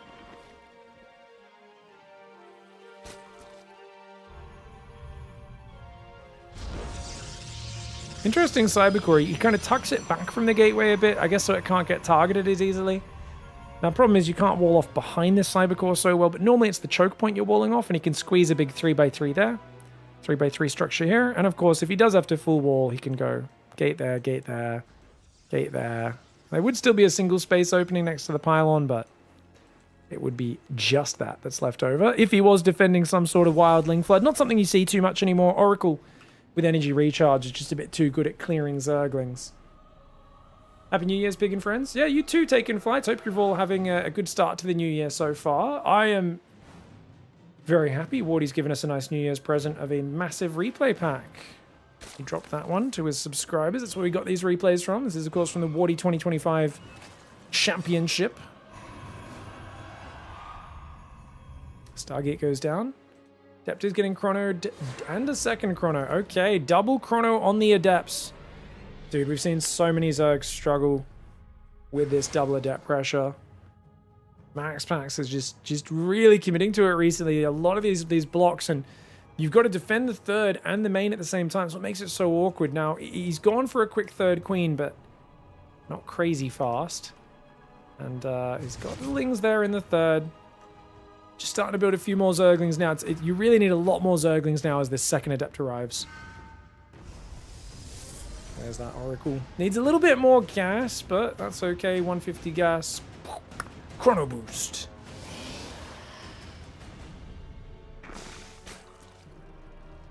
Oh, 2 queens and a bunch of Zerglings. Doesn't quite get the drone snipe, Max. Only gets 1 shot on it, so only a single Zergling for the first shade, and now Link Speed's almost done. Okay. Alright, Shin handling it with ease. Twilight Council goes down pretty quick. That's a Glaive Adept follow-up. If there's one thing Shin's been far too predictable on, it's going skipping the Roach Horn and going Hydras every game. So Shin probably, if he goes for like a Roach all-in, it'd be excellent against this, but I'm not sure if he has faith in anything that's not a Hydra-based game plan, and that's a problem. Here we have a little jellyfish guy, just kind of floating around, having a bit of a time. Wow! Almost bumped into that Oracle. Alright, Adept shading forwards. Gets himself a creep tumor, cancels the shade. Drone transferring through a dangerous part of town. Could be worth trading the Zerglings here if he gets both Adepts, but gets one of them for like 4 Lings. That's not bad. Oracle took a bit of damage as well. Glaives is on the way. 2 more gateways. Keep in mind, guys, if it's Blink, the earliest you're going to get the Twilight usually is about 4:20. This was like a 3:30 Twilight Council. Super early. That's why I knew it was Glaives. I don't have any deep wizard insight. I'm not like, oh, yeah, this friggin' rally point was here or something, or his screen looked at this area too long. Very basic stuff. There is a Baneling Nest, though. Safety Bane Nest. Oh, that's good. That will really help him against this, especially if he can see the move out.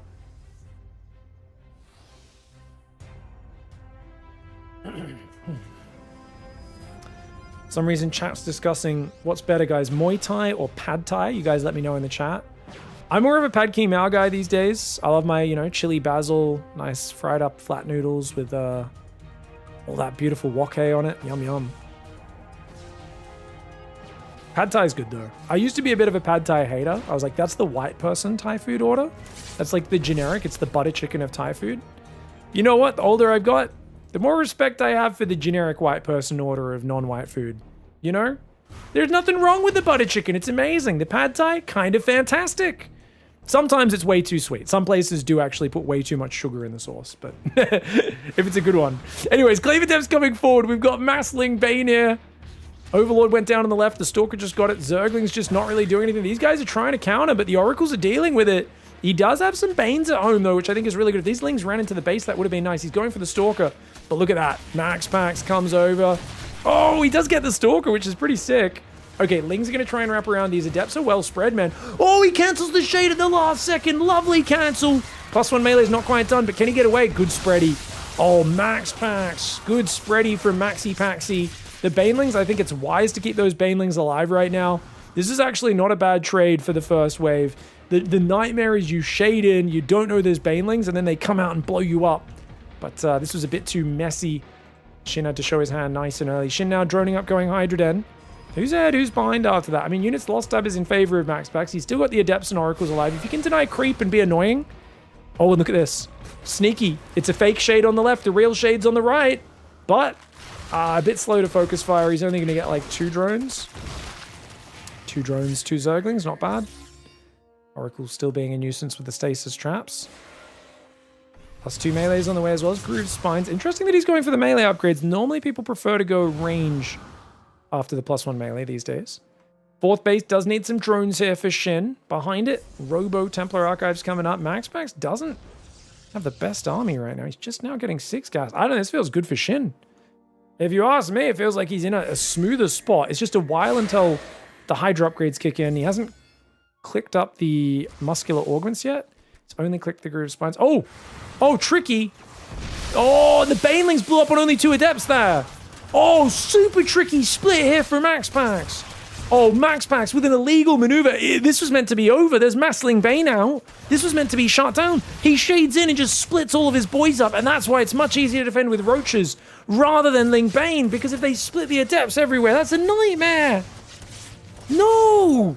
How did he do all that? Banelings roll in and get blocked over here as well. 14 drones! I don't think he killed anything. I think he just forced High Templar to morph into an Archon.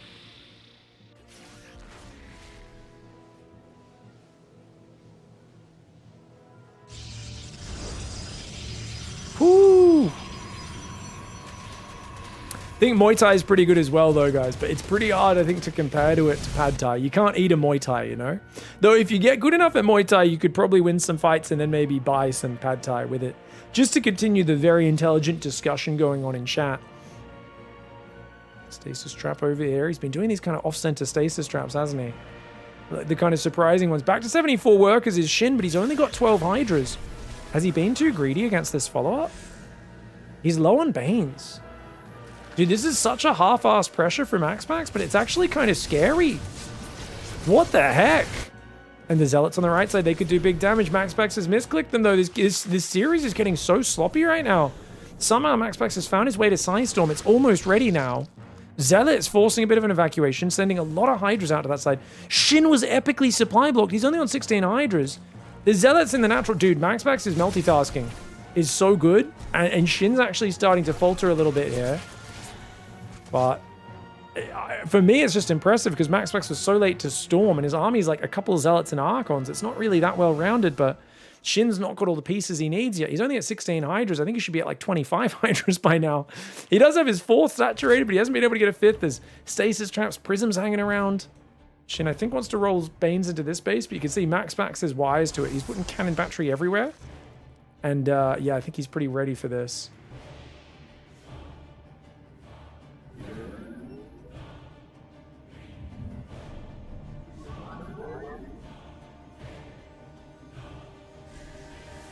Pad CU's baller? Oh, Pad CU used to be my go-to. Pad Kimau is basically Pad CU, but with basil and chili.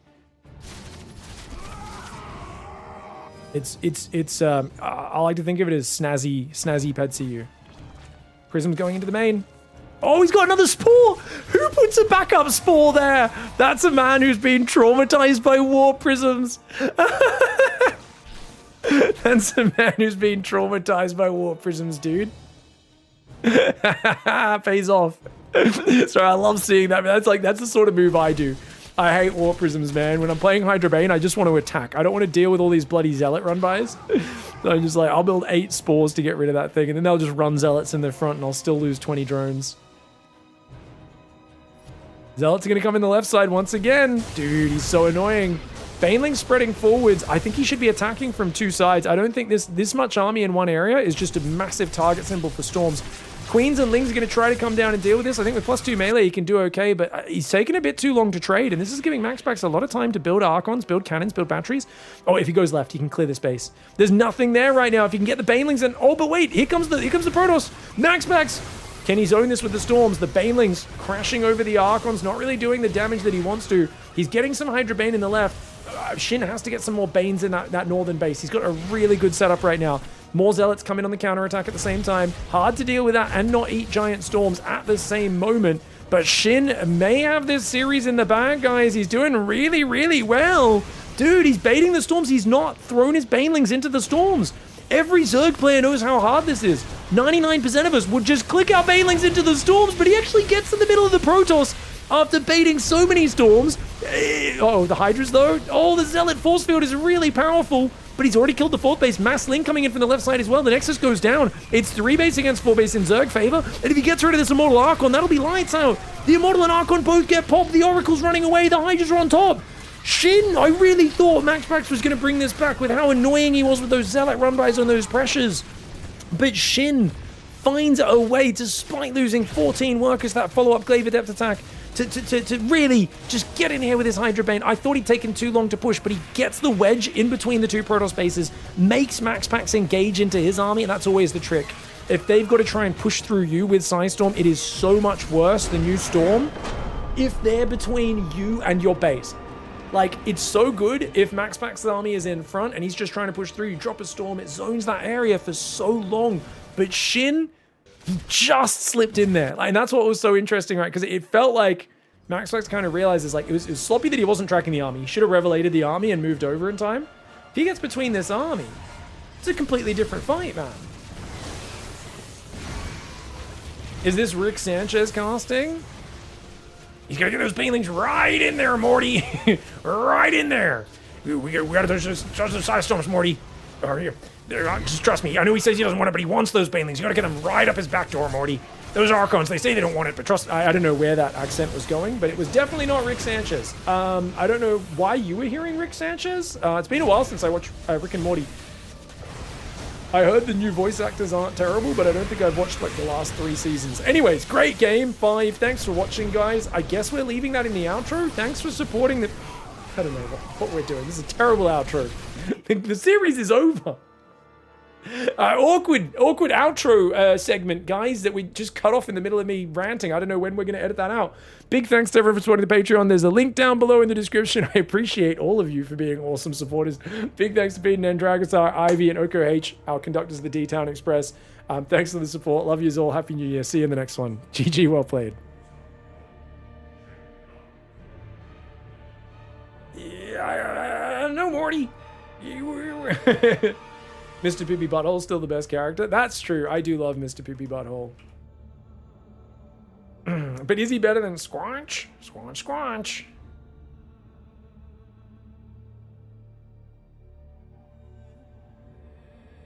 Congrats on the 1,600 subs. People have been so generous this last few weeks for the holidays. Thank you, guys.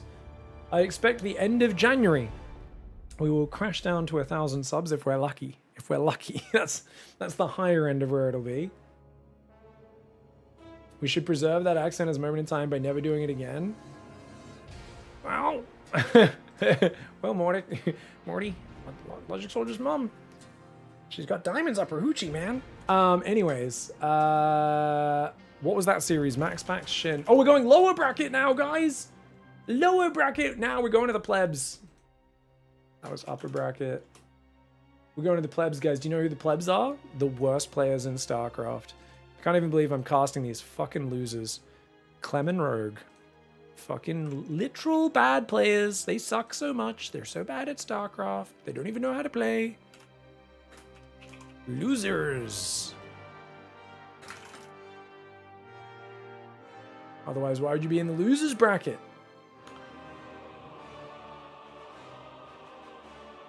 We're going to Mon Sacer. I don't know what that is. Do love a bit of Mons, though. Thank you, Fake APC, for the 23-month resub, dude. Appreciate you. Welcome to the club, Epion Zero. Welcome to the club. I think we just described most people. Oh yeah, back on the food talk, guys. There's some good food discussion up there. Yeah. So why were you guys arguing about Muay Thai versus Pad Thai? That's such a funny conversation. I love you guys.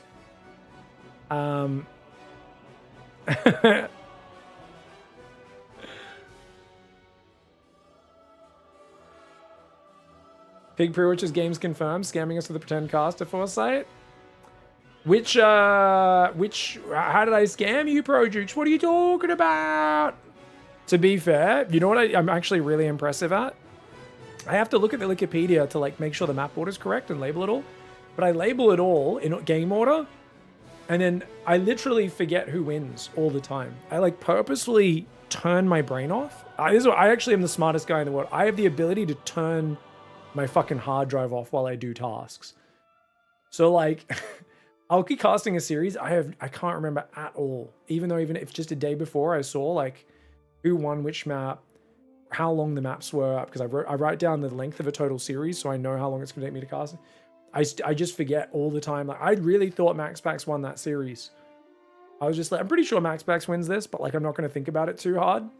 And then I'm just casting. I'm like, is he not fucking winning this? Like, it's so good. Yeah, it's a superpower being able to shut your brain off. Oh, the MMA. Yeah, the leg snap. That's a nasty one. The fuck was that? Did I just get a hair in my mouth? Yeah. Yucky. Casual hair on my water bottle. Nice.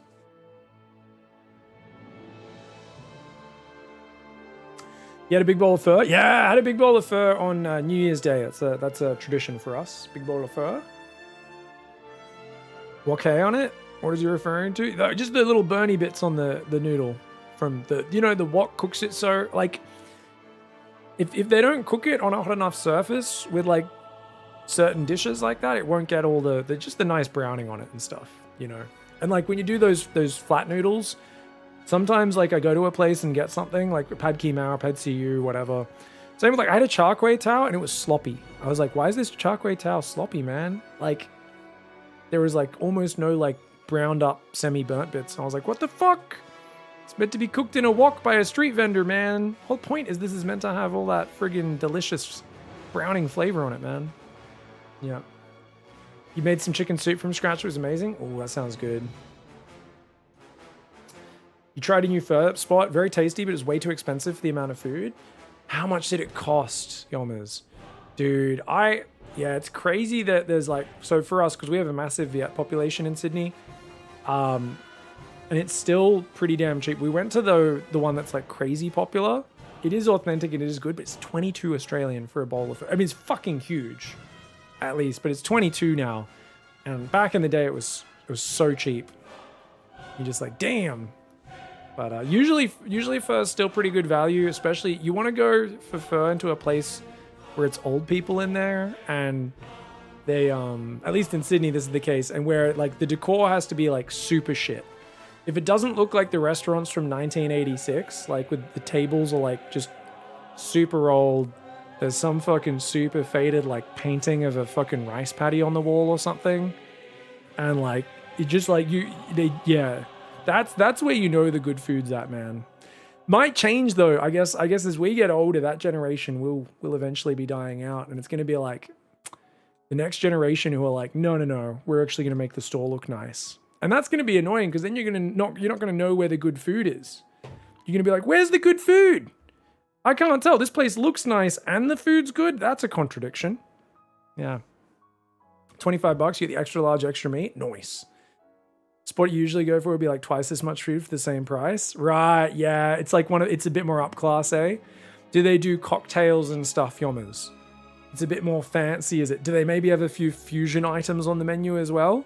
Because that's always the thing, You're like, oh yeah, go get whatever thing. You're like, oh, they do a lot of cocktails, a bit fusiony, a bit trendy. You're like, this is for people with fucking jobs. This is for people who wear suits and stuff. They just had cheapo beers? Oh, I'm surprised it's so expensive then. All right, let's go, guys. Next series is Road Clem. Excuse me, just burping to my mic like a friggin' savage here. What are we doing, man?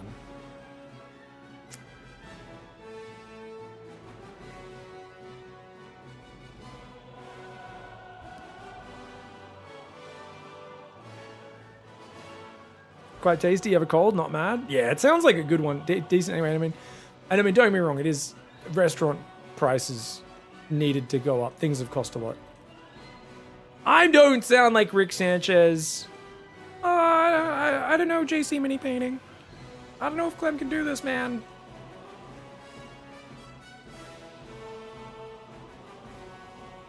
All right. What's up, gang? We've got, that's right, Team Liquid's Clem against Rogue. What in the heck? A match we don't get to see nearly enough.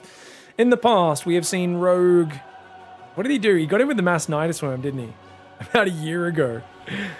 He beat Clem a bunch of times with Mass Nidus Lurker. Clem said it's not a good style and he won't ever lose to it again. Let's see you back up that statement, Clem, because I do think he lost to it once more since then. I think he said the answer is libs. I do think tanks make your life a lot easier against lurkers, and Clem basically almost always refuses to build more than a few siege tanks. We'll see how it goes. Rogue, I would say, whilst being very clever at certain parts of the game, hasn't been the best at snatching victory when he has advantages over the last year. I often get the feeling Rogue wants to screw around when he's playing. Like, he seems playful, which is good. I love when a player's playful. But I'll never forget when he got eliminated by Beyond in Pigfest earlier in 2025. Last year now, I guess I should say. And yeah, he basically was way ahead, and then he decided to make 30 Overseers and Nidus Worms. And I was like, this is a cool style, but you do this like when you get forced to late game. If you're ahead, you just go kill the guy. And he ended up losing. Beyond made this amazing comeback. I mean, that was the game where... Sorry, I'm so excited. I'm choking on my own spit. And Nidus finally got up in the back of Beyond's main. But at this point, Beyond had built a planetary inside his main base. Because Rogue had literally built so many friggin' Nidus attempts and lurkers and changelings that like Beyond just had planetaries everywhere. And like some lurkers finally got out and there's like a planetary with 3 siege tanks behind it inside Beyond's main base. And I'm like just dying laughing like this is actually genius. Like Beyond was just so under pressure, so behind for so long that he did a Florencio and just built a PF in his main at like the 20-minute mark and it won in the game. It was so funny. But I keep thinking of that just because it was so weird to see such a veteran world champion and former world champ just let an advantage slip away like that. It was kind of the opposite of watching Dark. You know, like where Dark is always looking for the kill. Felt like Rogue was like, what can I do to get to late game and screw around with Mass Nidus Changeling? So I don't know if he still does that style at all. We haven't seen too much of Rogue's TVZ. I know he's been struggling with just the mechanical side of TVZ. Often gets overrun by Cure. These sorts of guys, they just kind of kill him with an 8 racks or something like that. So holding on against Clem seems like it should be basically impossible. On the other hand, it's Rogue. Rogue is the guy who will get destroyed by Percival 3-0 in a best of 5. You'll think he's washed.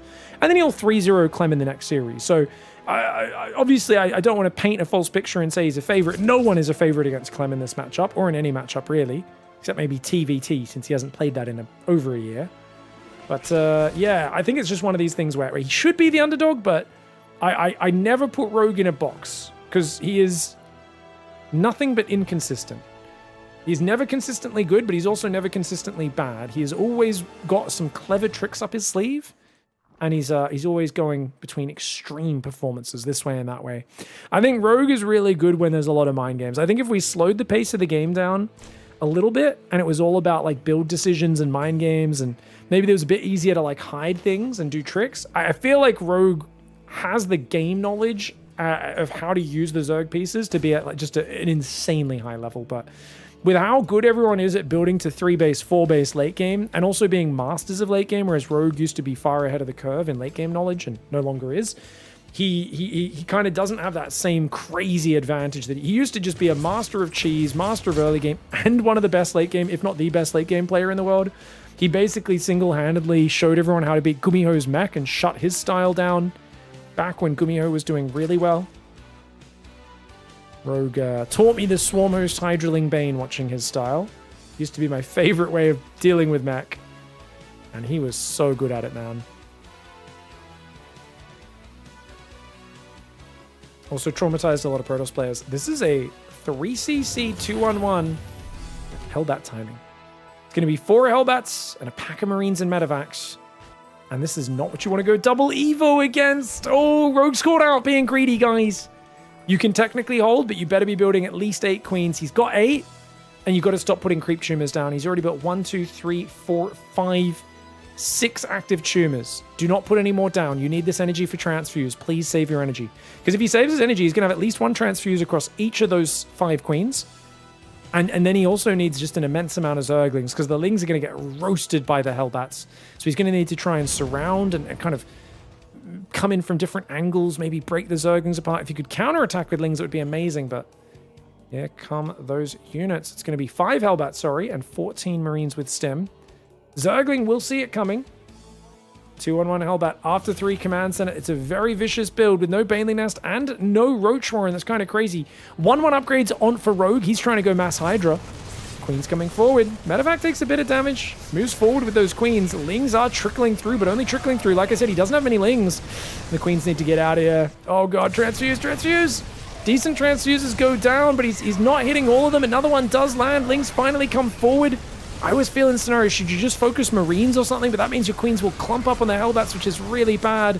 Lings coming from behind, the Queen's going down. Oh, he's going to lose every Queen. It's a disaster, mate. It's a disaster. He's got a transfuse. He's got a new one, but he doesn't drop it in time. And no Hydra Den, no Roach Warren, no Bane Nest. Can't get the units that would do better against these Hellbats. Those 3 Hellbats getting so much damage. 9 kills, 10 kills on one of those Hellbats. Goes down on 11 kills. Finally defended. But trading 1,000 resources more efficiently. Clem is happy with that. Saves one of his medevacs. And he's into Marine Tack behind. That being said, he is behind in upgrades. 1-1. Not even halfway finished against an incredibly quick 1-1. So, yeah, Rogue took a bad trade. He's got to rebuild Queens. Try to get into Hydra Tech. Didn't lose any drones. And he can now drone his 4th a little bit. If he can get 10 drones on this 4th before the next attack gets over. I mean, the next attack is so scary.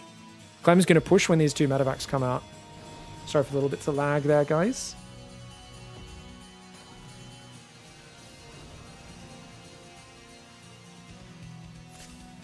Here we go. Marine Tank Medevac moving on the north.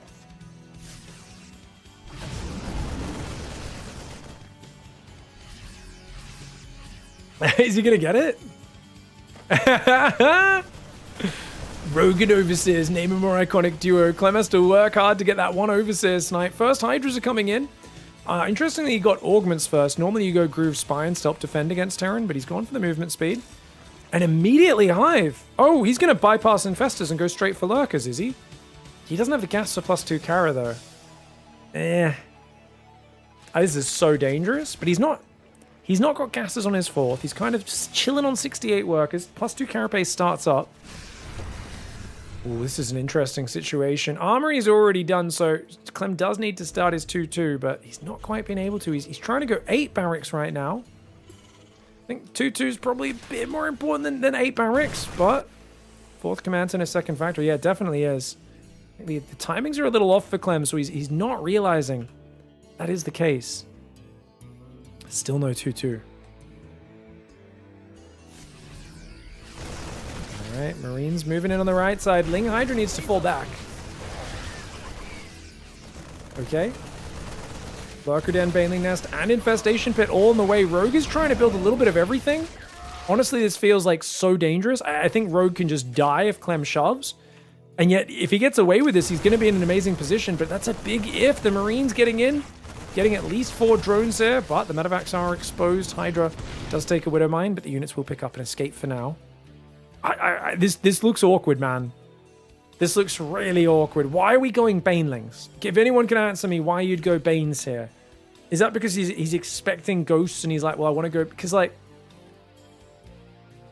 And why are we rushing Hive but then going Infestors? This feels disjointed. I'm not a fan. Rogue's getting away with it, but right now, this is the sort of thing that gets Rogue in trouble, is cutting these giant corners unnecessarily. He's lucky. I mean, I guess he had the read that Clem was going to be more defensive this game, but he really doesn't have the information to know that. It's just a bit of a gamble that's paid off for him. Oh, but he's let Clem take position. Those tanks. Oh my gosh, those tanks are so good. He needs a good fungal. And he does land one. Excellent fungals. Not to mention that Spore Crawler on the right side. Link's coming from behind as well. Oh, dude, what an amazing break. Gets out of the position. The Marine rally gets pushed back as well. But bottom side, 2 lurkers and hydras there as well. Okay. Wow. All right. That was a sick hold there. And now he's gotten away with murder, guys. He's got Lingbane, Hydra Tech, Lurker Tech, Infestor Tech, and a Hive. He gets away with it. He gets away with it. And he's only on 77 drones, so he doesn't have a big bank. He's got to be careful with his army. I'm chasing through the middle. He's got decent creep spread as well. 2-2 is also behind right now. So 2-2 versus 1-1 is really big. Adrenal Glands Overlord Speed. It looks like Rogue's going to take his time with this one. I would love to see Rogue a bit more timing oriented, but it looks like he just wants to set up on 5 base and just chill. Faster Lurker's pretty powerful combo. Loses a Lurker, the Bio has to respect it and run away. Hydra Lunge has not been upgraded. That's one upgrade which he's gas starved, so obviously it's lower priority, but I'd like to see him get that soon. 4 ghosts building at a time for Clem. Hasn't really used his armory at all yet. Wouldn't mind some vehicle plating for the medevacs. 4th command center is up, 5th command center building. So pretty standard, right? He went 2nd factory, 4th command center, then 8 racks, now 5th command center, ghosts. It's very kind of just standard macro transition. Looks like a Widowmine drop came in but didn't do any damage. I think he could have caught some of this bio with a fungal, would have been nice. Overseers are morphing, 9 of them. Needs an Overseer with this army, actually, because these Widow Mines aren't getting cleaned up. So it's going to be Mass Overseer once again. He's going to try and do Nidus Lurker shenanigans. It's very hard to play against. It is very hard to play against, and there's no libs out for Clem. Dude, if Clem loses to this, he's going to be tilted. I guarantee you there's a bit of pride where he's like, come on, you don't think I'm bad enough to lose to this dumb changeling Overseer Nidus stuff, do you? And Rogue's just like, baby, this is how I play late game, man. I send changelings in, I make 4,000 Nidus worms, and I wait for you to make a mistake, which you eventually will. Nice hatchery snipe there, no cancel. Oh, this is an awkward fight for Rogue. 2 lurkers get focused down. Make it 3. Oh my gosh, no infestors up here. Oh no. The upgrades are even now, and that was a really slick fight there for Mr. Clem. Picks up and gets those units out of there. Rogue with a bit of rouge on his cheeks after that, no doubt. A bit blushing, I think. That was a bit of an awkward trade for him. So I'd love to see him clear these Widowmines. He really should have control of the tower by now. I think there's no reason why he shouldn't have control of that. Lunge is coming in as well as +1 melee. Double Nidus in the back door. SCV's trying to deal with the changelings. 4 ghosts will take care of at least 1 Nidus worm. Clem, he's a bit traumatized, man.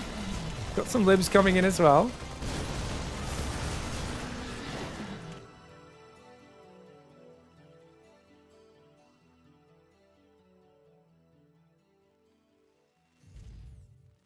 Three more command centers. He's building the Iron Bank.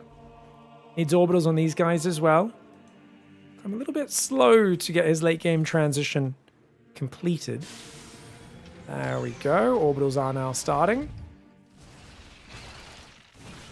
Now this is like I said, the part of the game where Rogue tends to just chill and not make big plays, but notice he's actually not going Mass Lurker. He's playing Hydra Bane. So he could roll in and bust one of these bases if he defuses a few Widow Mines. Like, he actually could just... Like, he's on Mass Baneling right now, but he's on Mass Baneling in vision of the worker on the tower, which I'm not a big fan of. He's got 2 Infestors. Does he have Burrow? Ooh, okay, Widow Mines mostly cleared up.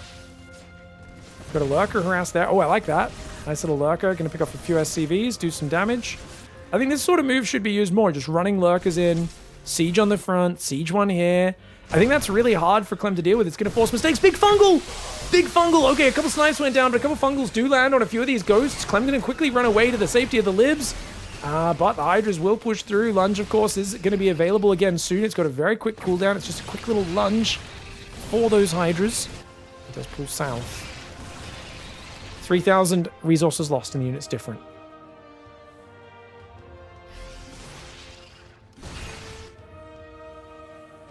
Five orbitals are up.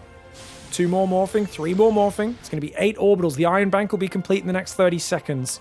At that point, Clem has unlimited money. He can start to throw SCVs away in the future as well. Didn't rebuild this gas just yet. Looks like he used Widow Mines to deal with that Lurker, which is kind of hilarious. Burrows now in the way, +3 range, +2 melee. Spores building out front. I think spores are very important. So overseers can be sniped. You want to have some detection. Can't be sniped by those ghosts.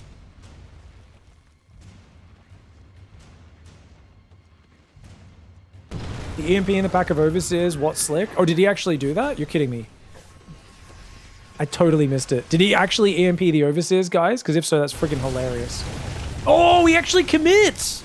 The Liberators are going to do big damage, though. Rogue's trying to force it. He's going to attack the front as well. He needs to hold this tower. Rogue needs to bully him off this tower if he wants to do this. He's trading much worse right now. And I really feel like Rogue needs to either control the tower or dive this bottom left base. He's got to open up some movement, because like right now, we've got this. So the problem with this Overseer style is this is the period where Terran's weakest, is when they're building the Iron Bank. When they're building their tech and their upgrades. Guess what? He's got advanced ballistics. He's got Caduceus. He's got building armor. He's got high-sec auto-tracking, vehicle plating. He has now 10 orbitals, which means unlimited scans. It's going to be so hard to kill Clem now. 2 Spires have started, more Nidus Worms going up, but there is a lack of urgency for Rogue. And this style, it worked really well when he was the god of late game. He is no longer that god of late game. But, oh my god, Clem not looking! Baneling's rolling over the ghosts. Oh my gosh, I can't even see anything. Can you... To be fair, that does block your opponent's vision as well, doing that with the Overseers, but it does block our vision. How many ghosts has he killed? 6. 6 ghosts. Oh, he lands a fungal. Gets rid of about 4 or 5 ghosts. Not bad, not bad. There's a lot of changelings there. Another Nidus Worm in the back of the natural, constantly doing this. Let's look at this from Rogue's vision, guys. We're going to watch for about 30 seconds, maybe a minute from Rogue's vision. So you can see, look at this. He's spreading changelings around. He throws Nidus in the natural, Nidus in the back of the main, micros some changelings on the front, makes him some more upgrades. He's moving his army around at the same time. He's kind of checking, where's the opening? Where's the opening? Where's the opening? He's still got 7 lurkers. I think they're all in the Nidus Worm. And look at this, he's going to dive on the army in the front. Let's go back to everyone's vision. He's popping out lurkers at the same time. He pulls back, forces the Libs to siege. His army should go left. If his army goes left, he can kill the base. Lurkers in the main base. He gets rid of an armory. Libs are going to siege it up. Remember what I said? Clem believes Libs is the answer to this because you can't really pop anti-air out of these Nidus Worms very easily. Your Hydras need to be on the map. But I feel like Rogue letting this base survive is a travesty. You've got position here between the enemy bases. The Lurkers do now get cleaned up, but I think he took out the armory, denying the one of the upgrades maybe. Another Nidus Worm on the right side. Here comes some more changelings going in up against this Mass Marine. This gives Rogue map hacks. Look how many changelings he's got, guys. This is his vision right now. And now he pops Hydras in the main. He's like, lol, you thought I was doing other things, dum-dum. Widow Mines do get some decent shots on the Zergans, but the Ling Bane will clear the planetary. Not a bad shot. Okay, he does get rid of the planetary. It's a lot of Banelings, though. The Overseers need to get out. The Banes are going to go north. Bunch of snipes and the Overseers do go down. Lurkers getting cleaned up by Libs at the same time. Oh my god, the units lost tab must be horrendous. It's 7,000 in favor of Clem. So many Lurkers go down, but a base finally got popped. I feel like Rogue could have done this 5 minutes earlier, this base snipe. Spines over here trying to defend the counterattack. Spores going to try and take care of that Lib. Does he get it? No, the Liberator barely survives. The Bio sniping the Spore down. Hydraling Bane Remax with 2 Vipers coming in. So 3 Vipers total. Why? Because he wants to Parasitic Bomb the Libs and the Medivacs, guys. He knows that Parasitic Bombs on these clumped air units could be massive. This is a terrible fight, though, for Rogue. Doesn't make sense for him to fight. This is like 5 Hydras against a whole Terran army. Bad fight for Rogue. Getting a bit too eager, a bit too horny here. He's got to use his waistband, and he's got to wait for all of his units to assemble before taking the fight. But he doesn't want to let Clem escape. And that's why he's threatening there, but he's only got a trickle of units. He's got to wait for everything to assemble. Now, is Clem going to be able to mine is the question Twitch chat's asking. He's still got a fresh base in the middle, so I think he's okay for mining if he can keep this base up. Rogue needs to retake the corners and mine those out because he's also going to run out of resources. It's not like Rogue has an endless bank. Clem's actually the one with the big bank. He's also the guy, we could drop an orbital. He can drop 10 mules whenever he wants, because he's got 10 orbitals, right? He can drop 10 mules, it's nothing. Look how much energy he has. He's building even more command centers. And for Clem right now, he knows there's no pressure on him. He's just got to tread water. Like, he knows there's essentially a rescue boat for him, right? Rogue is frantically trying to swim to shore right now. He's trying to get out of that riptide. He's like, oh god, I'm getting carried out to sea. You know, he's got to make a play. Clem's just like, dude, it's endgame. I'm the god. I'm the best Terran in the world. I know I'm going to win endgame because I am the best. I'm so good. Unless you surprise me with a silly Nidus Worm, I have this in the bag. And that's what he's doing. He's doing pretty well with it. Rogue, what's his next play? Does he still have Lurkers? He's still got 4 Lurkers inside the Nidus Worm. Clem's got too many Widow Mines. Clem has 16 Widow Mines. It's actually a huge mistake. A couple drones getting sniped here. Long distance mining. Oh, dude. The Vipers need to be careful. They can't get EMP'd. Mass Overseer's coming in. He's going to abduct, but he only abducts one lib before the EMP lands. One of the Vipers got sniped as well. The Hydras lunge into the siege zone and get absolutely hammered. Remember, guys, you need Corruptors in late game against libs, something I've talked about a lot over the last year or two. Players have started to do it, but Rogue took a bit too long. He thought the Viper Hydra would get him through. It did not. And Clem took a forward position, EMP'd and sniped the Vipers. And without those parasitic bombs on the libs, there's just no way. Hydras cannot attack into sieged up libs. It is an appallingly bad fight for the Hydras. It is so one-sided. Okay, not much defense on this base, just a Liberator and a Mine. And that means these Lings will do very good damage. Picking off a whole bunch of SCVs. Single Swarmos, Rando Calrissian has been queued up, guys. He's going to go for a fight, but his units aren't all together. He's attacking around a corner with a strung-out rally of Zerg here, trying desperately to defend this base, but the Hydra Corruptor will clean through. The Ling Bane does roll over the bio. The libs start to fall. Rogue, are you making a believer out of me? I definitely didn't think so, but if Rando Calrissian actually gets controlled correctly and runs across the map, I will get super excited. Where is he, guys? There he is. Rando has popped out. He's like, don't worry, guys. I can make 3 units. And I'm like, wow, good job, Rando. I'm pretty sure that was a button misclick, but we'll see. If he actually runs him over, burrows him, and just keeps sieging this base with Locusts, I'll be very excited. Ghosts in the north, how many? 13 ghosts, 18 Widow Mines, so many. Which, like I said, it's probably a mistake, but actually against Mass Zergling, Baneling, Hydra, it's not good against the Hydras, it's good against the Ling Bane. Top right hatch is going to go down. Bottom left is still mining. If you can just land some surprise fungals on this army, I think you could still do this as the Zerg. So many Widow Mines! Oh my lord. I mean, I heard a ghost die, so the Widow Mines definitely killed some of his own units. The Lurker House on the left is doing pretty well. Clem has a good mineral and gas bank though, so he's not like in a critical position. You still need to actually kill an army to make this a much more desperate situation for him. Rogue, oh, he leaves the Widow Mines. He doesn't realize these guys have been left out. They're gonna have time to recharge. Lib's going to deal with this guy, but he got rid of a Widow Mine first, which is pretty sick. Dude, is he targeting Widow Mines on Changelings? Okay, that one was just targeting before they transformed. Fair enough. Rogue's like, I see you. Good luck clicking on all of these guys. Often you click your Marine, your Changelings onto their guys. And look how annoying this is to click on all of these. Oh my god, he's trying to attack the top right. He can't even get there. The Lings go in. His army just got completely blocked by those Changelings. The Lings actually clear out 5 more workers, set the gases on fire. Not bad, not bad. This base will go down again.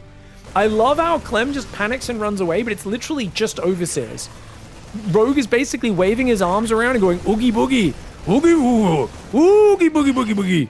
And he's hoping that Clem gets scared and runs away from him. Clem, he kind of has been. He's kind of running in, running back. Now he sees the Ling Bane Corrupted. That's the army he's actually got to respect. Rando Calrissian is burrowed in the middle of the map, by the way. He's just hanging out here, not really being used. Not surprising. Kind of low on the priority list in a hectic game like this.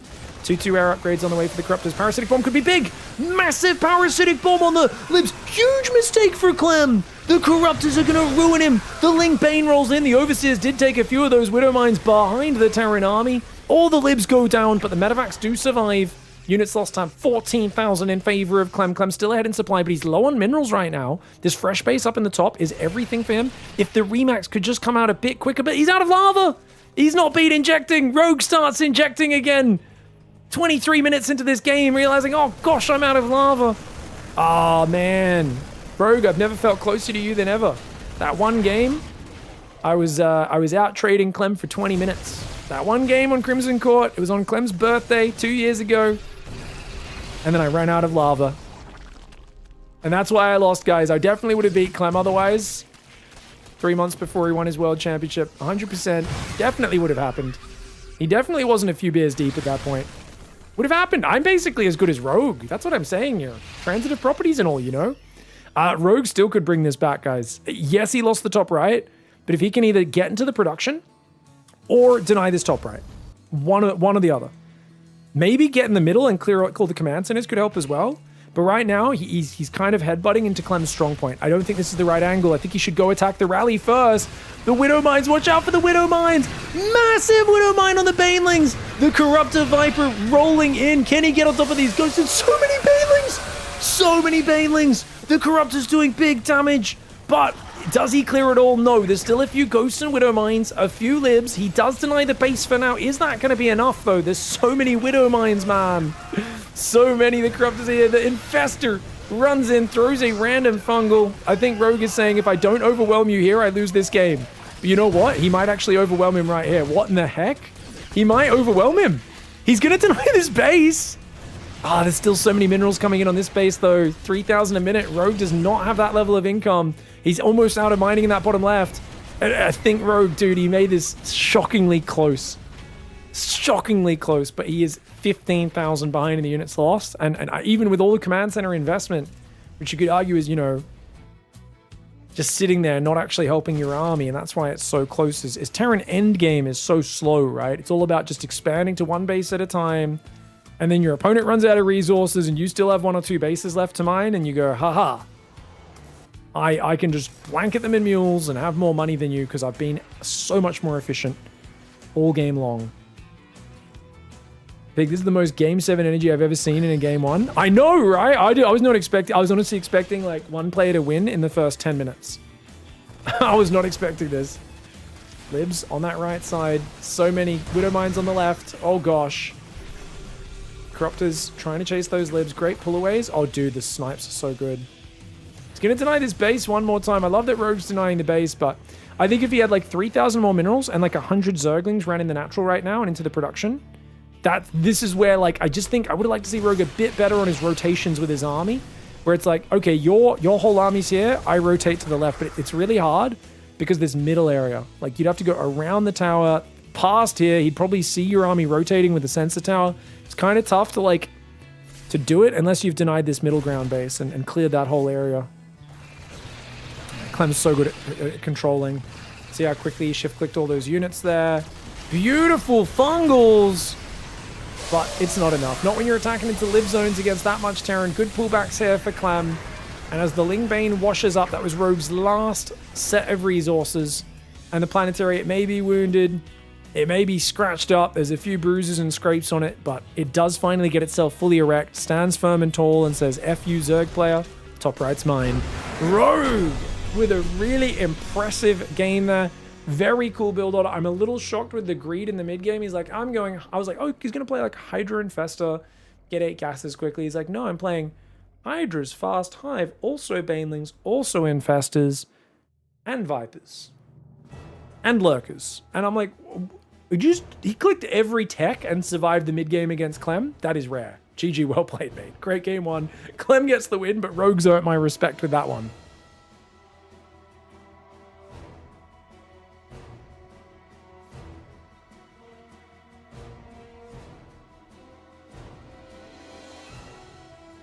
Alright guys, there was a Widow Mine here that was big for Rogue apparently.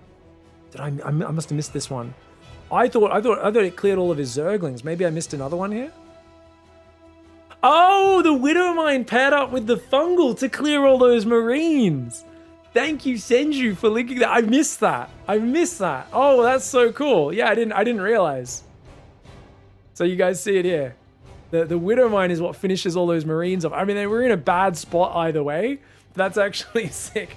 I remember I was watching the Widow Mine up top cleared a lot of the Zerglings that flanked in. There was plenty more Zerglings in. That was a really good clutch hold for Rogue, and he defended this base as well. GG, well played, game 1.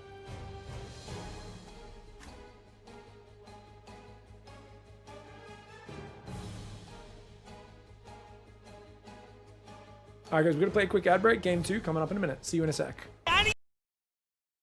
The Warp Prism! Classic company with a 300 IQ play. baits him to pull off his army in the main, traps it in there. The army does recall to the natural. Skill is desperately fighting for his life. The Phoenix are back here. They're going after the War Prism right now. One of them has already fallen. Great focus fire by Classic. Only 2 Phoenix remain. If they cannot get rid of the Prism, then they will not have completed their goal. They barely get it. But he's just got too many Stalkers, and Classic with a genius move to get himself back in that game and to close out the series 3-0. In the most Protoss fashion possible, really. A good old-fashioned sentry on the force, on the ramp with the force field. Classic was a player back in the day, and he certainly remembers. And they just unzip their flies, pull out that 11 range high impact payload. Here it comes. He's got a cup of tea in one hand, his monocle on this front eyeball. Now, let's do a quick eyeball check. Eyeball on the top of the butt. Eyeball there. 1, 2, 3, 4, 5. And then that means there should be 6 on the others. I think 6 eyes on an Overseer. Think they got enough? I think they got 6 eyeballs. Evolved literally for watching. Can you imagine, guys? Can you imagine? Rather than having to hang out in the bushes with your binoculars and your trench coat with nothing underneath, waiting for people to jump out and flash, you could just be evolved to have such long-ranged vision that you could just watch from like fucking a kilometer away. You just sit up on your balcony and you can just see, and you're like, ooh, titties. You know, you just have a bit of a fucking cheeky perv from far away. It'd be great.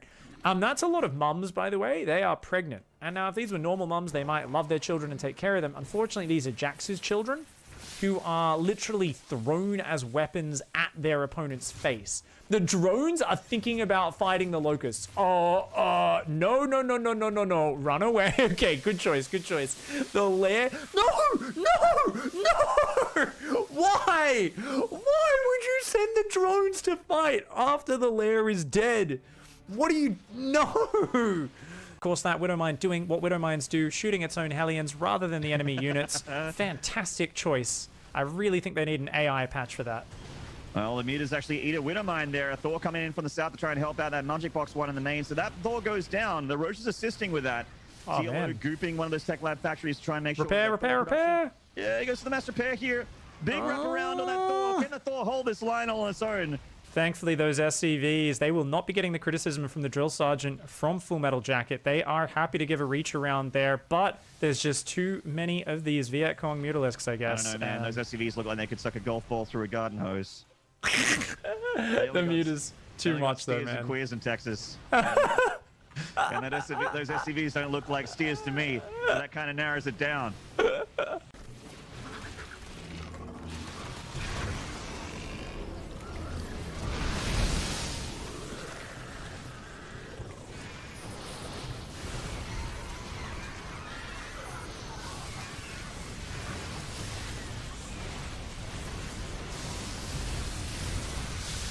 So many banelings. Oh, that Zergling comes in. The Queen say, no, you're wearing the wrong shoes, mate. The Zergling says, oh, okay, I'll be on my way.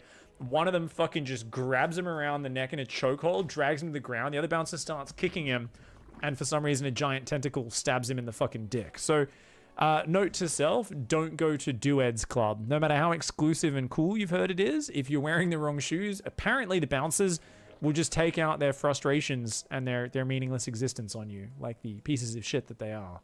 This guy literally, I can sense, I'm thinking at least 1.5 millimeters, maybe 2 millimeters, guys. Do you know what I'm guessing right now with Garnau? It's to do with Garnau, 1.5 to 2 millimeters. Do you know what I'm guessing? You think under? No, I'm not talking about his penis length, you fucking degenerates. I know where your minds went. I'm talking about the thickness of the layer of Dorito dust inside his keyboard. I'm talking about inside, under the keys, how much fucking Dorito crumbs and like snack dust there is, and how much layer of grease there is caked onto the mouse of Garnau. Because you know there's a player sitting there, just like, they like got that like, you know, their head back and they're like, I'm so much better than my opponent. He's such a fucktard. Bly does not give a shit. He does not care about what the rules are. He says limit of 2 per person. I'll take 26, thank you. Fuck you, Woolworths. Be surely with 8, 19. 1924 packs of toilet paper. Grabs all the hand sanitizer, takes every single chicken breast out of the freezer aisle. God. But I mean, Clem has just played so well this whole tournament, and Sol, obviously the champion of EU, just yesterday, went for the double trophy. Not quite going to get it. He wants to be the 2-time. Oh, the sandwich! It's a lot of Marines coming in, but I tell you what, that's like trying to make a sandwich out of nails. You ever try to put sandwiches, fucking nails, put your bread around the nails? That's what 7 Siege Tanks is. It's like biting into nails. It's an analogy.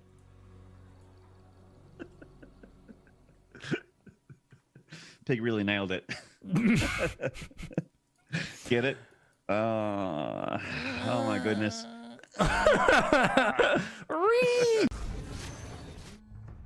What's up, yo? Alright, guys, we just got a bit hungry, so I just had a bit of fruit. Ate a bloody nectarine. It's pretty good.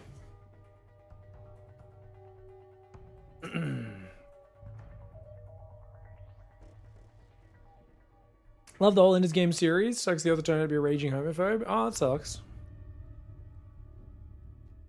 Ender's Game's amazing.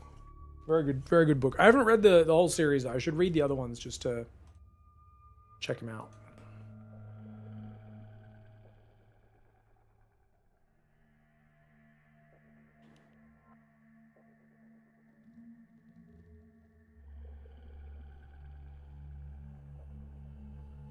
Let's go. Ender Wiggins was just the main character, right? In Ender's Game?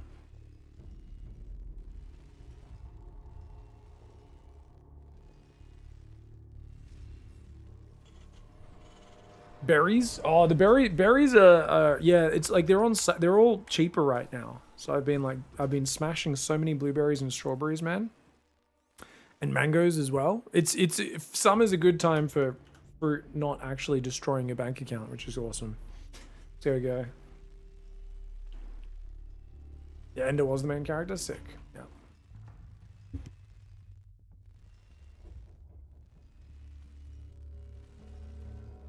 All right, guys. Nice defense in game 1 there for Clem, but he had to work for it, man. Rogue made that pretty competitive. I really think if Rogue rotated down, blew up his 5th base on the south side earlier, 3-4 minutes earlier, and then, you know, kind of alternated in the midst of all the lurkers, you know, attacked the north then after, making Clem more worried about that southern base, because he just had like 3-4 Widow Mines and a planetary there for like 7 minutes. I'm exaggerating, probably 4 or 5 minutes. Too long. A long time in a StarCraft 2 game. I don't think you want to give Clem that much time.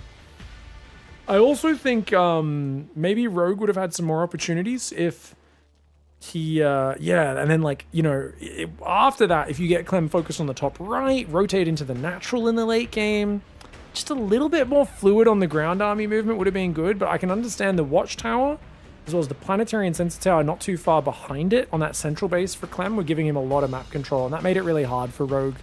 So maybe on a different map layout, he'd have a bit more success with that style.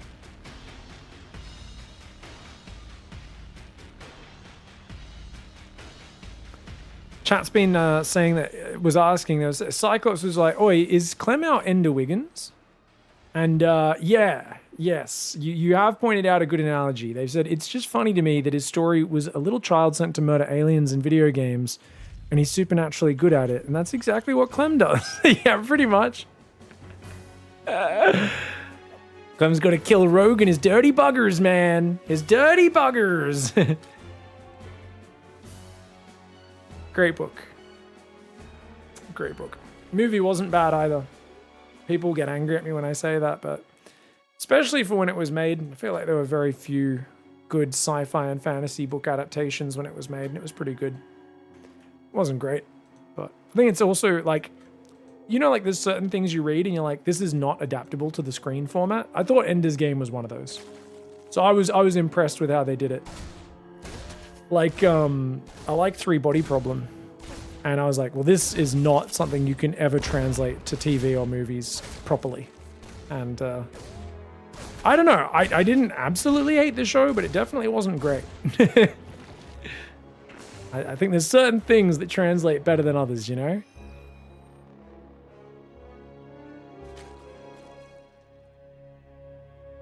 There we go. Watch out. Oh, he pulls back before the queen even gets a shot off. So Rogue goes for that third. Pretty well timed. Just goes 3 queen, Ling Speed, Overlord before the third. Because he knows that Clem wants to block him. Clem goes 3 CC. Elegant Banshee. I don't think... the last time I saw Clem open like Viking Liberator, or just straight Liberator, it's a long time ago. So I don't think we'll see that. Regretfully, Orson Scott Card is an irredeemable twat. Oh, wow. Yeah. People were saying before he's got some views.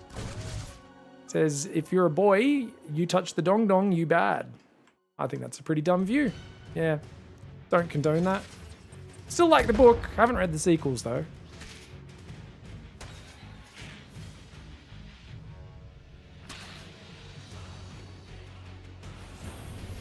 Starport's going to rotate. Second gas on the natural. Pretty typical opening for Clem. Nothing too crazy. Rogue, does he have any deviations? He's back on gas at a bit. Yeah, about the standard time. It's pretty normal. Good grenade.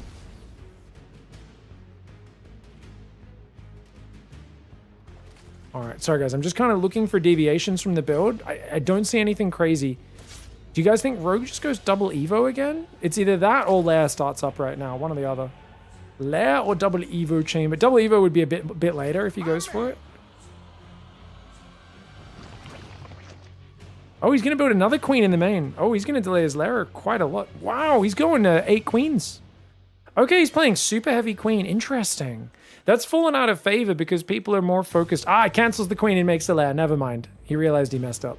or was about to mess up. He didn't build it for very long. That's fine.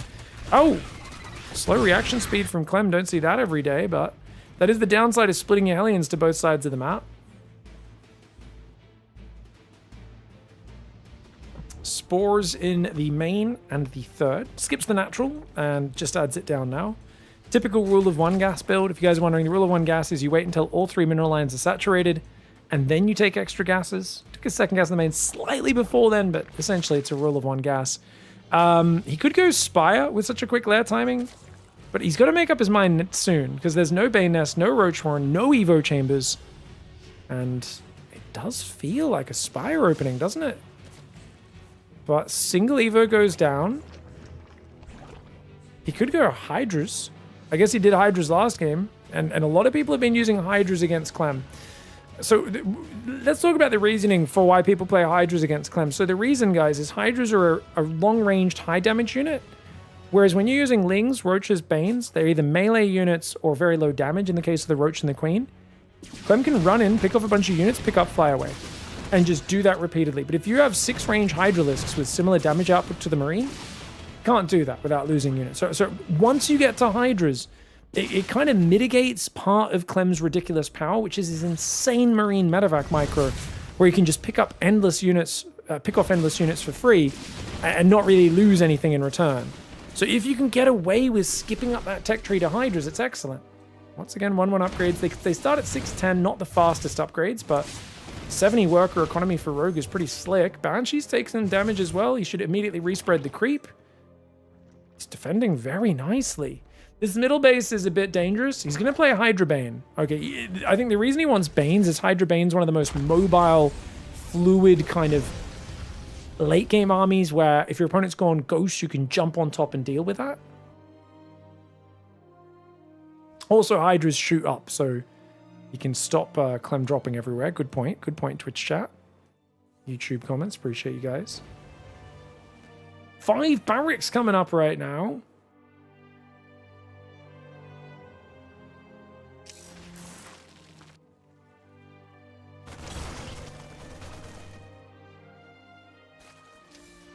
All right, Bio moving down the right side. Second factory coming up behind. Second factory, no 4th CC yet. Normally, if you go second fact, though, that's soon to be there on the cards.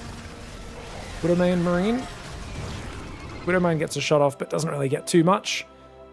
And the Infestation Pet's coming in. Dude, Rogue, so confident. 82 worker economy. He's got Hydraling Bane up. Still no 4th command center for Clem. Clem's just holding down the Marine key. He's mixing tanks in as well. Interesting that Clem's not building a 4th command center. I gotta say, I'm kind of like, what is this? And now he takes a 6th gas before 4th CC. Like, what? So normally you want to get that 4th command center. Yeah, it's just very late. 750 for a 4th command center. It's quite late. Like, Hive's already started. So Zerg's going to be in a good spot. The creep rocks, as you can see, guys, just decayed. They're gone now.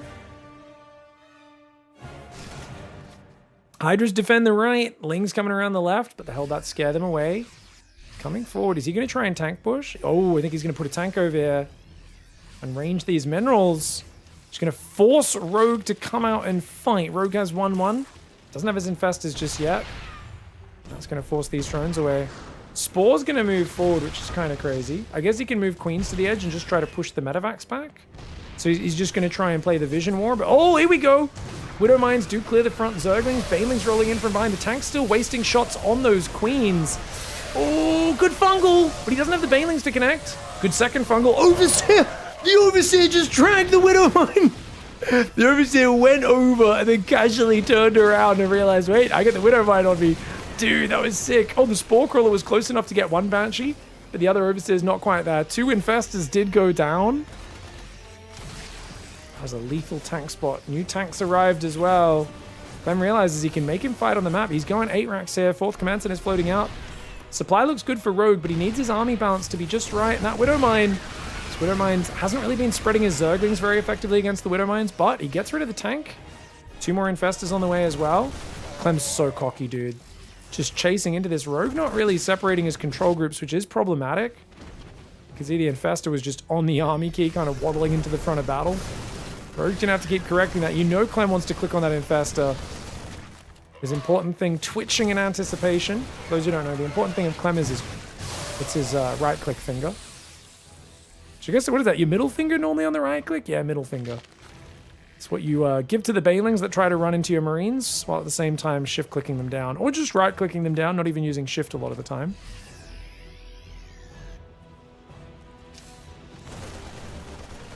Dude, he's got new fungals out. Watch out, Clem. Dude, if he runs in the right, I think he cops a fungal. Watch this. Watch this. Watch this. Watch this. Oh! Ah, terrible fungal. Only hits 1 Marine. Yeah, Rogue, he's messing up. Oh no, Rogue's control group management's really off. You can tell he's F2ing a lot. Yeah, he's really not, oh, I thought he had so much momentum in this game. And he's got lurkers out now. There's still a lot of things for Clem to deal with, but Clem's now up to 83 workers. He built another 15 workers. Fungal does land. A bunch of those Marines do go down though, which is nice, but Widow Mines are recharging. Needs Overseers on both sides, and Hydras, and Lings, and Banes. So much to deal with here for Mr. Rogue, and Clem has kind of made his way to the latter stage where his ghosts are adding in. He's up in supply. If he can squeeze a 5th command center in, then I think Clem's out of the woods, whereas his supply was pretty down for a little bit there.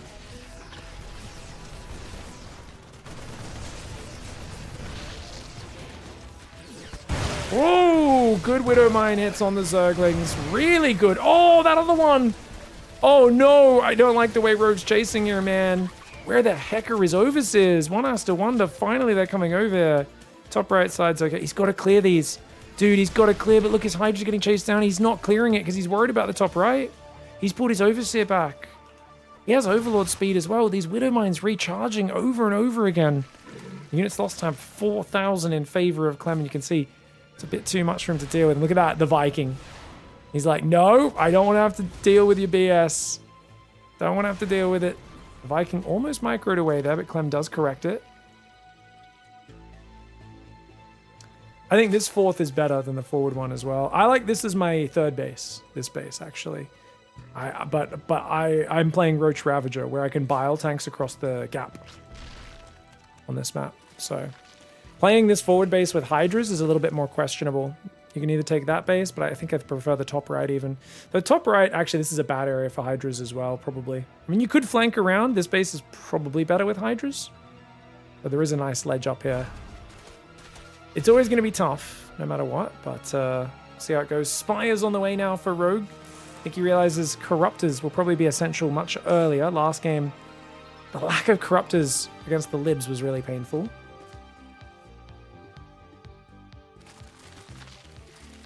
Mass Overseer coming in, of course it is. If you guys play on a laggy computer, playing Rogue would be an actual nightmare.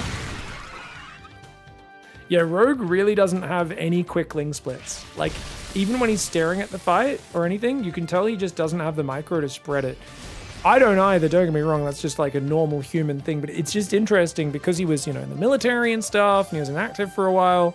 Some say he was playing MapleStory for 3 years rather than practicing StarCraft. You do see that the Raynor, Serals, even the Lambos and stuff, and the Shins and everything, definitely the Darks, they're so good at splitting Zerglings off for Widowmine shots pretty damn consistently, but it feels like Rogue doesn't even care to try. He's just kind of like, shrugs his shoulders. He's like, I don't want to do that fancy BS. I want to win with my strategy, son. Watch out. Okay. Hey, there we go. That was a good split. Maplecroft 2. Yeah, we did once ask Rogue in an interview. We said, you know, what if you could improve anything about StarCraft? Like, what do you think is missing from StarCraft that stops it from being like maybe the best RTS of all time? Like, what could make it even better? And he said, oh, more grinding, and he would like there to be more content gated behind microtransactions. Yeah, he wants the MapleStory experience in StarCraft. I'm lying. He never said that, guys. I am joking. We've heard many times about his MapleStory obsession. I don't know how true it is. At this point, it's an urban legend. It could be real, could be not. I purposely don't want to ask him at events because I feel like, I feel like I don't want to know, you know? I prefer the mystery. I could message him on Discord right after this game. If you guys want, I will do it. If you guys let me know in the Twitch chat and remind me, I will actually DM him and say, hi, I heard you love MapleStory. Is that true? Like, what games besides StarCraft do you play? I might ask him. Setting up for late game. 17 more overseers! Dude, what is this disease? 37 overseers. He's like, oh, basically, and this is why Protoss players have Revelation, which is pretty good map hacks, but Terran has Scan. They can actually see the entire map, right? Whenever they want. And Rogue's like, well, apparently Zerg does as well, bro. Just build 40 overseers and just send changelings at them. You guys idiots? These don't cost supply. You guys are stupid. Why aren't you building more overseers, man? Look at this. They call this, when he does this to Beyond, they call it the wrist breaker, guys. Because every time he does that, he just holds down the key, control clicks, and clicks like 50 changelings forward, and Beyond has to click 50 times to kill them.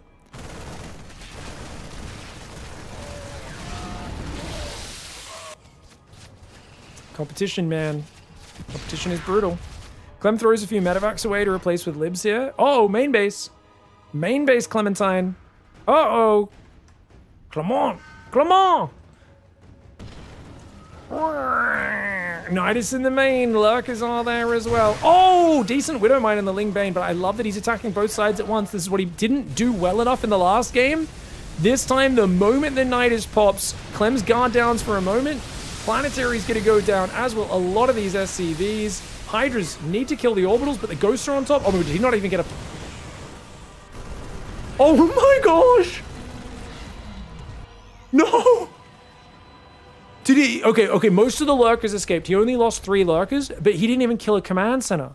He got 13 SCVs for like... Did he kill anything? He killed like 2 add-ons, a refinery that was out of gas, 1 depot, and he damaged a command center and got 13 SCVs.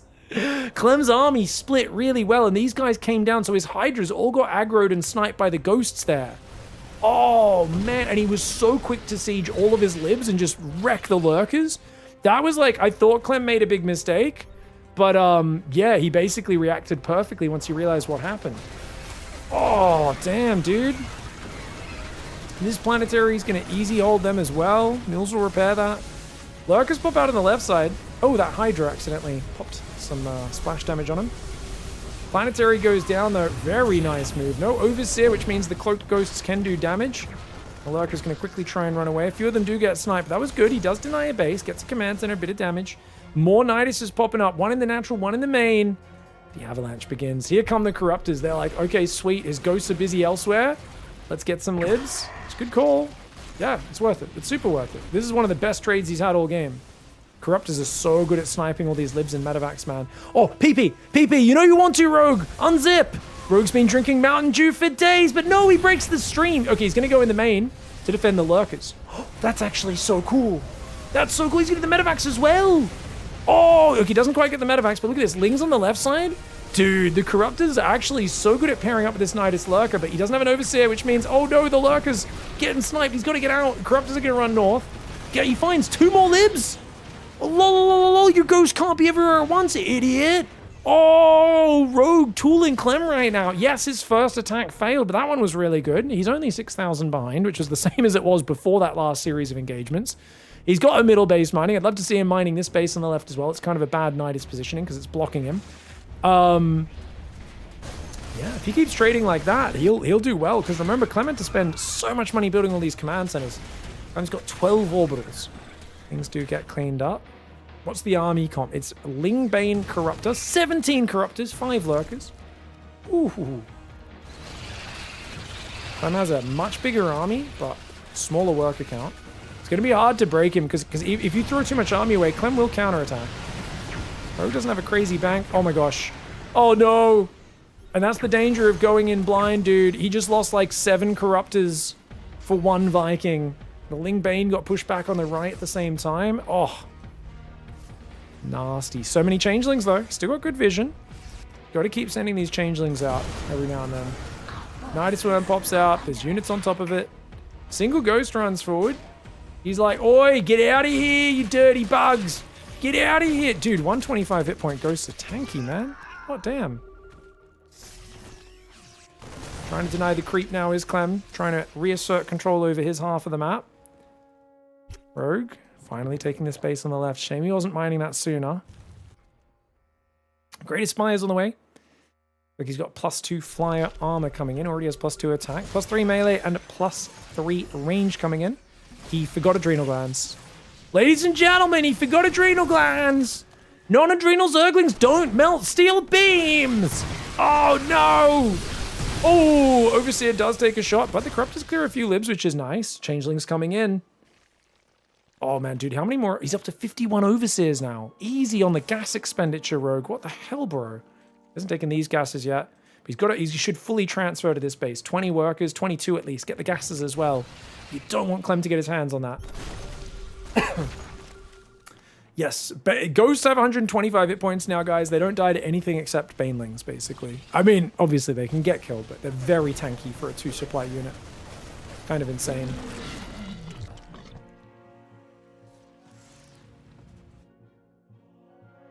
Queen's in the middle of the map. I like the creep spread for Rogue. I think he's done a better job of respreading creep this time. He's mining the bases. Man, I don't think there's a next step. I think for Rogue, you just keep doing this. Just Ling Bane Corruptor.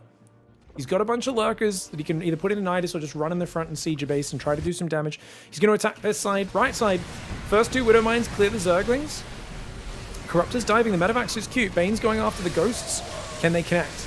There's a lot of Widow Mines there. Oh, good pullback timing. He was about to chase into some big Widow Mine splashies. Unfortunately, wasn't able to like click the command center or anything while he did that.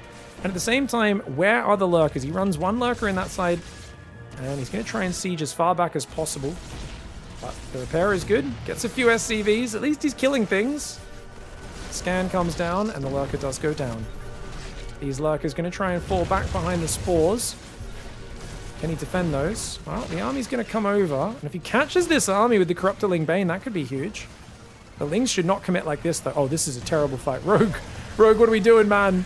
Your army's like 3 screens behind, bro. Calm down. The way Rogue keeps like running just Zerglings and Overseers over like a minute before his army's ready to engage, I'm a bit like, maybe hide that. Maybe hide that before you do that maneuver. Oh, good fungal. Oh, he's got a big juicy. A second big juicy, and the Banelings will connect with those 5 ghosts. Nice move. Saves his hatchery and gets rid of about 5 ghosts. Well done, well done. Now the Overseers both cloud their vision, but more importantly, it allows them to drop endless changelings for map vision. So Clem has to click manually on each one of these to get them inside. You see, he's had to raise the depot in the main to try and keep these changelings out of his base, guys. But it gives a lot of vision, and you can also block his units as well with them. Oh, the ghosts! Okay, they mostly get saved. Where are the Corruptors, dude? If the Corruptors caught that, oh my gosh. Like 11 ghosts just escaped. Plenty of libs and turrets here as well.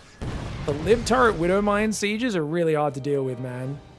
Yeah, the changelings are incredibly annoying, guys. They're just like... Okay, these guys need to stop clicking in the main, though. He should be clicking them across the other bases. Just spreading them through. Obviously, a lot to manage with his main army, though. Libs are there. Attacking both sides. Lingbane's going to run in the left side. Rogue trying to split his army right now, but Clem has a 40 army supply lead. He's got Infestors on the left, Corruptors on the right. If he can roll enough Banes to chase the Ghosts away and then the Corruptors kill all the Libs, I think that's good. Sporecrawler already kills one Lib. There's a bit of damage to a Viking as well. Changelings are here. Oh, he's pulled everything. He's pulled everything to the right side, which means Clem gets to kill this left side base. This better be a decent fight here for Mr. Rogue. Infestors get EMP'd. The Overseers YOLOing forwards. The Corruptors trying to deal with it. It's all about, can the Ling Bane do stuff to the Ghost? I think the Changelings were trying to maybe block from behind there. I'm not quite sure. The Baneling's getting some good hits. The Ghost stopped spreading. He actually got some good hits there. There's still a few Ghosts left over. The Corruptors have killed a lot of Libs and Command Centers. He gives up a base on the left side. That was an excellent trade there for Rogue, man. He's going to find another Lib. He actually got far enough away to break the lock-on some of these snipes as well. The Overseers are escaping. The Lings probably have to back away now. He wants that medevac because he knows the value is the Corruptors. The Corruptors are getting so much damage on these air units. He tries to leave a few Corruptors there. The mass Changeling is in. Have fun clicking on that, Mr. Clem. Clem counterattacks right now. Can Clem overwhelm all this? He's got no detection. Where's the detection? 48 Overseers are on the way, though. I mean, this is not going to last forever, is it? Uh-oh. Corruptors are going to find the medevacs. You already got those 4 Ghosts. Counterattack on the right side as well, though. Clem says, I counter your knife stab with my own knife stab. 4 Ghost cloak drop over there, killing so many drones. He's just going to dive. The Overseers are coming in. Can you contaminate a missile turret to stop it from shooting? I don't think that's a thing. Nidus Swarm's going down over there. Rogue's economy taking a bigger bit of damage than I would like. And he's also out of lava. He hasn't been injecting. Rogue has not been injecting. He's lost 2 hatcheries, but if he denies all of these mining bases of Clem, I don't know if it really matters. It's just, if Rogue could spend his bank right now, he should win this game. He does keep the top right alive. This base, somehow there's still Ghosts here. He's got to pull back and deal with these. Oh, what the hell? He just found 15 Ghosts in the creep. What were they doing there? He just found a ton of Ghosts out there on the creep. I don't know if it was 15, 10. How many Ghosts have died this game? 38 Ghosts have now died. Dude, I can't believe Rogue's doing this. Oh, I wish the players' camera outlines were on the map so we could see what they were looking at. Me too. I don't know. You'll have to ask Wardy about that one, why he doesn't force his players to play on that. It's such a great experience where you can see what the players are looking at. I totally agree on that. I know it's for the hardcore nerdy viewers, but that's most of us, right? Yeah, OBS++ is the better mod, but I know a lot of people still just host the old WCS Game Heart. OBS++ is basically WCS Game Heart with extra perks on it. And that allows you to see where the players' screens are on the minimap, as well as a few other things. He's going to go Broodlords now, guys. 11 Broodlords? Against Ghosts? Uh-oh. Chak just called them GG Lords. The question is, GG for who? GG for who? I know they shoot faster, but Ghosts are so tanky, they don't really die to them very well anymore. But then again, the Changelings are going to block the Terran up and kind of screw them up. Here they come. Their first shot gets out so much quicker. Broodlords did get buffed this patch. Overseers are here as well. Does he have any fungal? He's got no fungal. And only 14 Banes, but look at this. Ling's denying the bottom left. Lings on the right side do not find their way in. He's running forward. Corruptors should be able to deal with this. Where's the Corruptors, man? There we go. They are hiding in there with the Overseers. And we know there's a counter on the right side. Is there going to be enough Ling Bane to defend is the question. Broodlord's still fighting over here. Are the Ghosts going to look for some snipes? There should be some Overseers on the Broodlord hotkey, like following them, but Rogue's not doing that, which means if the Ghosts come forward and cloak and snipe, he might be able to get some big damage on these Broods.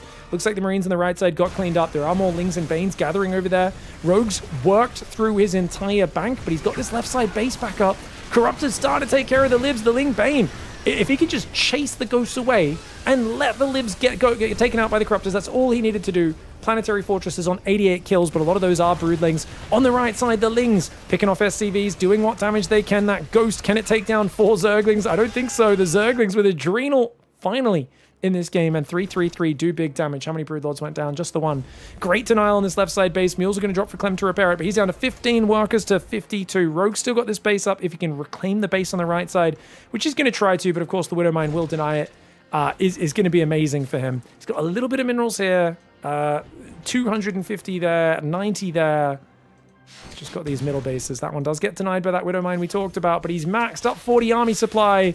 And Rogue with the Corruptors to counter the Libs and using them to rotate around with the Lurkonitis was such a brilliant move. The Broodlord's also breaking through the Static D in the middle of this map. Marines and Ghosts running forward. Corruptor Overseer diving forward, obscuring the vision of what the hell is going on in this game.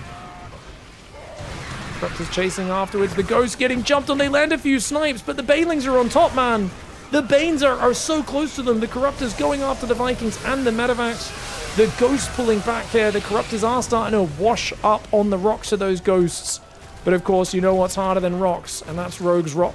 No, Rogue thing that rhymes with rock right now. I'm sorry, I couldn't. This is very satisfying for a Zerg. You do not get to do this to Clem very often. I'm just saying, he's a little bit excited. And yeah, maybe Clem has the rock, but he's got the paper this time. I don't know. Yeah, that's totally where I was going to go with it originally, for sure. Yes, 100%. Clem's broke. He's got 1 SCV, 28 Marines, 11 Ghosts. I do believe in the power of the Ghost. I just don't think it can beat 17 Banes, 82 Zergans, 10 Broodlords.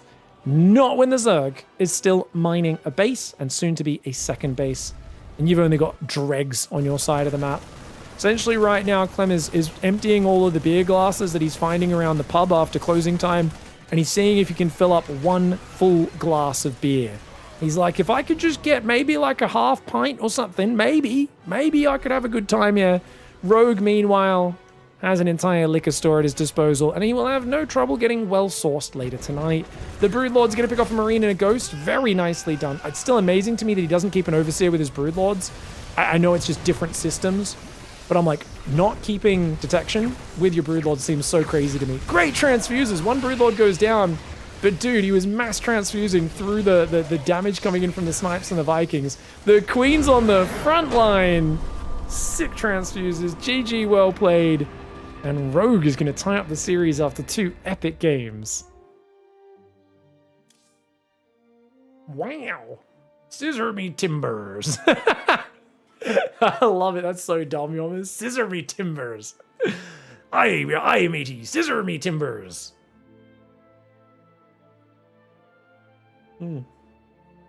Yeah, it's hard to see where the Vipers or Corruptors are. Hard to snipe the Corruptors with the Overseers as well. It's a very annoying style to play against.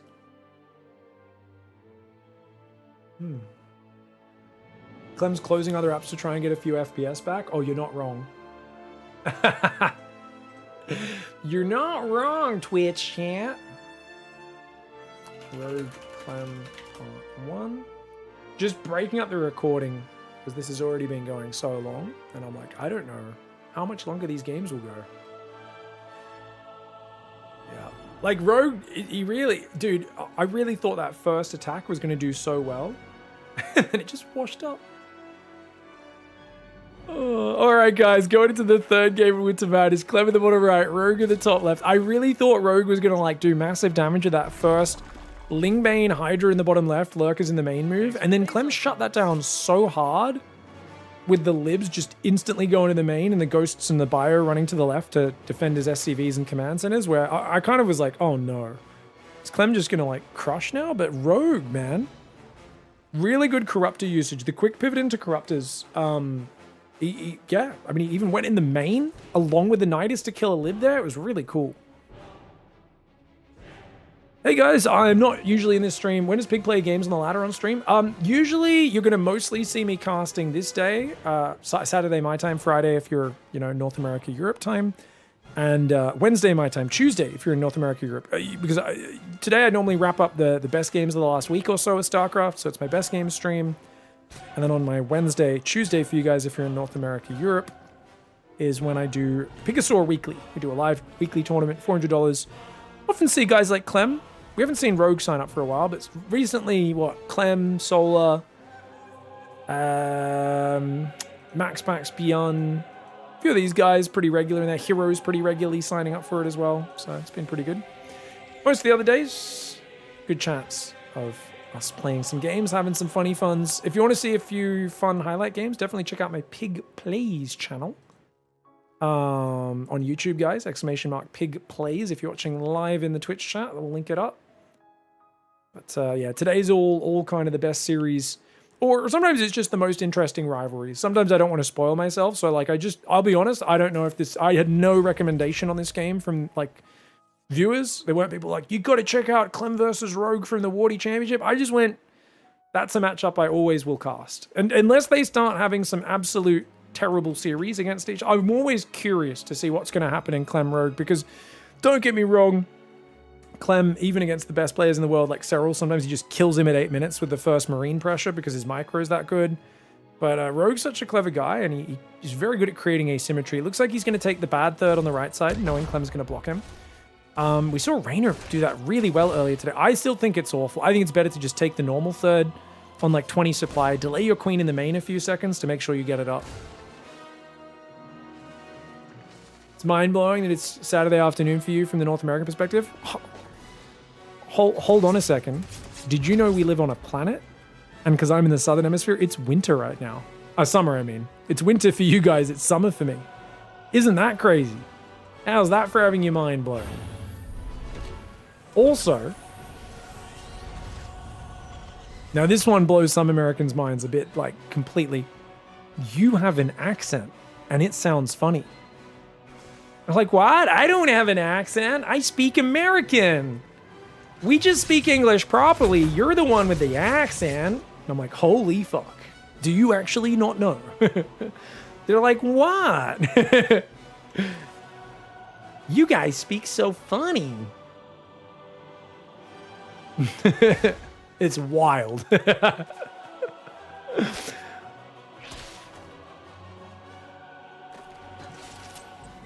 Oh, hold on. Just as funny as I sound to you, you sound as funny to me. Pronouncing all your letters. Crazy Americans. Nah, I love you guys. Shout out to all of my friendly American viewers. Appreciate you guys. Can you guys host some more StarCraft events so I have a chance to come visit, please? It's been a while, man. No, Canadians don't count. You guys are just Australians that got sent to the wrong spot. Yeah. Though you guys do sound a bit American sometimes. But not if you go out to real Canada. You go out to Manitoba, man. You gonna find someone in Manitoba speaking like that? Nah, man. It's the manliest province of Canada. Literally has man in the name. Actually, Sasquatch. I'm not going to try and say it properly. I just call it Sasquatch. That's a pretty badass name for a province. Oh, dude, is he diving? Good micro for Clem. Only loses one alien, gets 7 Zerglings, but he loses the Reaper as well. I think Rogue's done a good enough job. He's actually gone pretty damn quick there. Well, actually, it's not that far. It's just a little early, but third gas, he wants to play mutas. Now, that is really hard to pull off. Raynor's done this a bit recently against Clem. Do you guys think Rogue can pull this off? It's hard on a small map like Winter Madness with this terrible base where their parade push gets here in like 30, not even 30, like 10 seconds from their base. This is a really hard build to pull off, and if you do it, you shouldn't build spores. 1 spore in the main, maybe a spore in the third, but you should be using Overseer wherever possible to defend because you've got such a fast lair. And she still gets in before the spore's finished anyway. Does get 1 drone, that's not too bad. Oh, good queen positioning. Great queen positioning for Rogue, but Clem? Oh, he's a naughty boy. He's a naughty boy, he's got a flamethrower. Oh god, who gave Clem a flamethrower? Jeez, I told you guys, don't give young French kids flamethrowers, that's nasty. To be fair, Rogue's defense is on point though, he scrambled really well. Only 3 drones, gets a bunch of Hellions. His drone count's a bit low though, but his Spire's on the way, as is his Baneling Nest. Oh, he's gonna go back in. Rogue distracted, he's let his guard down. Good drone pull though. But is it the Ling's on the wrong side of the map? Banshee's here. Rogue's got to get his feet underneath him. Right now he's looking a little unsteady on his feet. He's been wobbled a bit by this harassment. Like he hasn't taken big damage yet. But you can kind of see he's slipping up on a few of his basics while this is happening. But never mind. Hold my beer, says Rogue. Brilliant run by. I'd love to see him get at least 1 more SCV there. 5 SCVs and then just runs away. Beautiful. Dude, so well done. And that gives him so much freedom because remember, Clem doesn't know about the Spire. That being said, you need a double Evo, you need a macro hatch, and he's taking a 4th up north. What the fudge? I could have sworn he was going to take this left base. I think he might be blocking that base with that creep tumor, by the way, but that's fascinating. He's going to go heavy Overlord. Mutas will be coming out now. 7 mutas. Where is that double Evo, though? He's way oversaturated right now. Like, Rogue's got some basics to fix up here. He's 20 workers in the main and the natural, only 12 on the third. No Evos building. Finally, they do go down, and he is going to transfer these workers all around.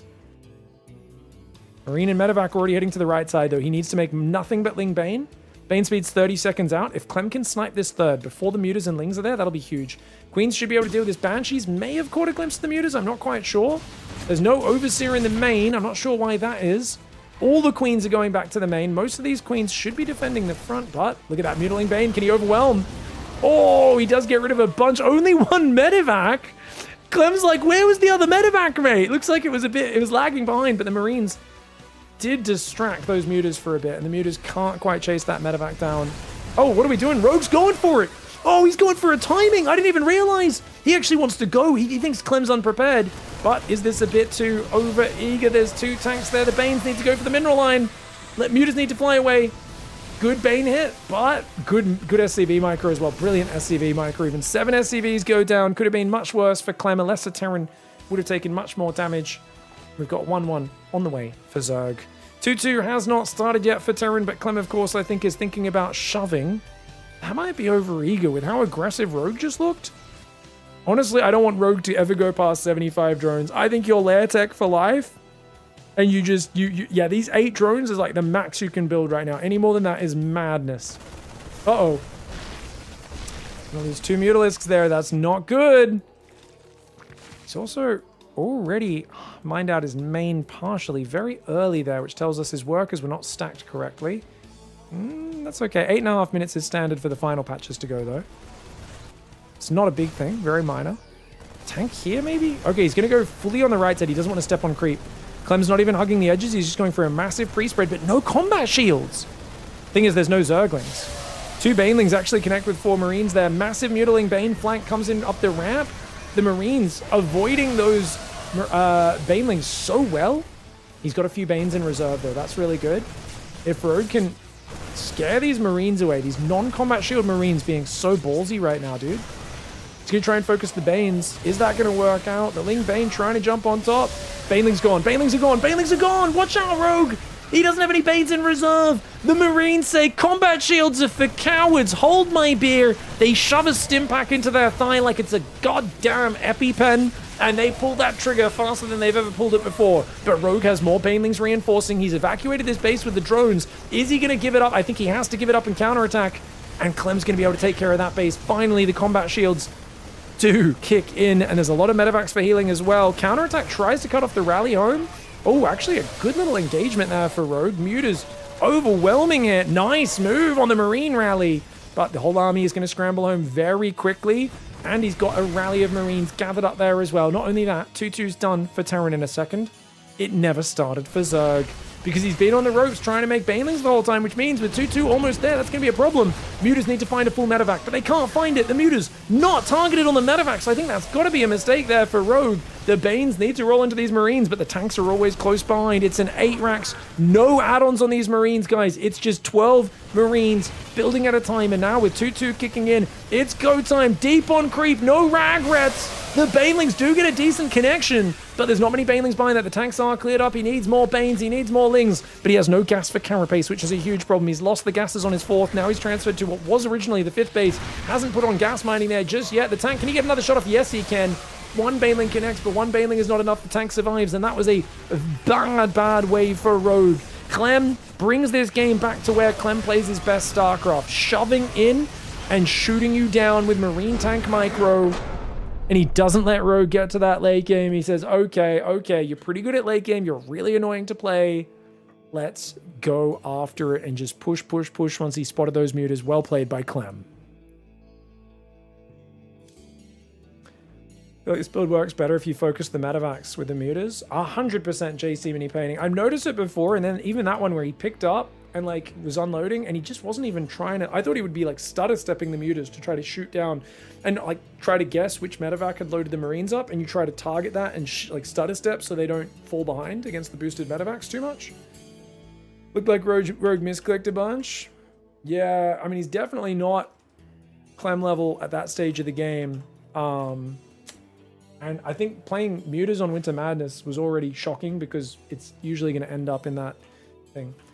Pig, the American accent is California. Appalachia is Southern now, and New England is role play. Okay, nice. Nice. Hey, Blatchin, you been living up in them mountains? Ain't nothing wrong with sister wife roasted garlic. No one can do it. That's not what an Appalachian accent sounds like at all. But I do like to pretend that's what it sounds like. Appalachian. There's some good accents, dude. You get like some weird Cajun guy. You get the Deliverance. I never watched Deliverance, but I heard that's a good one. You know, I heard this is like a really cool style of person that's pretty common in America, right? I heard that's like if you go for a road trip, that's like Deliverance is like a standard road trip in America, right? Deep Appalachia is basically just mumbling. Yeah, I always imagine. I mean, I always think of the scene from Napoleon Dynamite, even though I know that's like Idaho or whatever, wherever that is. Dakota, Idaho, somewhere around there. I think it's Idaho, right? The one where they're at the chicken farm and the guy's just like, and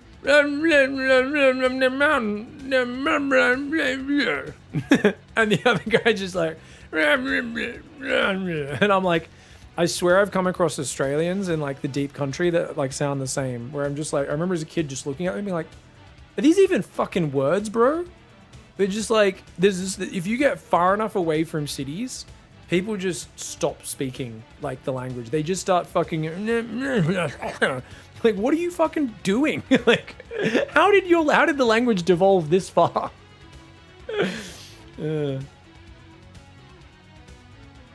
Lived there my whole life, still can't understand some of it. That's the way it is, man. Just don't shit talk Oklahoma too much if what's his name is around? Oh, what's I'm having a mental blank, guys. What's the guy's name again? Who loves Oklahoma? Massive StarCraft fan. Massive. He's from Oklahoma, and if you meet him at an event, he will literally talk your ear off about I swear, like how great he is. He's the funniest. I love him. I can't remember his name right now. I'm having a mental blank. Basically, if you see him at a StarCraft event, if you see a guy and he just like he'll just go on about how great Oklahoma is for friggin' like he will talk your ear off to the point where it's you're like, are you paid by their advertising board? He's like, well, no, but Oklahoma has the third best something, and our apples are sweeter and something, like, you just like the most random facts about Oklahoma. It's amazing. Like, I legit kind of want to go to Oklahoma, so either it's as good as he says it is, or I can tell him it was fucking shit and he's full of crap. Next time I see him at a Stark, one or the other. I'm like, it's a win-win. like it's a no-lose scenario if I get to go to Oklahoma. He's not trolling. He's so passionate. The drunker he gets, the more he gushes about it. It's crazy. He's awesome though. I do like him. Appalachians like Aussies and Scots. They just invent new words and compress everything. Nice. Except instead of adding E on the end like you, they just lose whole syllables. Nice. That's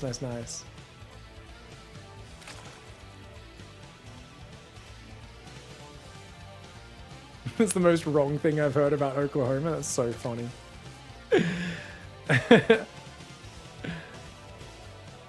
Oh, all right, guys. Game 4 is going to be on Mothership. That's right. We're in Protoss territory, which is even ground because Rogue in the bottom right, Clem in the top left. I do think this base is a bit better for Rogue than the other one. I don't know why. It feels better to expand along this right side. And I really hope Rogue does expand third here, fourth here, fifth either here or right in the corner. I haven't seen a single pro do it. I haven't seen a single pro try to expand all the way along the edge. Except actually there was one game Raynor tried to and had was it his fourth or his fifth denied? I think his fourth got denied a few times and he ended up in the dumps. But I think it was his fifth actually got denied. But either way, it's tough. It's a tough map. I think you have to use your mobility. It's a long distance across, especially to the corners. So if you force Clem to pressure to this top right side and also trying to pressure down this side as well, I think there's openings for big counters in the middle and big attacks on the north or the south, depending on which lanes Clem is pushing through. Like, this is basically a 3-lane map if you go to the top right. But a lot of Zergs will be like, no, I'm taking my fourth here, my fifth here. And they're just like, it just becomes like a deadlock fight for the middle. And if you can control the middle, you can do okay. You kind of need a lead to do that. I mean, it's I would say it's naturally a good map for Terran. What is this map? Never seen any triangle? Yeah, it's a mothership, bro. It's a mothership. You'll see there's like these air blockers on the edge. You see how you can kind of see this grid on the screen? Because that you can't move out here into space. So it's kind of hard to see when I rotate, but essentially there's like, you can kind of see fire on the edge of this ship as well. I guess we're entering the gravity or something. I don't know. We're doing a bit of an entry burn. Or maybe that's the engine? I don't know. I think it's an entry burn. But yeah, essentially you can't fly out into these corners, these big black areas on the edge. I can't believe this isn't an instant Terran veto. I think it should be Terran favored. Even though it's really big, it's just the bases get spread so far apart for the Zerg. It's really hard to defend. Can you? Yeah, yes, yeah. No, you get a bonus point in any tournament you play if you build a mothership on mothership. It makes me very happy whenever someone does it. Doesn't happen as much as I'd like. I think I built a mothership on this map one game. I'm really bad at utilizing the mothership though, so I'm pretty sure I just let it die and then started doing better once it was gone. No, we've given map makers a bit more creativity and room for creativity, I should say. We didn't give them creativity. Those stupid map makers, they have no creativity, so I gave them some of mine. No, we've given the rules have been relaxed for the community map makers, which is good. Drone did idle for a bit.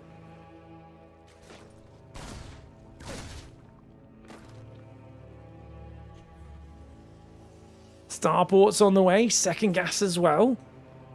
All right. Okay, so this is going to be pretty standard opening for Rogue. He's got the quick third. He's gone for a bunch of queens. He's got 2 overlords popping that'll unsupply block him in a moment. It's a very minor supply block. It's barely even a supply block. 2 Hellions coming forward. Reaper's going to rotate. Is he going to try and dive? Surely not. Oh, dude, just leave!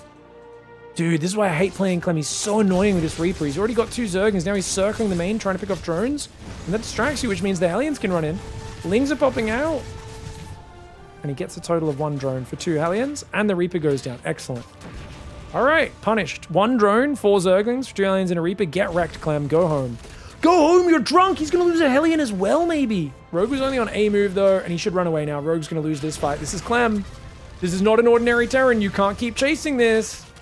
Oh, he jukes him, goes back in the other direction. The yellow one should stop for a second and tank the hits, so the red one can escape, I think. And he keeps it alive. But at least he buys himself a bit of room at home. Lairs on the way. Second gas. Looks like he's going to play a pretty standard style. I'd love to see like another Hydra build, maybe. Here's a 3cc Hellion Banshee for Clem.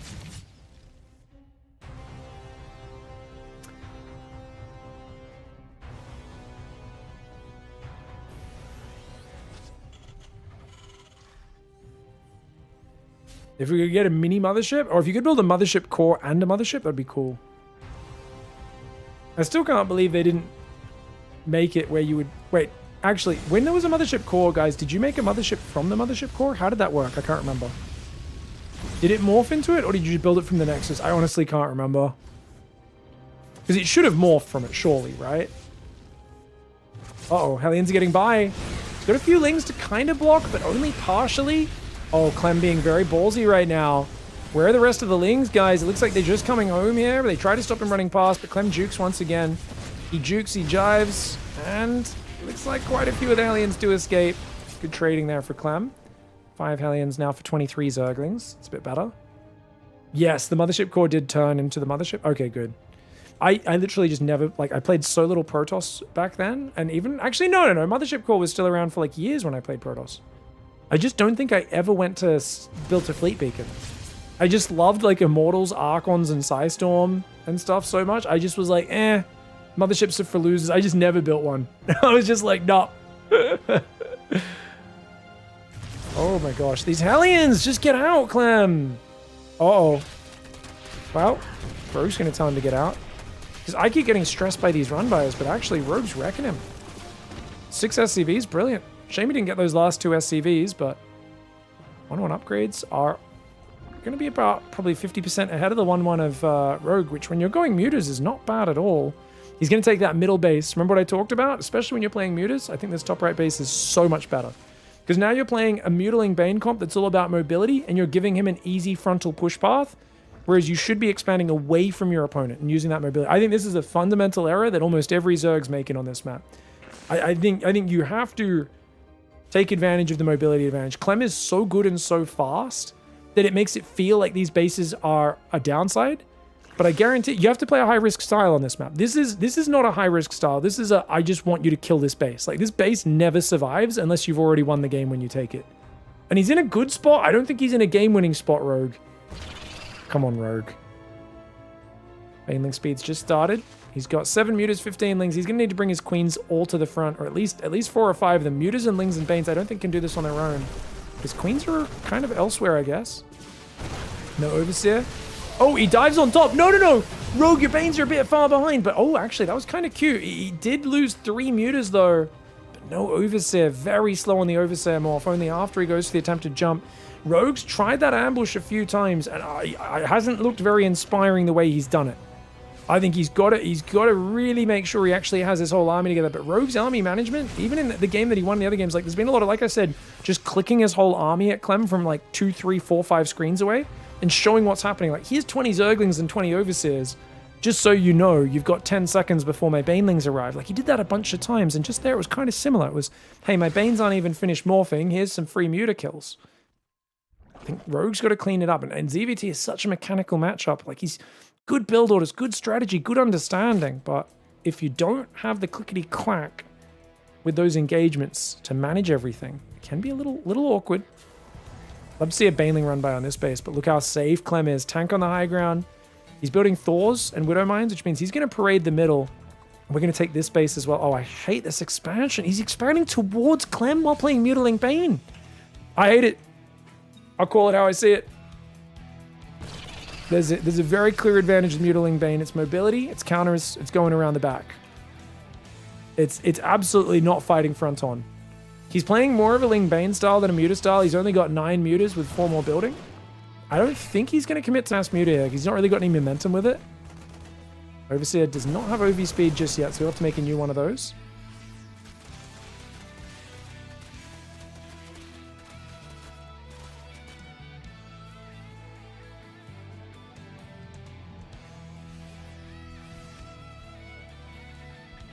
Here we go, guys. Marine Marauder, Widow Mine. Hive's on the way. 1-1's about to finish for Zerg, which means 1-1 upgrades will be even with the Terran, but only for about a minute, maybe not even that, maybe 50 seconds. 2-2's getting really close, and right now, Rogue is not maxed, Clem is, and this is where you want to counterattack. You do not want to fight this front on, and that's why having this hatchery just gift wrap for the Terran, really big problem for Rogue here. But Widow Mine, decent spready there, only loses 5 Zerg instead of the first one. He's going to split the Lings, spread the Lings! Okay, pulls back all the Lings, actually focuses down those Widow Mines by the looks of it. The Banes could do big damage if they get in the worker line. Hellbats are going to get taken down by those Mutas. The Siege Tank does as well. Great micro there. He's also been doing a good job of rolling Banelings in to try and stave off the advance. Classic Mutiling Bane play. It was all about click Banes into their Biomine spread to keep your bases alive, but he's going to have to give this base up eventually. Doesn't get many SCV kills, unfortunately, Rogue, and he's lost a lot of units there. It's 2-1 in the trading. You can see these Banelings, they buy you time. They aren't super cost efficient. Gets himself a couple Marines, and I think it's time to run these drones away. Back to 4 bases for Rogue, man, unless he can clear this up right here, right now. Mutalisks are going after the Marines. The Thor picks up. Watch out for those Widow Mines. Big boom booms spread across the Mutas and Zerglings. Clem on the warpath, shoving through the middle. He was so patient with this setup, but now with 2-2 upgrades, he's got Marauders coming in. Widow Mines, massive Marine spreading, not to mention those Thors with those long-range Javelin missile launchers. So effective there for Clem. The early game was really good, I thought, for Rogue with shutting down the first Hellions, but then the Hellions kept creating distractions and damage and running this way and running that way. And then I think there's 2 big problems that happened when this push arrived. Number 1, he only countered reactively after the army arrived at his base. And that's a huge mistake. I think you want to have your army waiting to counterattack. But look at the way Clem chased the Mutas home, and then he gathers his army and moves out, and the army's just chilling at home, breaking these rocks. If Rogue saw this move out earlier, just a lack of map control, right? It could be that a Changeling or a Zergling or Mutas see it. Rather than here, if he's instead got his Mutas 20 Zerglings, 10 Banes, or 40 Zerglings, 10 Banes here. Now he's diving in. That's huge, right? Either the whole army goes home and you just bust through all the workers, but instead it's like, oh crap, here's your push. I don't realize that's at my base, number one. Number two, now I've got to rotate around. Number three, this base is in a terrible position. I hate this base. I think this base is so much harder for Clem to deal with. And I think either way, when you're playing this map as a Zerg with Mutiling Bane, especially against the top tier Terran, unless you're already way ahead, you have to end up usually playing Whack-A-Mole Zerg. That is, you have to give up bases. You have to accept they're probably going to kill this base at some point, but at least then they're overcommitting an army up here. And if their army's committed there and here, that means this left side is so much more wide open. Whereas look at this, he gets to deny the base and he can quickly scramble units home in response. You're not forcing the Terran to extend themselves. The weakness of this map is the spread out base location. Zergs keep on trying to fight that by going for more compact bases towards the Terran and presenting easy push paths for Terran. I will die on this hill. Obviously, I'm always open to different arguments. If someone's got, I just think it's bad. Everyone does this. This is not a rogue problem. This is every Zerg pro problem right now is expanding towards Terran on this map in general, number one, but especially when you're playing Mutas. I think you've got to be prepared to not fight your opponent front on. When you play Mutiling Bane, especially against Clem level Terran, you should already be thinking about the counterattack and having it prepared before he moves out. So the moment he gets halfway across the map, you're already bouncing in, and you should be expanding to both sides. I don't mind this base if you're expanding to this base, and you're kind of expanding along both edges, where if he pushes one side, you can give that edge up. You can fight a bit with Banelings to buy time, but look at how many Banelings he had to roll forward, and whilst he actually gets a few decent hits, because Clem wasn't watching it all, he doesn't get a good enough trade for this to be worth it, and that's a big mistake. You should never be running Zerglings in this situation. It's classic Mutiling Bane versus Biomine Parade theory is 80% of your army counterattacks, and you just keep morphing Banes and rolling them in 10 at a time to keep him stimming and spreading backwards, stimming and spreading backwards. So even if his army's here way bigger than yours, you just basically keep him busy while you're mining on 85 workers, and meanwhile you're ruining his economy, which unfortunately also didn't happen because Clem scrambled these Marines home, and this counterattack was a bit too lazy. Okay, or a bit too late, I should say. Lazy is the wrong word. Either way, great series for Rogue. I think he showed some really good potential, but unfortunately the Muta play, in my opinion, didn't look nearly as decisive as the other openings. I think especially, it's hard to play 3-base macro Muta. It's a tough opening. I do like the idea of trying to do it, but he's got to maybe focus on sneaking the Mutas into your opponent's base rather than trying to jump on his Marine pressure and try to defend with the Queenling Bane instead. I think that's an option as well. So I don't know if you guys agree with that or not, but I think that might be something he could have pulled off in this game. Let's just check for that.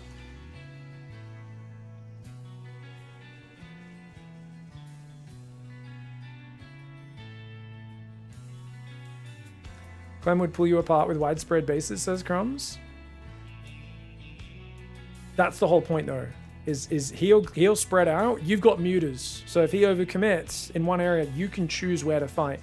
So if you choose to fight Clem front on, this is not just pulling apart. This is literally waving. I would rather get pulled apart and lose 3 out of 5, 4 out of 5 games if I'm Rogue, to not being able to keep up in the multitasking, to basically building a little wooden fort in front of him and then just getting wrecked, right? Like, this base is a free win for Clem. I don't know how you're ever going to defend this unless you're miles ahead. It's such a bad base to take. Whereas the other ones, Clem has to move his army so far out of position to do that. And that's something, you've really got to focus on. Is what does can Clem pick off this base? Probably, if he commits enough to it. But that in itself is a big thing. So you've got to be thinking about not fighting where the Terran wants. You've got to be thinking, he pushes here, I push there. He pushes here, I push there. That sort of thing. Yeah. Okay, so here's the first Marine medevac pressure, which was really nicely done. 7 minutes 15. And obviously he gets 3 mutas and just picks up and leaves, which was brilliant. I mean, it's terrible engagement. What if Rogue just flew along the left side of the map? There were turrets, so he knew what was happening. Or there was a missile turret because he saw mutas in the previous game, so he guessed that was happening. So he built 1 turret here, but you still could fly across, potentially fly around that, maybe find some damage. You don't have to hide the mutas, I don't think, really. I think this is a good enough macro setup for Rogue, but I just don't think you need to focus on surrounding that. I think the Queens should have engaged with the Ling Bane, and your mutas should be kind of looping around So when the Marines kind of stim forward and try to focus the Queens, that's when your Lings go in and your Mutas come in from behind and focus the medevacs with the Queens and the Mutas. If you snap even one of these medevacs out, it really takes the wind out of Clem's sails. Either way, I think Rogue's looking really, really good. He still looks a little shaky in terms of like keeping up with the multitasking with Clem. The fact that he even made it so deep in so many games against Clem means that I think his ZVT might be like really top tier right now. We really need to see Rogue against Cure, Rogue against Beyond to get a proper litmus test of just how good he is in the matchup at this moment. Either way, great series. Hats off to Clem. GG, well played.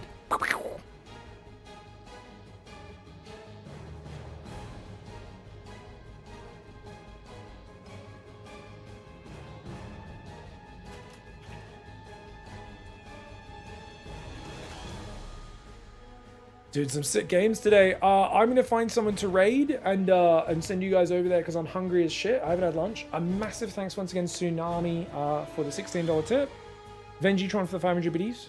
Ladder Legends for the 5 gifted subs, as well as anyone else who did a small sub, tip, cheer, anything like that over the last few days. You guys have been very generous over December. Thank you so much for the support. Appreciate you all. We'll probably stream tomorrow. I think we will, unless maybe I want to go to the beach in the morning. We'll see what the weather's like. But thanks. I'm going to play an ad break. I'll send you guys over to Neuro's stream in about 3 minutes, okay? Thank you so much for the support. We'll see you guys next time. Much love. Cheers, guys. Bye-bye-bye. I'll send you over to Chicken Man. I didn't realize KSL's on. Is Chicken Man live? I'll send you over to Chicken Man. Yeah, we'll send you over to Chicken Man. Chicken Man's a ledge. So you don't know what a ledge is?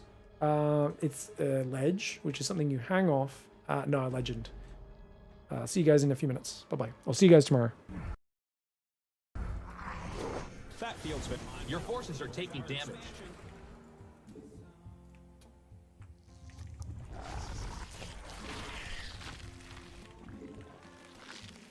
Your warriors have engaged the enemy. We're running out of minerals back home. You're engaging the opponent.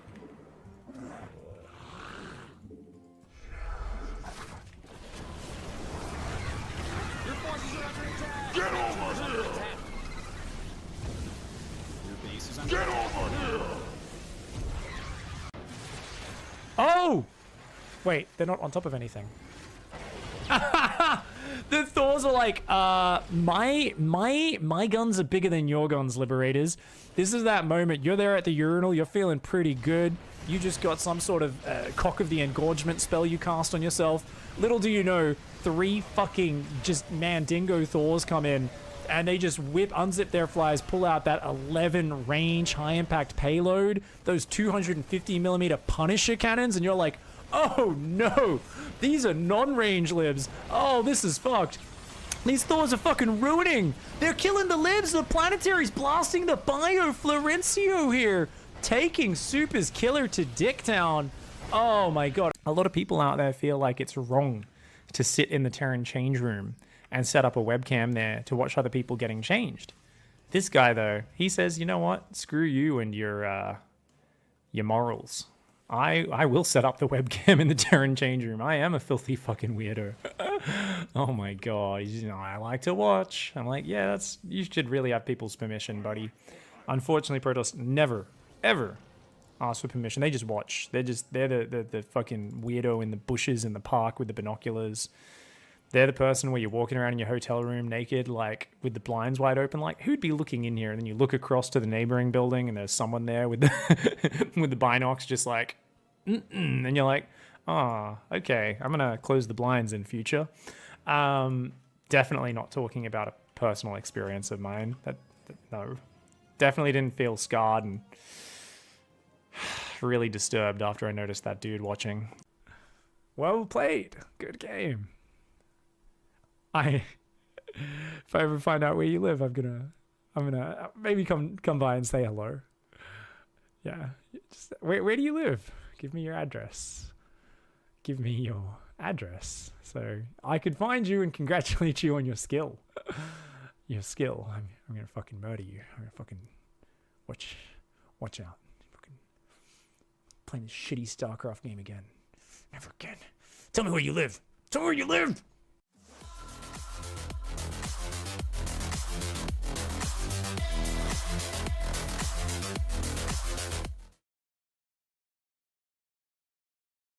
hits me right in the G spot with a move command. And I'm like, whoa! For me, when I'm going to play the NA ladder, you know, I normally shower before I go to sleep, but I have a special shower before I hop on ladder in here, where I say, how can I get used to it? How can I get prepared? How can I get in the mood for the NA ladder? And I basically just climb into a garbage bin. I look for anything moist in the garbage bin. Dry refuse, not as effective. And I like to just kind of sponge bath myself. I'm like, just kind of rub it in there.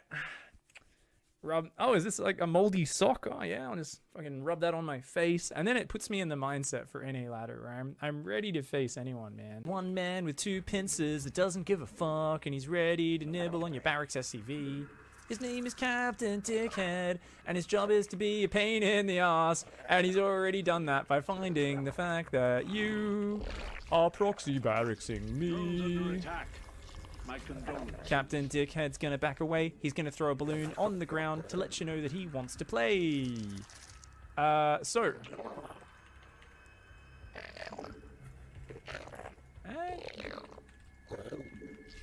Okay.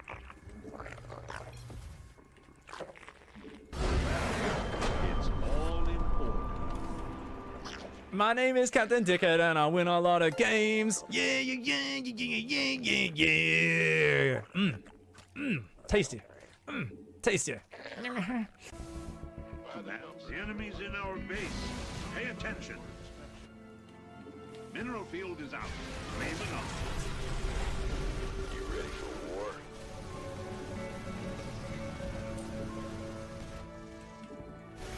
Let's get it. Fight or flight. Your VCs aren't here anymore. Your Vikings just got fucked. Yeah. Baited him out with 4 Vikings. Kill every other Viking.